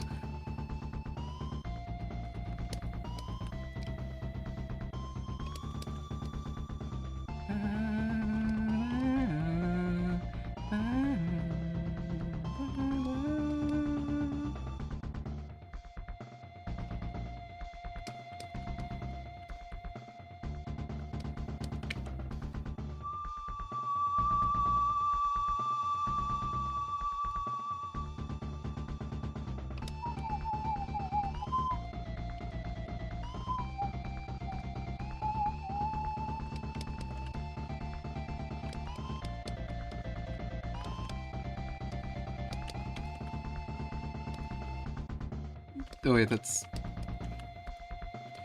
I should have done that in the first place, fuck.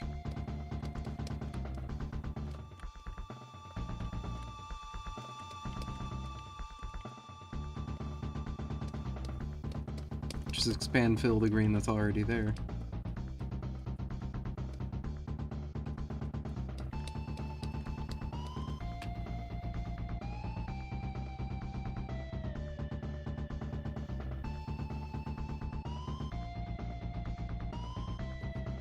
Alright, here we go.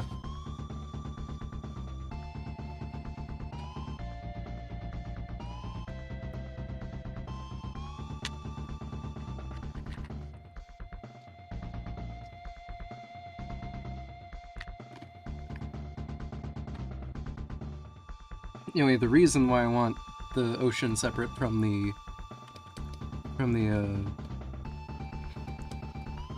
the other colors is so I can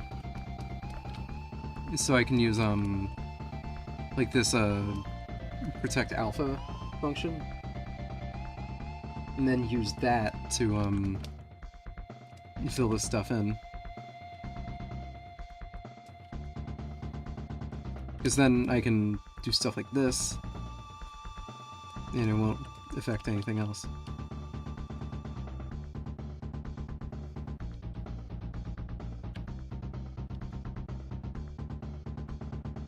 Oh right, protect alpha. Forgot about that.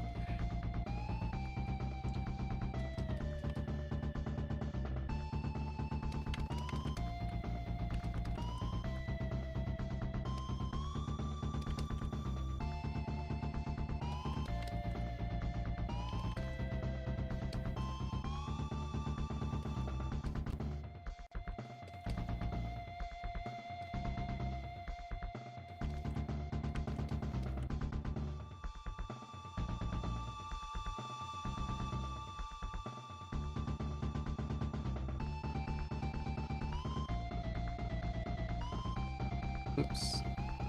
I want Sand Mountain.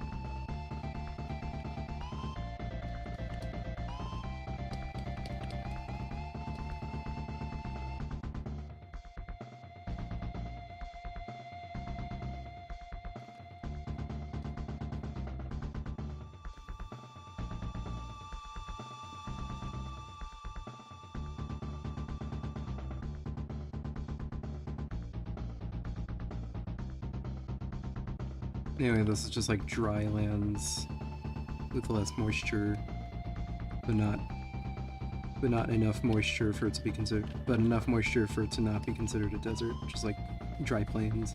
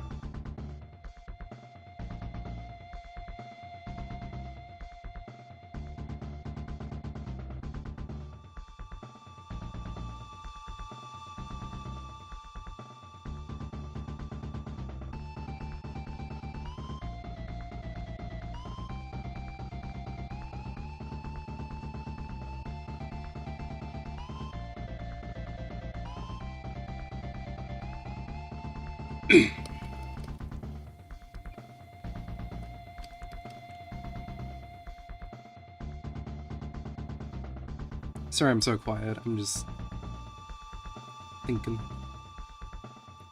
And also it's just getting late, so I'm like a little tired. A little more tired than I usually would be.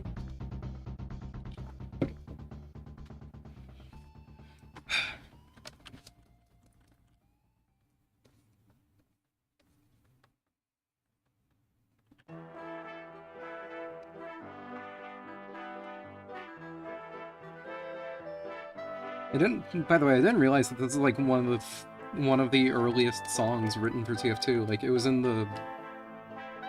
one of the trailers from like 2000 something, like 2004 or something.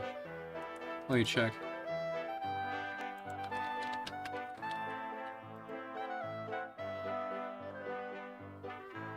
"2006.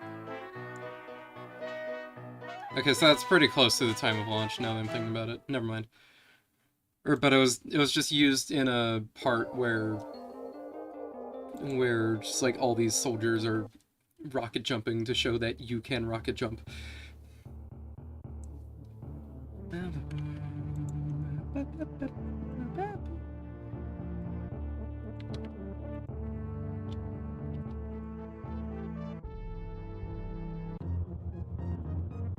I'm just doing the like biomes on Kayron first, and then I'll work on Tarmia. I'm just like cross-referencing a picture on my phone right now. While also making some changes, just depending on like if they make sense.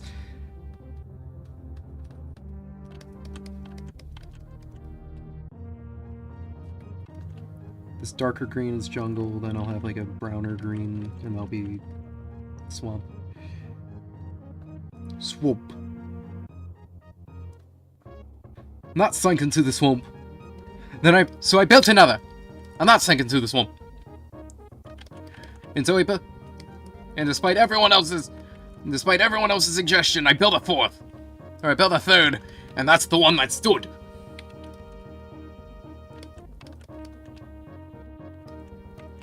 But I don't want any of that. I just want to... I want something special.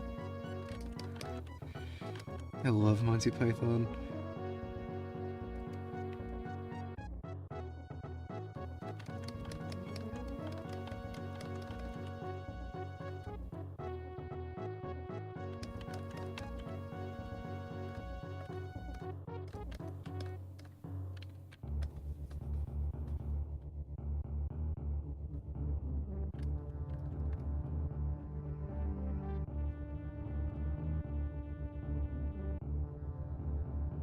I'm gonna make this yellower.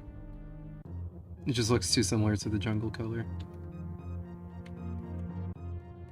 Actually, no, the jungle color isn't dark enough. That's the problem.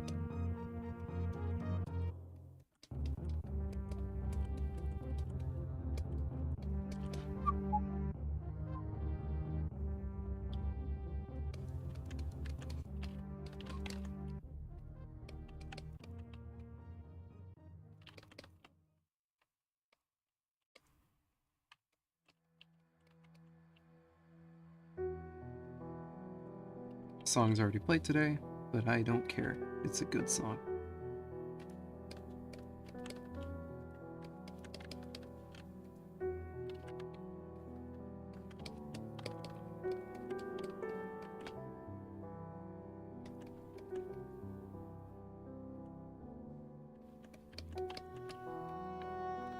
I forgot a river here. River's Cuomo.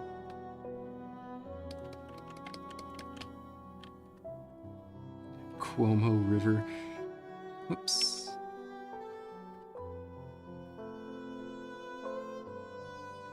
I should add that. Cuomo River. Sounds like a great idea. And then that's where the most insufferable people come out and kill you. Cuomo River.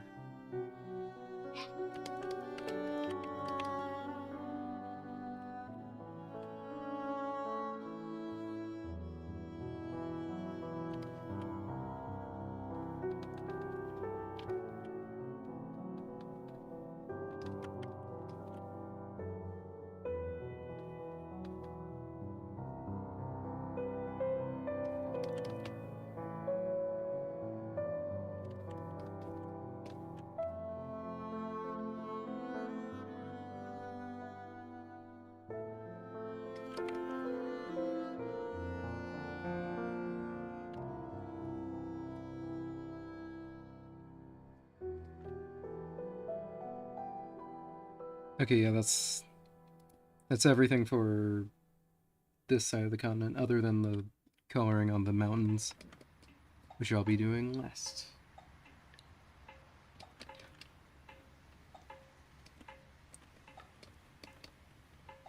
Now for this part of the world,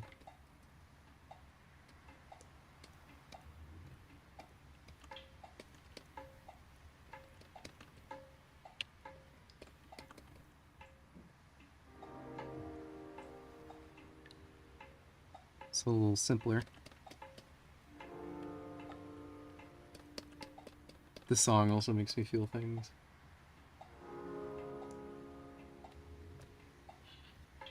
Wait, hold on, there's some rivers that I definitely missed around here.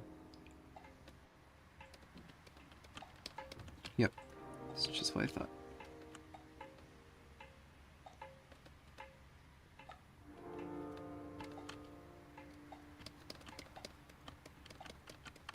There we go.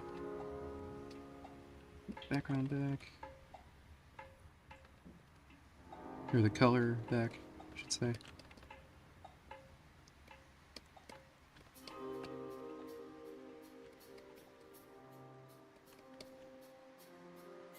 I'm trying to think, like, what does this song, this inclusion, like, mean, other than Sans is gonna be here soon. Because Sans was there pretty soon after the song played. If that was the only reason to, like, make the most emotional song in the game, or one of the most emotional songs, like, one of the most mellow, like, almost melancholy songs in the whole game, like, there's gotta be a bigger reason for it to use this than Sans, and Sans is funny. And it also has to be more than just it sounded good. With how many motifs are scattered throughout Chapter 4, it has to be more than just it sounds good.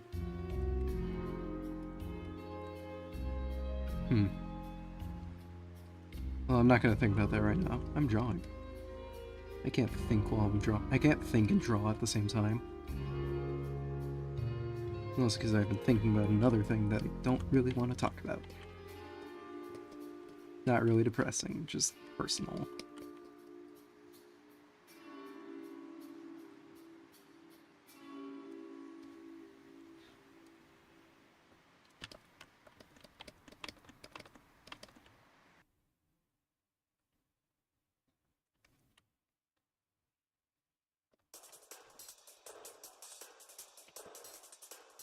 Ooh.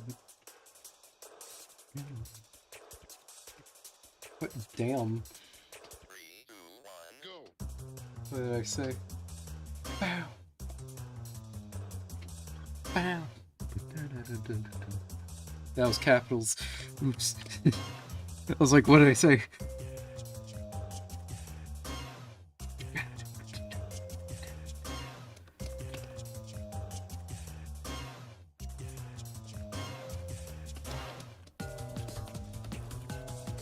This song is so good. Wow, wow, wow, wow. 3, 2, 1, go. Bow, bow, bow, bow, bow, bow, bow, bow, bow, bow, bow, bow, bow, bow, bow, bow.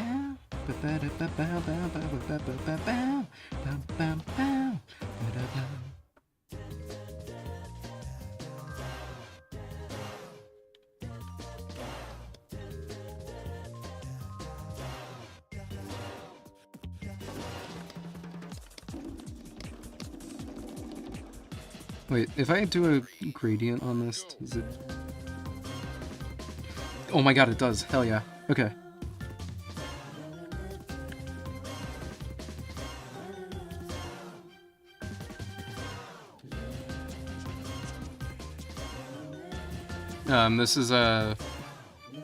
This is Rhythm Thief, the Louvre this is Louvre Museum invasion from the game Rhythm Thief. A very good game from what I've heard. And this is the level that was in the demo on the 3DS, I think.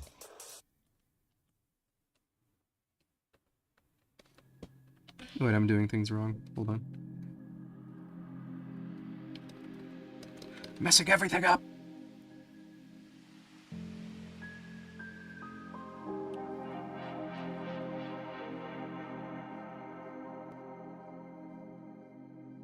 Oh, fuck, I thought it was crashing on me and I was like, no, no, no. Alright, that looks good enough. I'm gonna go use the bathroom.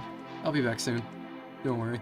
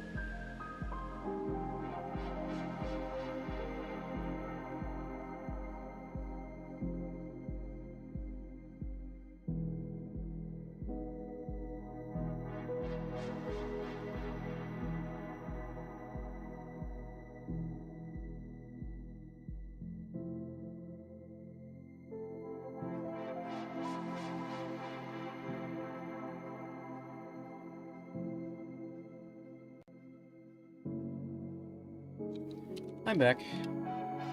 Sorry about that. Just, I felt the urge to pee earlier when I got my water. Oh, this is your time to save just in case. Yeah. Good idea.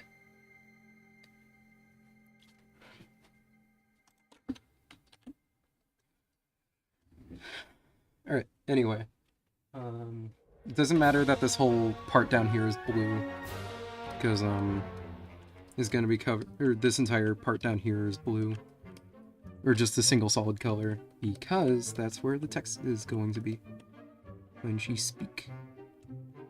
And That joke sucks. Actually, fucking cut that out.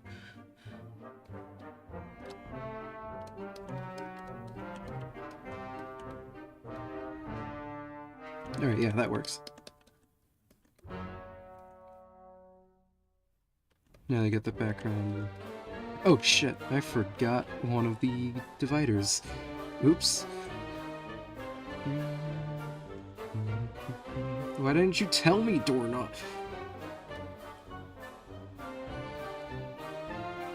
I'd blame someone else, but I can't, because you're the only person, and you're the only person here.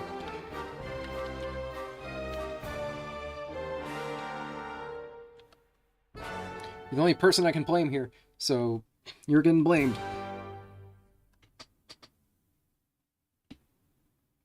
Blamed! I don't want to listen to this again.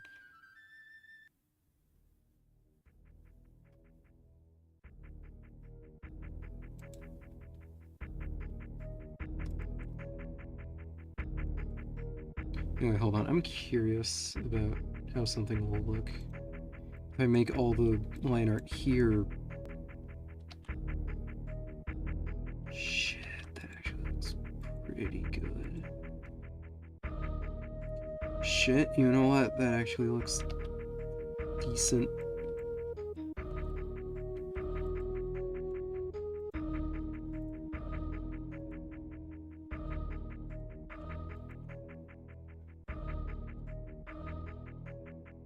Wait, that also includes the mountains. Whoops. Oh wait, I need to color those in too. Shit. Okay. But I want to do the background here first. So I'm gonna do that first. Just hide the sketch layer for now. I'll put light blue for the sky.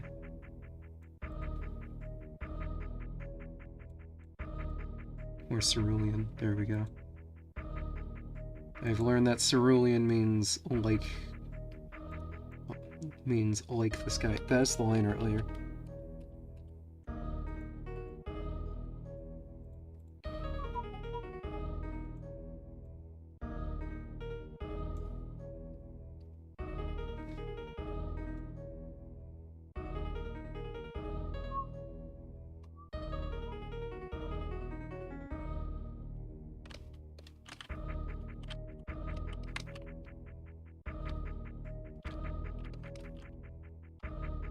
Wait, this is still size 15. Whoops.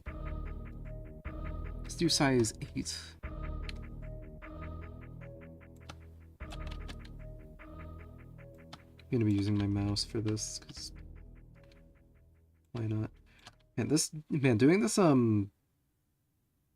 Doing this house actually took like a lot of time. But I ended up like removing a lot of it because just for framing.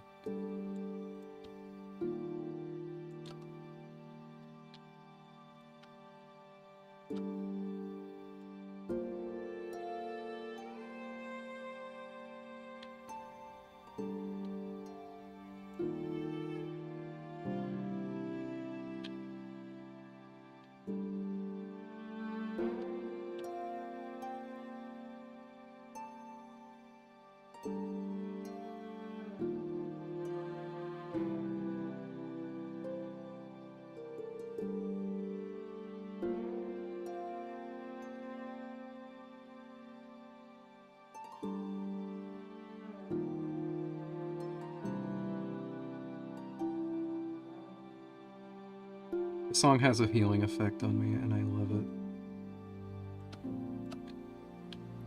Probably not literally, but they did such a good job of just like making this song feel like a rest point if it was a song. It's so good. Hollow Knight is such a good game. I need to finish it.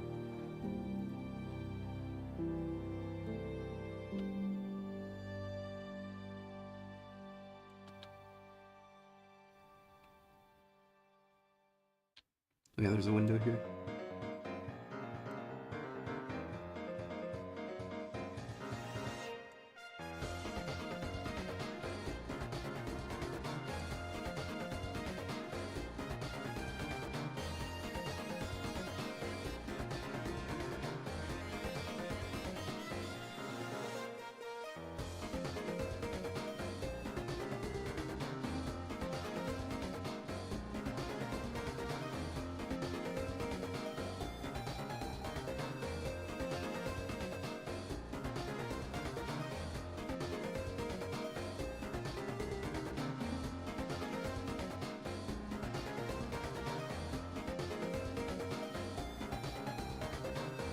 That's the line art.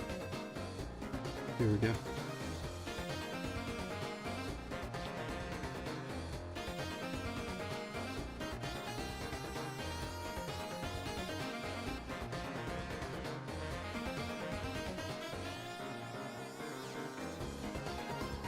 Wrong layer. This song's also really good.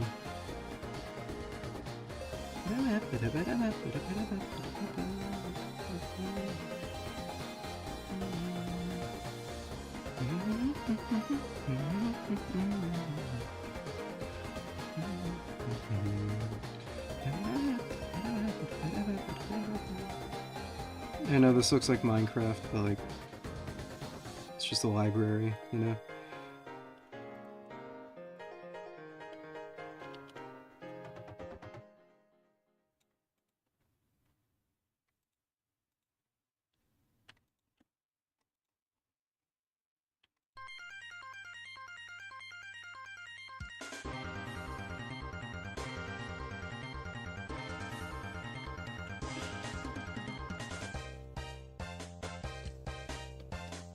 This sounds like it would be in like some movie from the 80s about some guy trapped in cold land.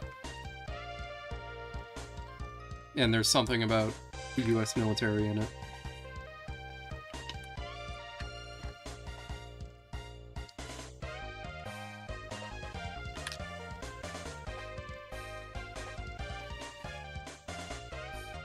And also this part's blank because there's gonna be text there. Ah, there's more map that I have to do. I forgot.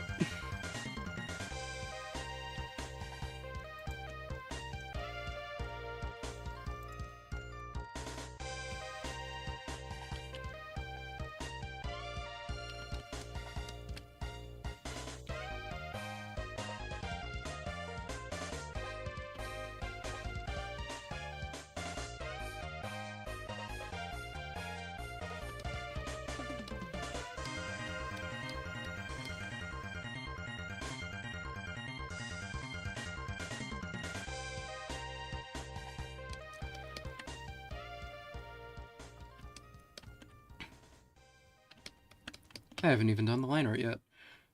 Or the coloring on Fleera, or any of the characters. And that's gonna take a long time too, because look at how many characters there are here.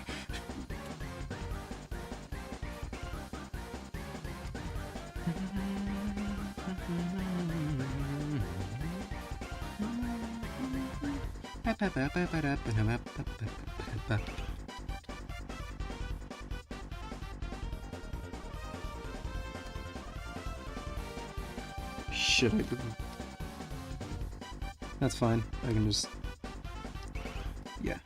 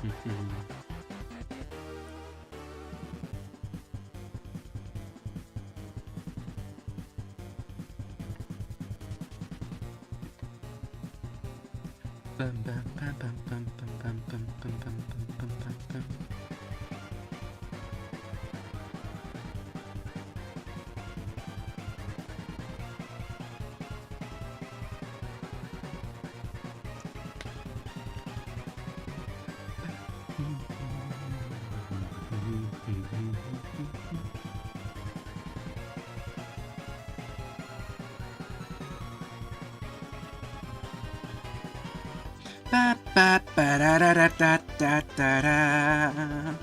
Ba da da da da da da da da da. Bum bum bum bum bum bum bum bum.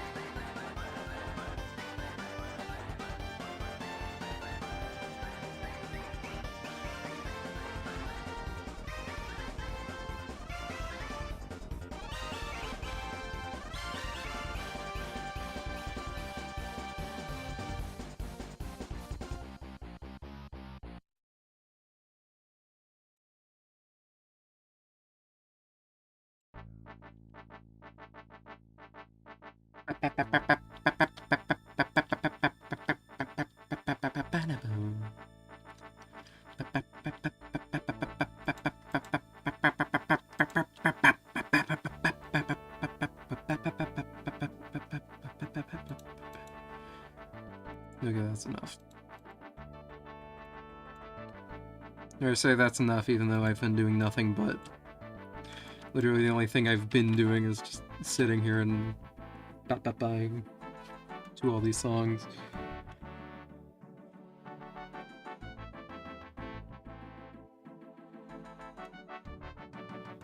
Okay. Color.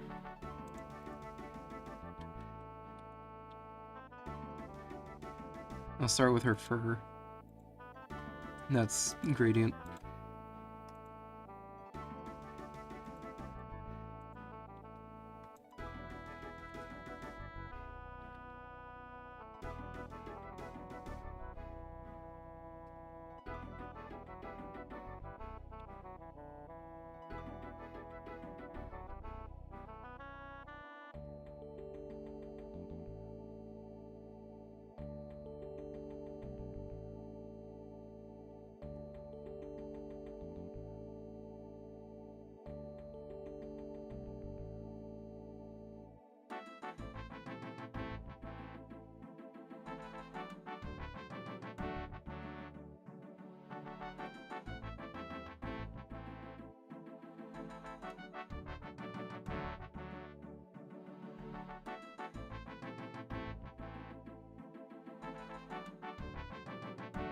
Oh, whoops. There's a bunch of stuff in the background.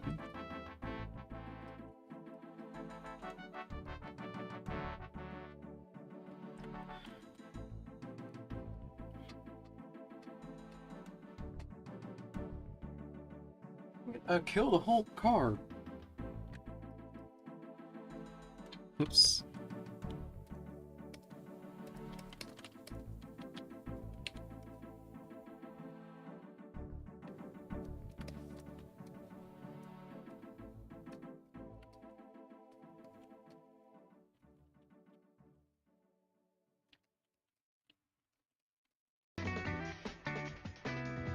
I'm fine with skipping this one.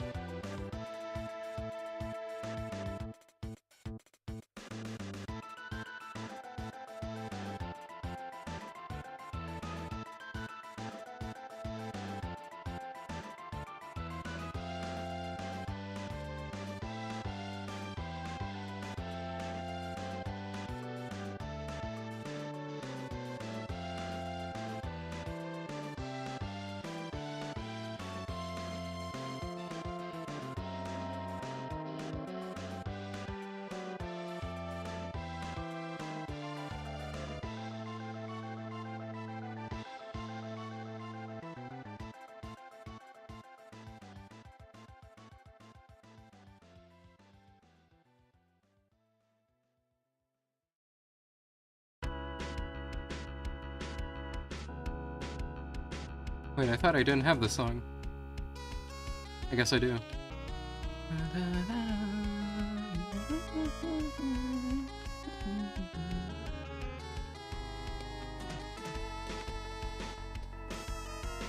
This level's tough, from what I remember.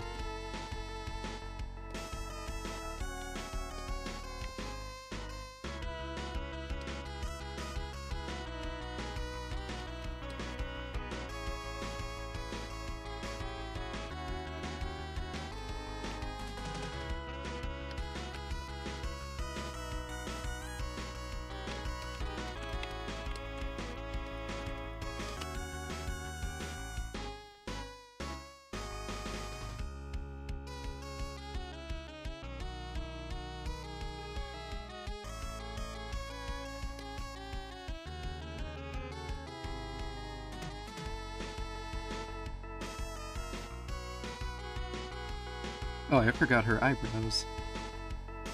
Oopsies. And I never even include them in the sketch either.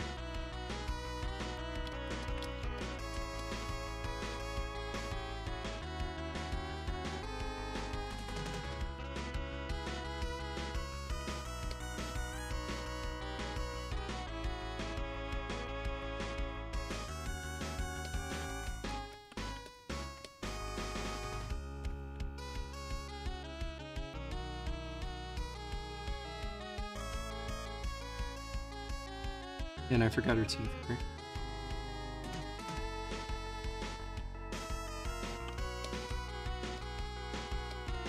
Oh, wait, yeah, I remember now. I drew them the first time, and then I erased the head because it didn't look right.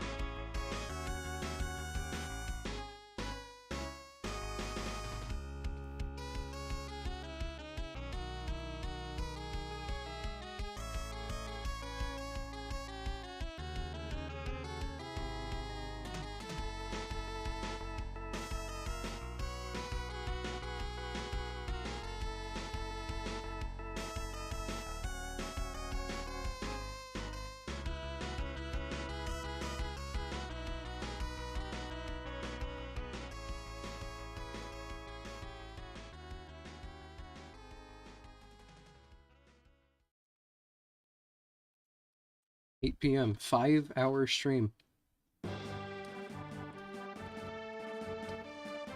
That certainly makes this the longest stream that I've done, pretty sure. I don't think I've streamed for 5 hours before. I'm tired.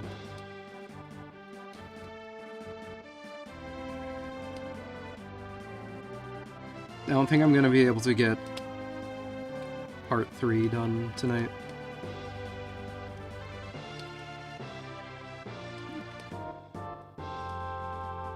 Because, I mean, like, I'm doing the coloring for Fleera right now. Because I don't want to do the coloring for everyone else right now.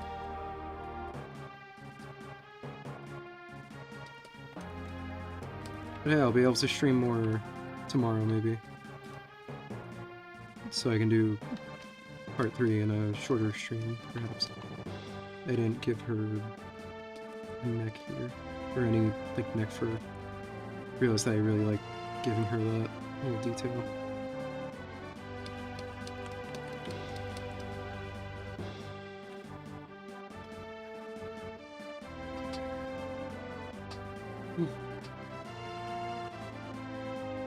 I doubt it will take me an hour to get all the color on all 1, 2, 3, 4, 5, 6, 1, 2, 3, 4, 5, 6, 7 characters done. It'll take me even less time to get all the stuff.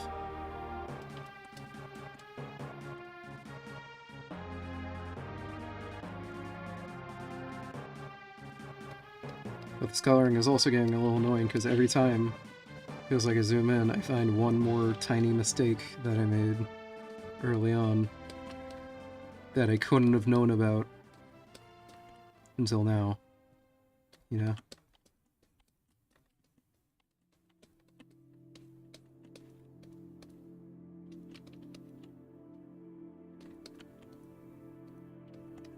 Like all the incomplete lines, all the forgotten tiny details.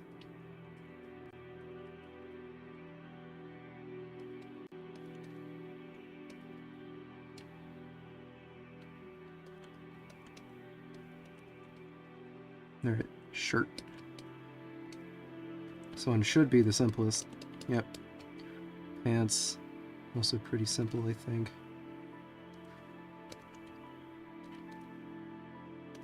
It's because pants don't have fur. That should be the title of a fucking, like, They Might Be Giants song or something. Pants don't have fur. Boots do, though. And that's the second part of the chorus! Pants don't have fur, but boots can. Because boots with the fur. The whole club was looking at her. She hit the Jessica. Did you sleep with your goddamn teacher?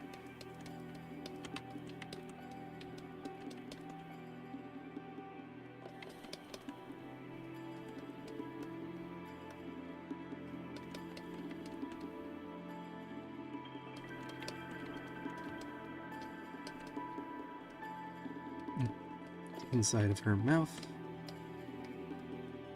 Teeth. Oh, wait, no. Nose and paw pads.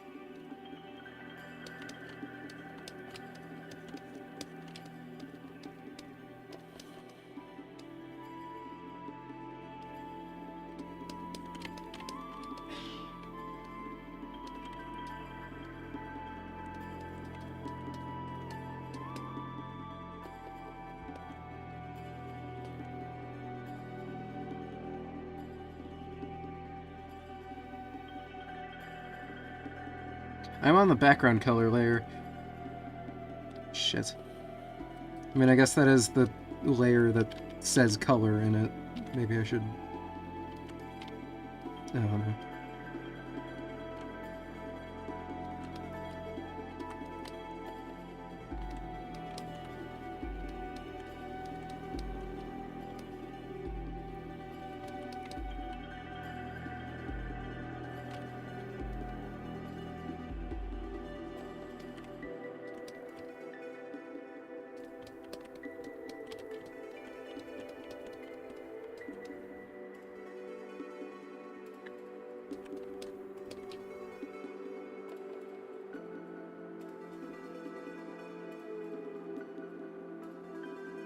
This song is helping a lot, actually.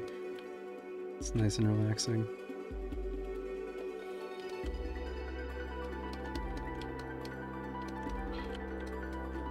This is that...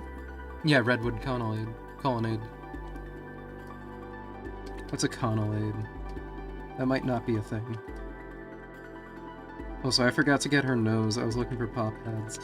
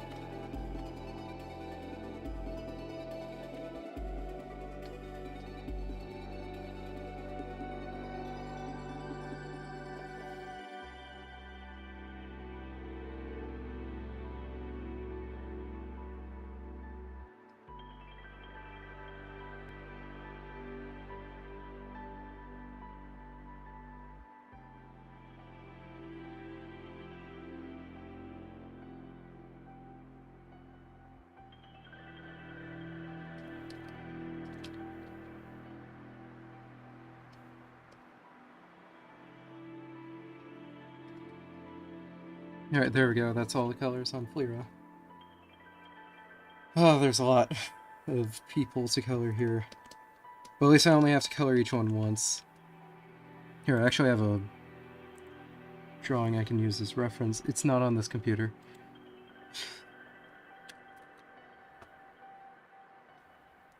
Or it wasn't on this computer, I should say. Or it isn't on this computer. Wait, I just said the same thing 3 times in a row.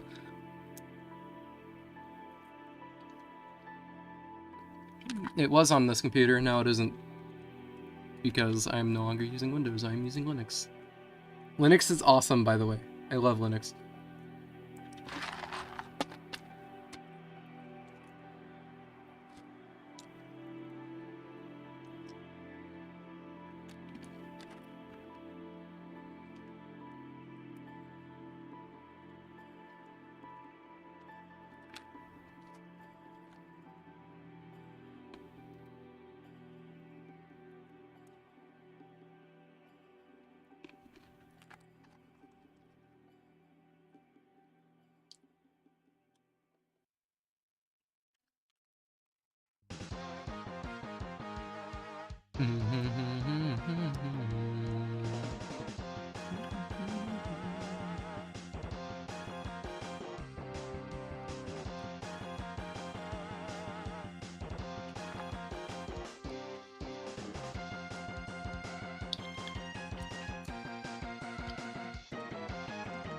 Wow, I think...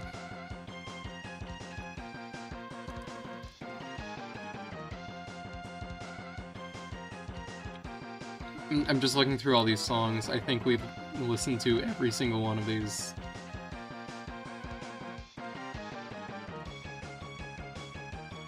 Over the past 2 days. There's 150 songs in here. Because I just need more.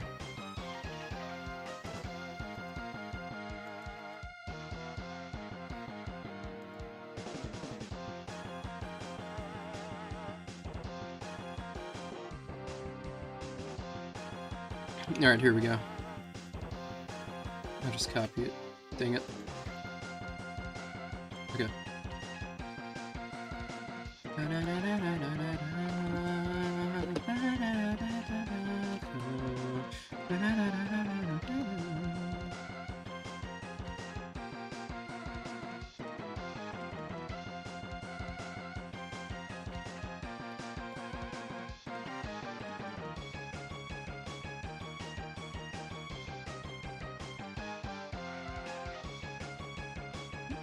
There's so many little crevices and stuff in this line art that I'm just gonna color it in manually.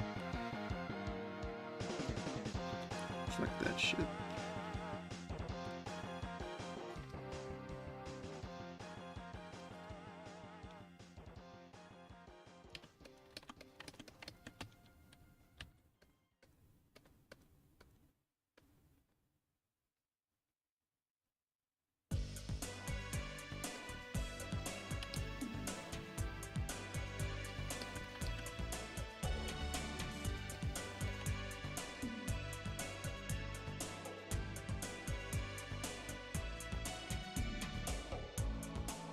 Oh wait, no, it...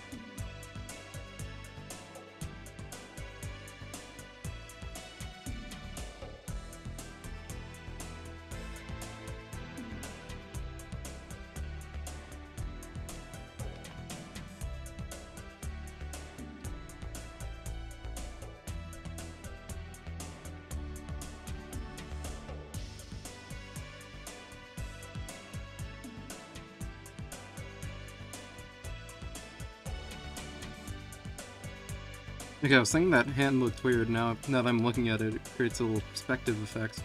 Like it.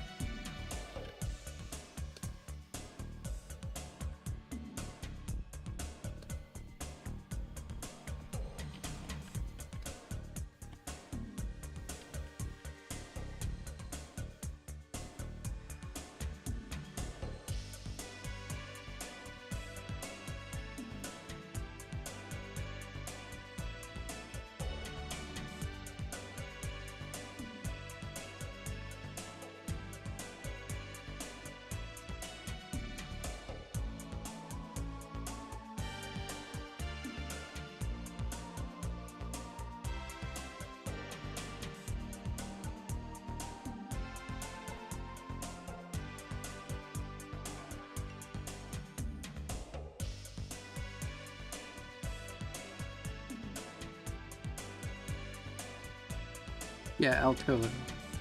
Love him. Can't get enough of him.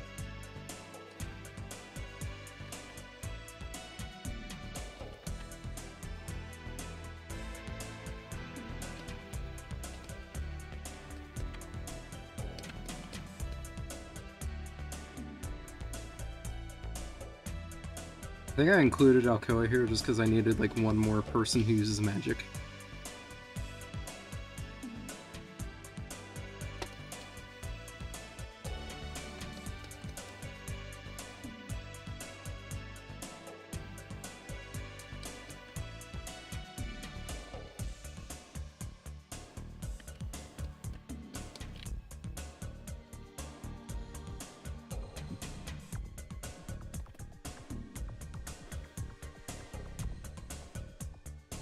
I should probably get Linux. Need to connect my other hard drive first. You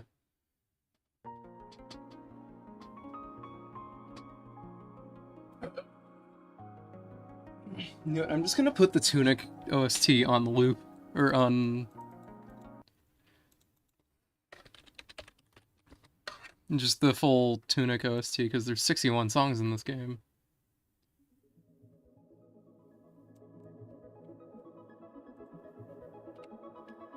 Just want something a little more interesting to listen to. And something I also just want to listen to, you know?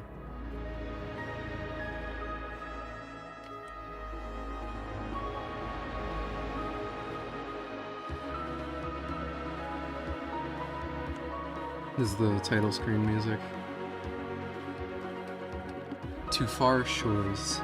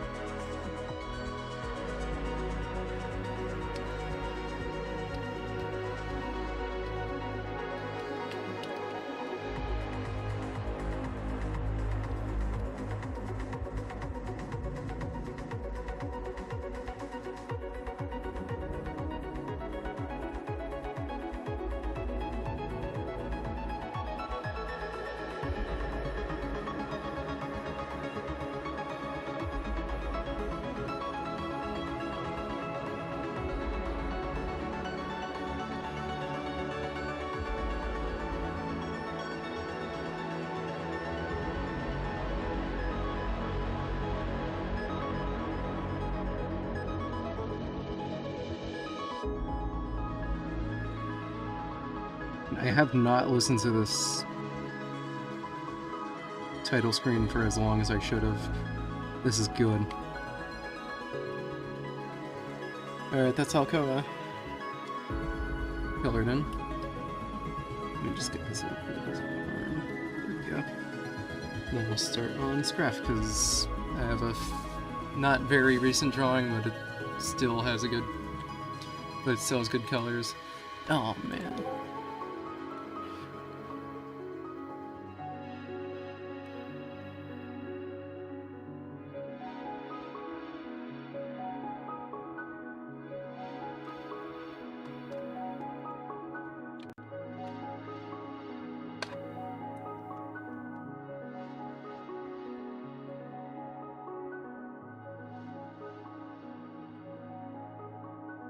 This is an old-ass drawing, like holy shit. But it still has a good color palette. And also I haven't drawn that character since, so it's the best I can use right now.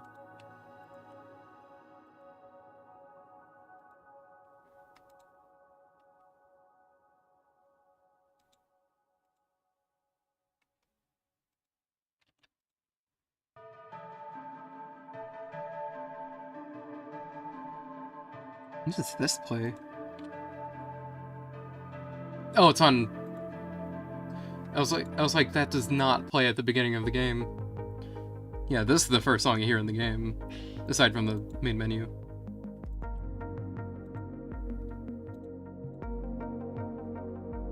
I didn't realize it was on shuffle.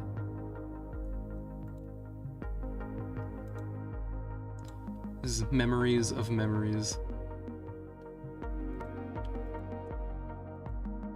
that name means something.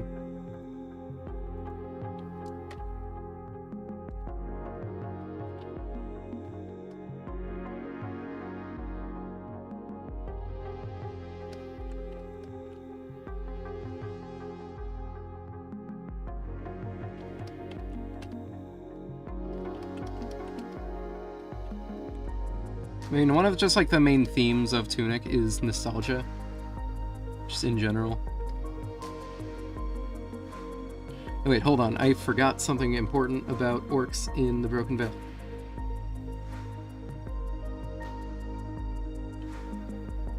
They have snake eyes. They are actually like related to snakes a little bit.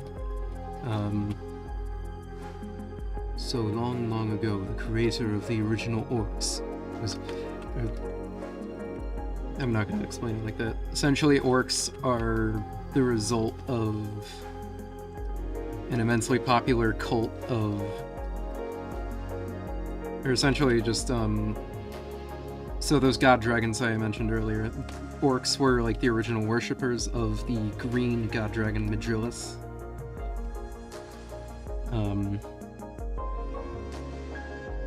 And so, in the green god dragon, or Medrillis is a snake, so they have features like snakes. I forgot his fangs here.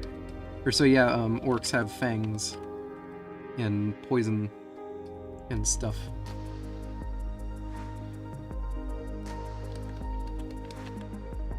Alright, I should be able to find a drawing of Kiela.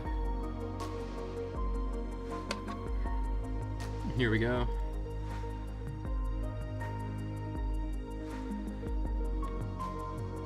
This is also a fairly old drawing. Again, the colors work.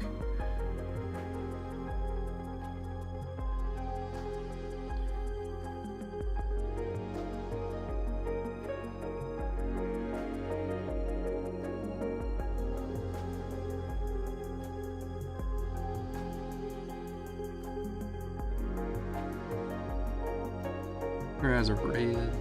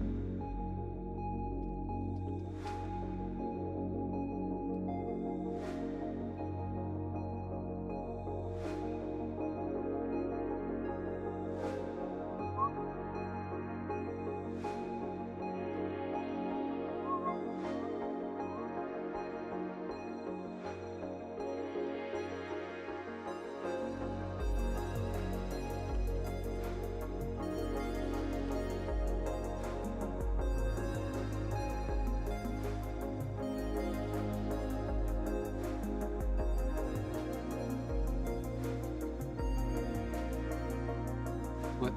Oh, I'm trying to color a folder. Oops. And there's more line art that I didn't erase.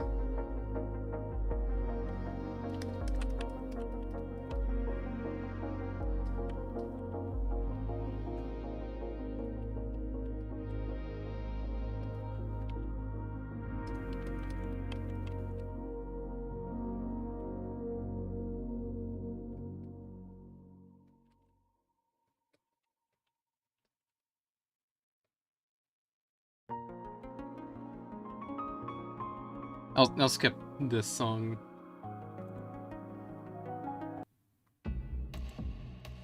The Captain. Okay, I remember this song.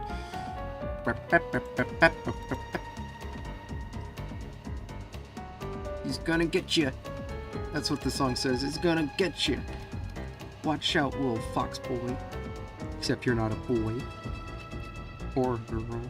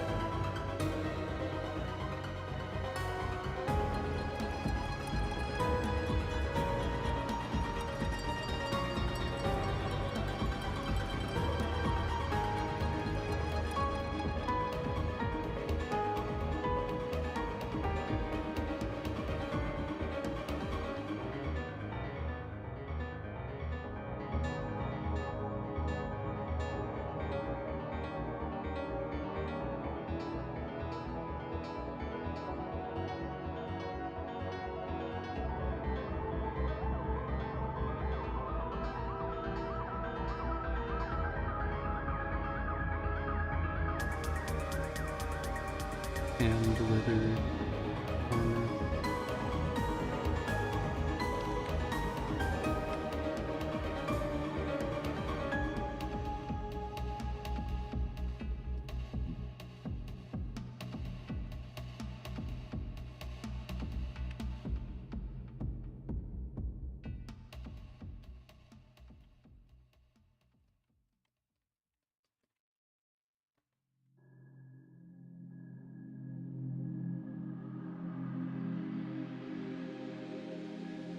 Spirit Estuary.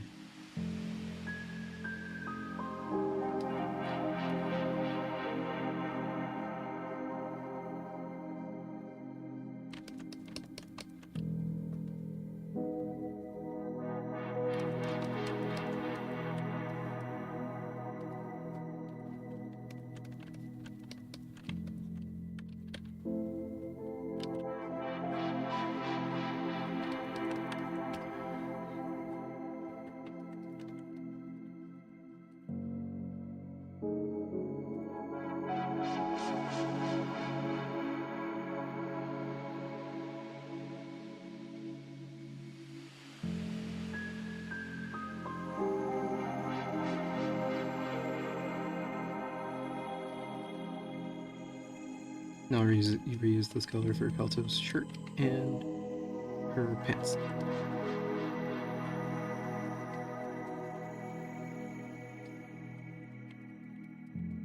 Also, take note of how Kalto does not have breasts. This is because she is a dragon, and dragons don't produce milk. Dumbasses. Fucking Bethesda. Give the Argonians breasts for no other reason than sex appeal. Hate it.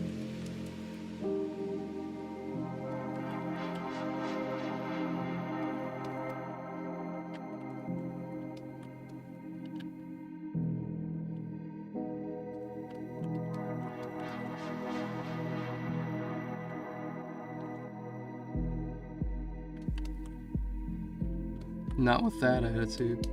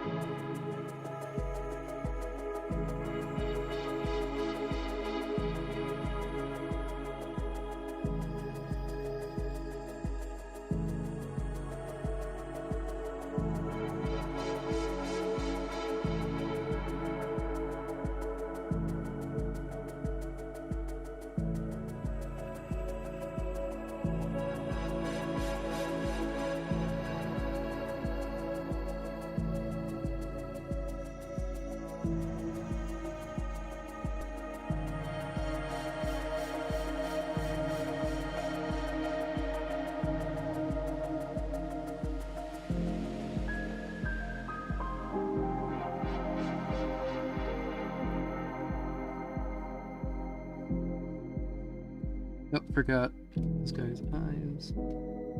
There we go.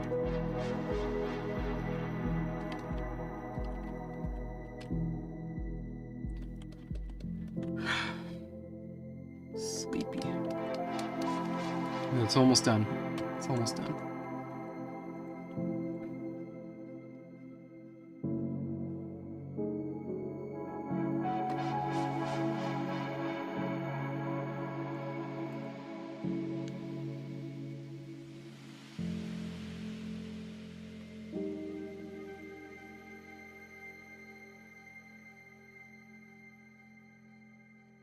I made this in fucking Roblox.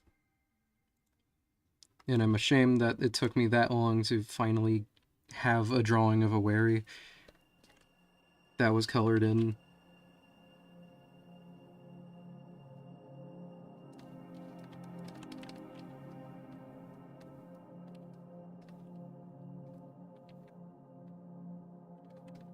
What song is this called? What is this song called?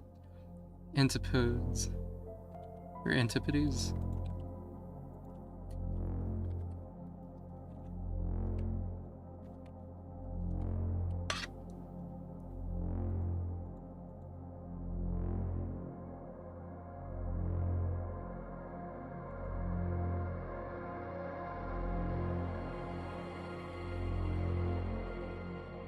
Antipodes. Okay. Antipodes are apparently points on Earth that have things on the exact opposite side. Interesting.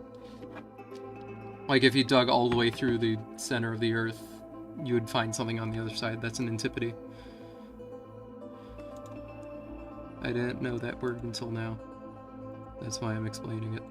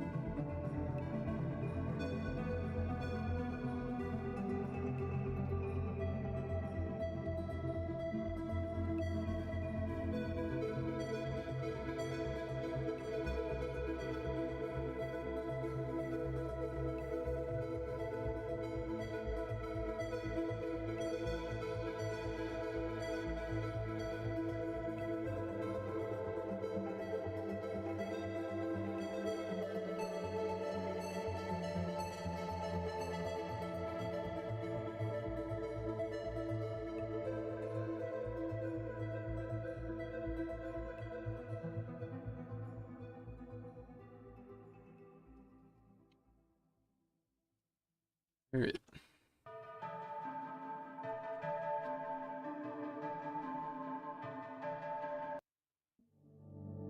This is the Wrong Way, the song is called.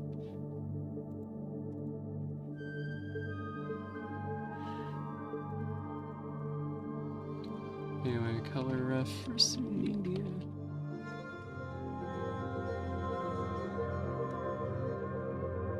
Though this drawing I'm about to send is actually wrong. She has a robot eye that I forgot to draw.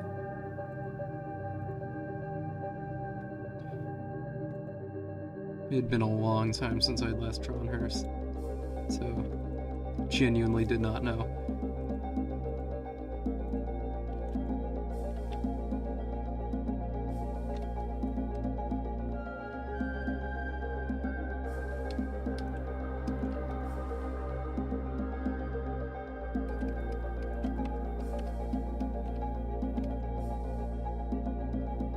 She also wears lipstick.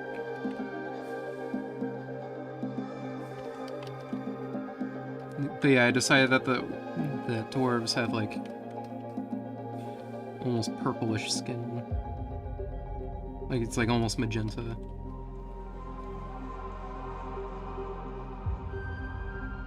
very pinkish, I suppose.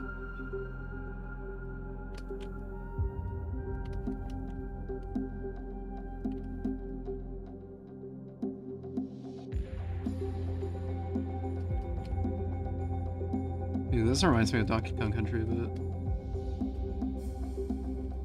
Just that sound, I guess.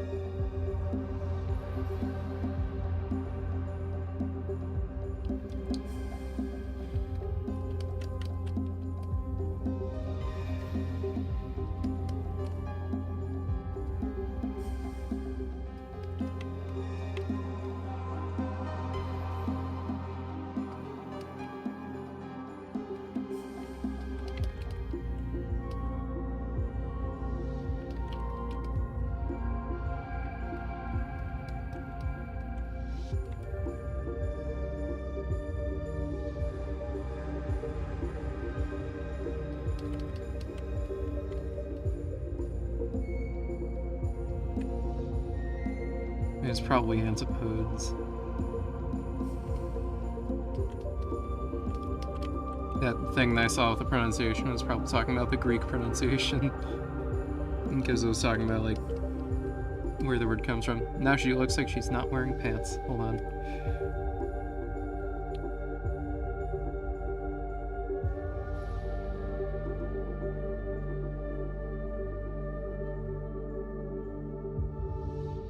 There, that works.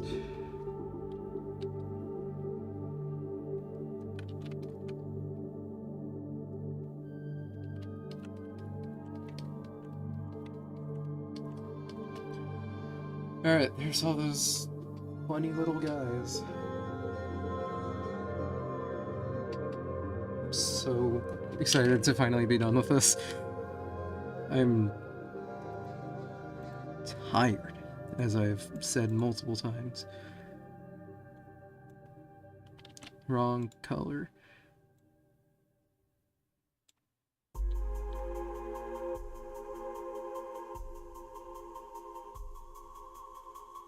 Oh no, I should probably put the text first and then put the boxes.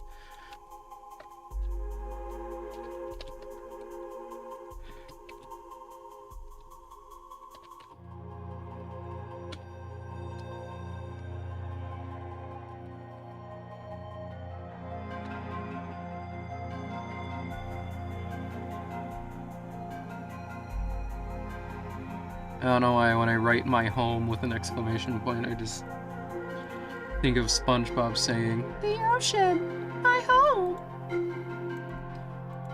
in some video that I saw years ago. It was just like some like SpongeBob movie tie-in video game for the PC. Where it was like, for some reason it was a puzzle game. And if you clicked on the ocean, he says, "The ocean, my home." Because he was, or this is like right before, what's his name, David Hasselhoff comes in.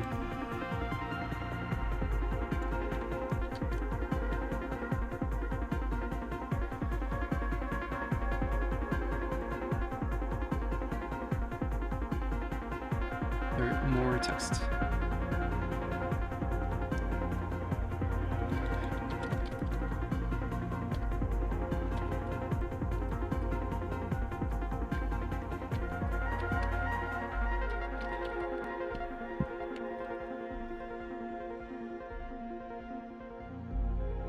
I just want to...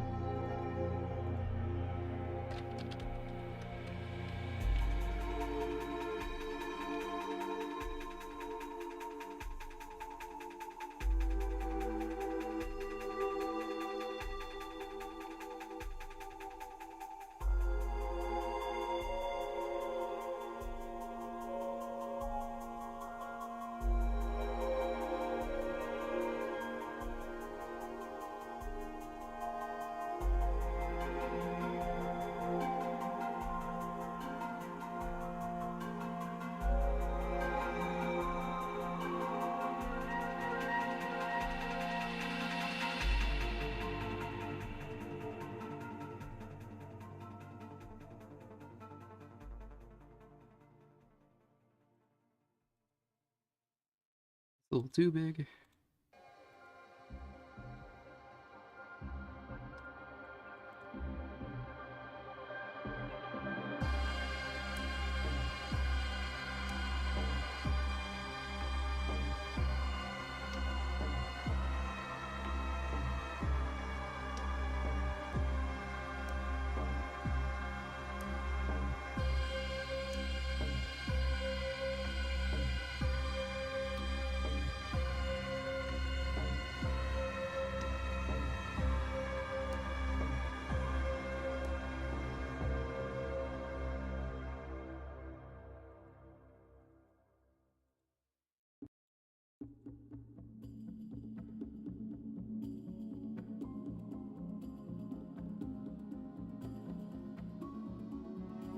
Here, this is fine.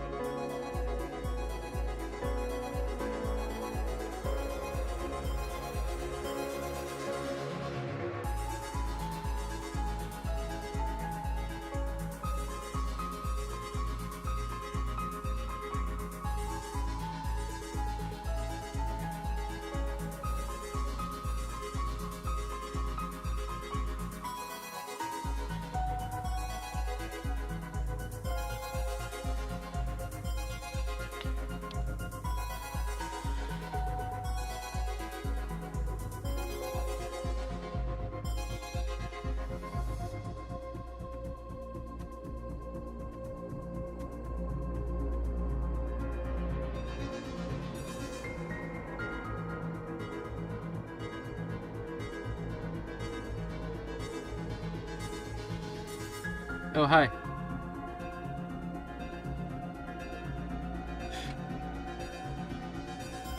Wait, where? Shoot.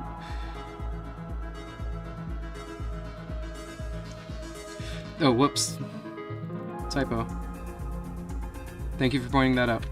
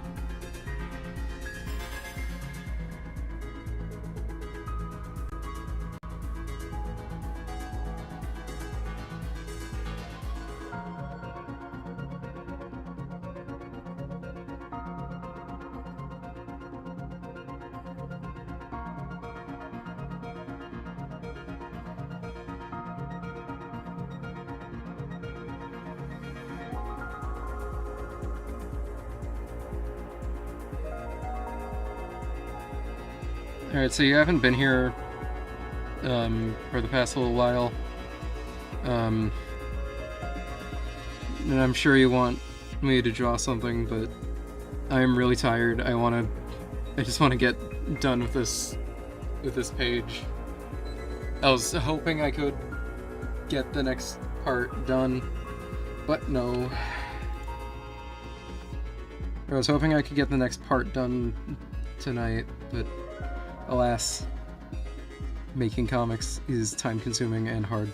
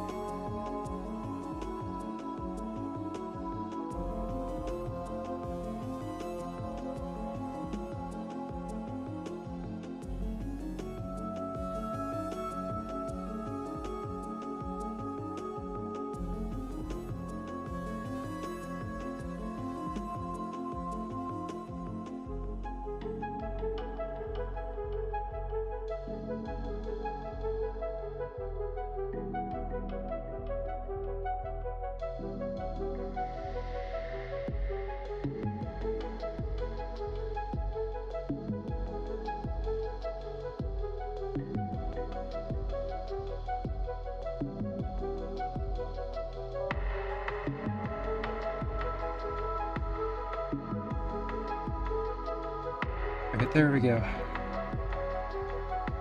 Well, that sure was laborious. I think the third and final page will take less effort than this did. 'Cause, man, that was a lot. I mean, just like making this whole map, all of these characters, the backgrounds, everything. This doesn't even, I mean, like, the stuff that you've seen in this stream doesn't even account for everything, for all the time I spent sketching. But, oh. Okay. I think I'm gonna head out. Man, almost a 6-hour stream. That is a quarter of a day. That is, for some people, a full work day. Oh, whoops. Didn't realize that was a thing on OBS. I was trying to do Control S on Krita so I could save everything. But yeah.